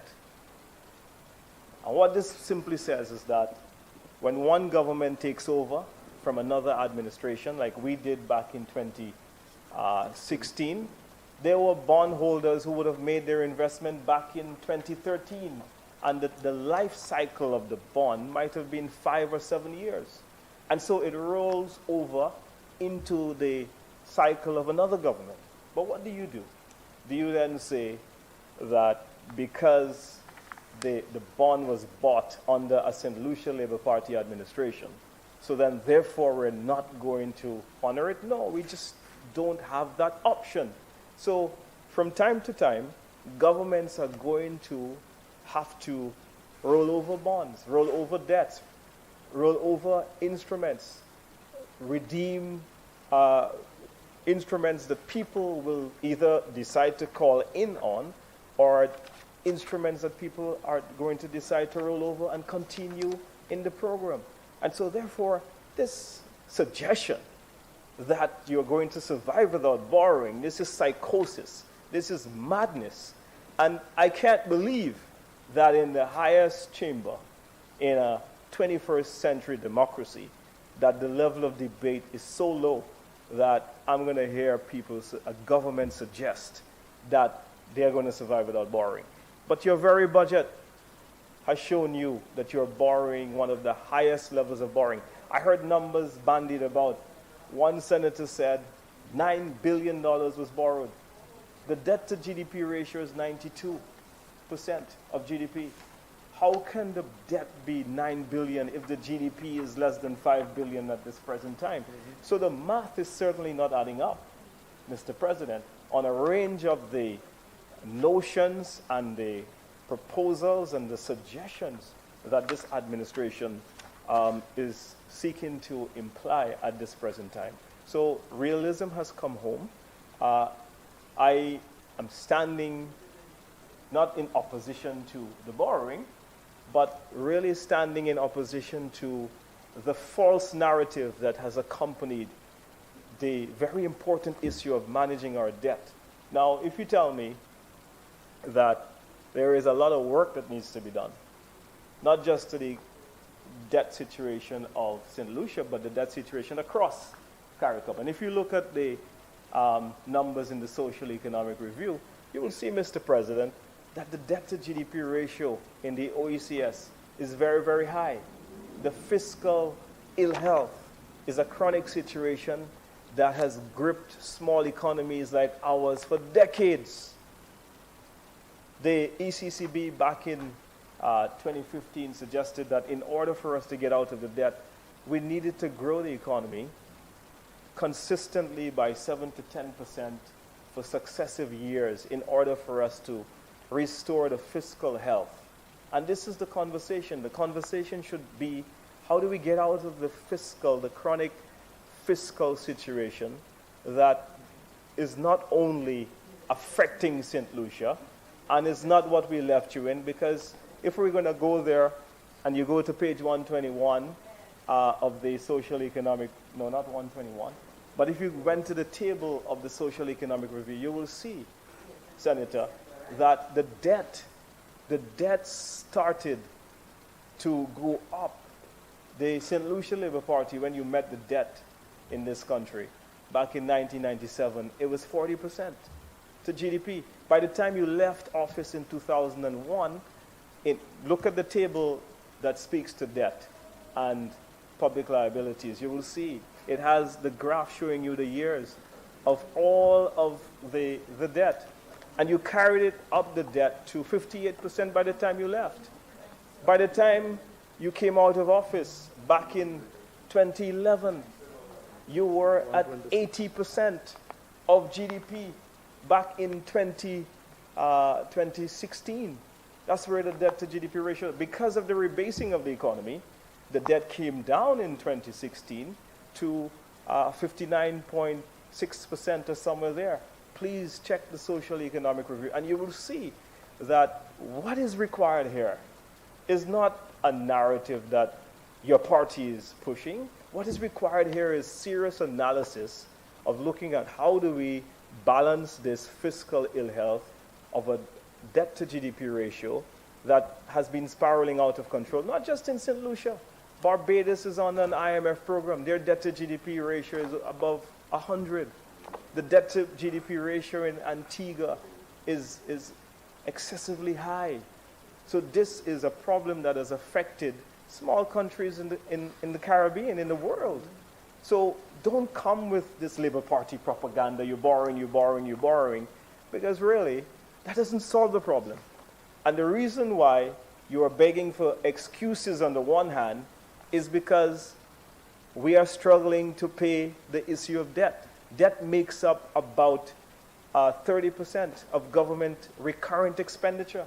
It's probably over 300 million to service the debt of this country. When you look at the principal and the interest payments, it's over $300 million. One of the biggest line items and the only line item that have your fixed costs is the salaries. So the debt management is a very serious matter that members on the government side, you need to take it seriously and stop with the fluff. Bring some weighty stuff. And so a very important argument is going to be, how do we get out of it in the next 5 years? What is your plan? What is new? What new suggestions are you coming up with to reduce the debt burden, reduce the level of interest payment? And we are delighted to hear that you are continuing the policies that we have started, and that is to transition from short-term debt, because we realize that you still have a very significant dependency on bonds. But now, not just the bonds, you have now got to go out and find long-term debt from organizations. And one of the things, Mr. President, that's a new phenomenon now, and this government is about to find out, is that loans are coming, and they are now policy-driven loans. That you go to the IMF, you go to the World Bank, and they're going to say to you, well, if you want to borrow money, then these are some of the policy changes, or these are some of the systematic legislative changes that you need to make. Now, I believe that a country is sovereign and a country ought to be able to make its own laws. And those laws, Mr. President, should be decided by us, not by the IMF or the World Bank. But we have some very important choices to make going forward to see whether we are serious about restructuring the fiscal health of this country. So a very critical issue, and I just wanted to raise those points because the narrative of they're borrowing, a lot of the monies that we borrowed is to roll over your bonds. That's how the economy works. It's bonds that we inherited from you, that people had invested from back when you were in government from 2011 to 2016. Look at the social economic review and do a study, and let's have a serious discussion and really come up with some solutions as to how we can address this problem. Already, the debt to GDP ratio at 92% is 30% above prudential limits. 30%, which is a very, very high number. So already we see that this has reached unsustainable levels, which is why I thought that one of the things that this administration would have done is coming in first up, that fixing the fiscal situation, repairing the fiscal situation, which is no doubt damaged by COVID-19. Any government that had to deal with that ordeal would have had to find monies to go in and to prop up the gap, the funding gap that when you lose 20% of your GDP, which is $1 billion in business, when you lose 20% of government revenue. So, of course, you would have to borrow to prop up that gap. And in propping up that gap, it had some damages to the fiscal ill health, of course. But the job now is not to come in and to borrow the biggest amount ever in a budget year, but it's to come in and to institute financial discipline and to have that discipline to order to reduce the debt to GDP ratio. So I thought that the motion put forward here, Mr. President, by the member was a very interesting one in that it brought up and provoked many important points for the advancement of our fiscal situation in the country, and the Labour Party certainly has got its work cut out for it. Thank you.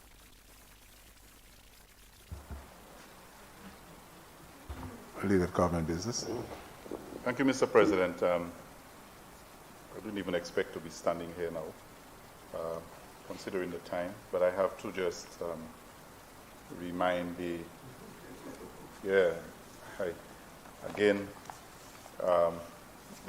leader of opposition business has now moved from tourism guru to economics guru, and wants to give us a lecture at 7:35 about debt management and fiscal discipline. Mr. President, I think he would have been better advised to have offered that to his leader. Mr. President, just an observation.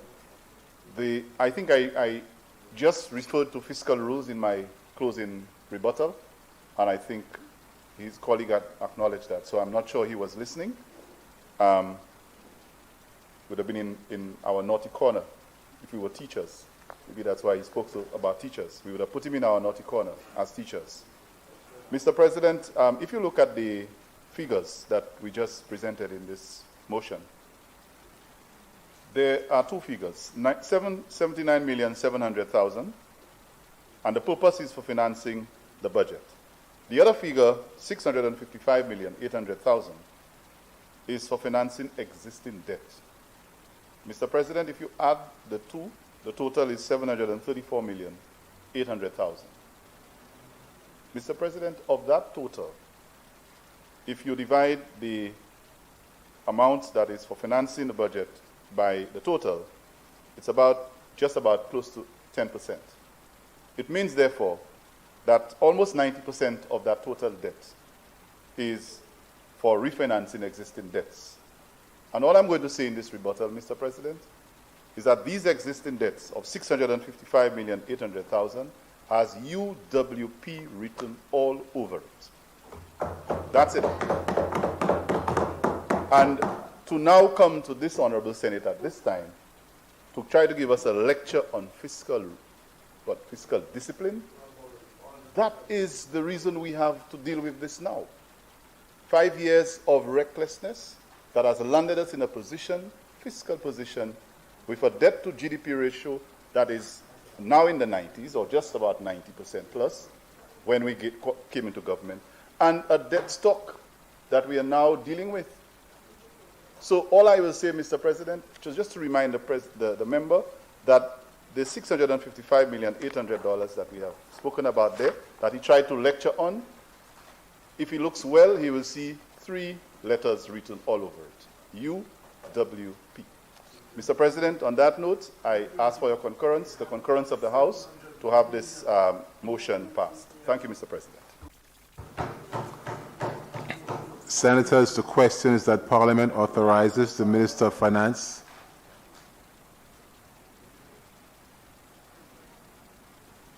Senators, the question is that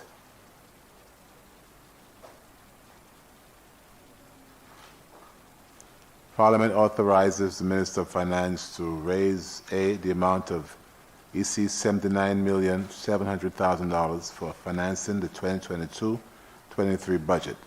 B, the amount of EC $655,800,000 for financing existing debts. I now put the question. As many as are of opinion, say aye. Aye. As many as are of a contrary opinion, say no. I think the ayes have it. The ayes have it. Leader of Government Business. Mr. President, I move that this Honorable Senate do stand adjourned. Sign it out. Honorable Senators, the question is that this Senate do stand adjourned. And at this point, I would like to inform the House that as a lawyer and one that is exposed to Latin, it would be remiss of me if I ignored the correct phraseology. Historically and by convention, we've always heard of the word S-I-N-E-D-I-E, and we pronounce it sine-die. I will take a page from the speaker's book, and of course I did my own research. And sine-die is Latin, and it should be pronounced sine die. So sine die. So this House is adjourned, sine die.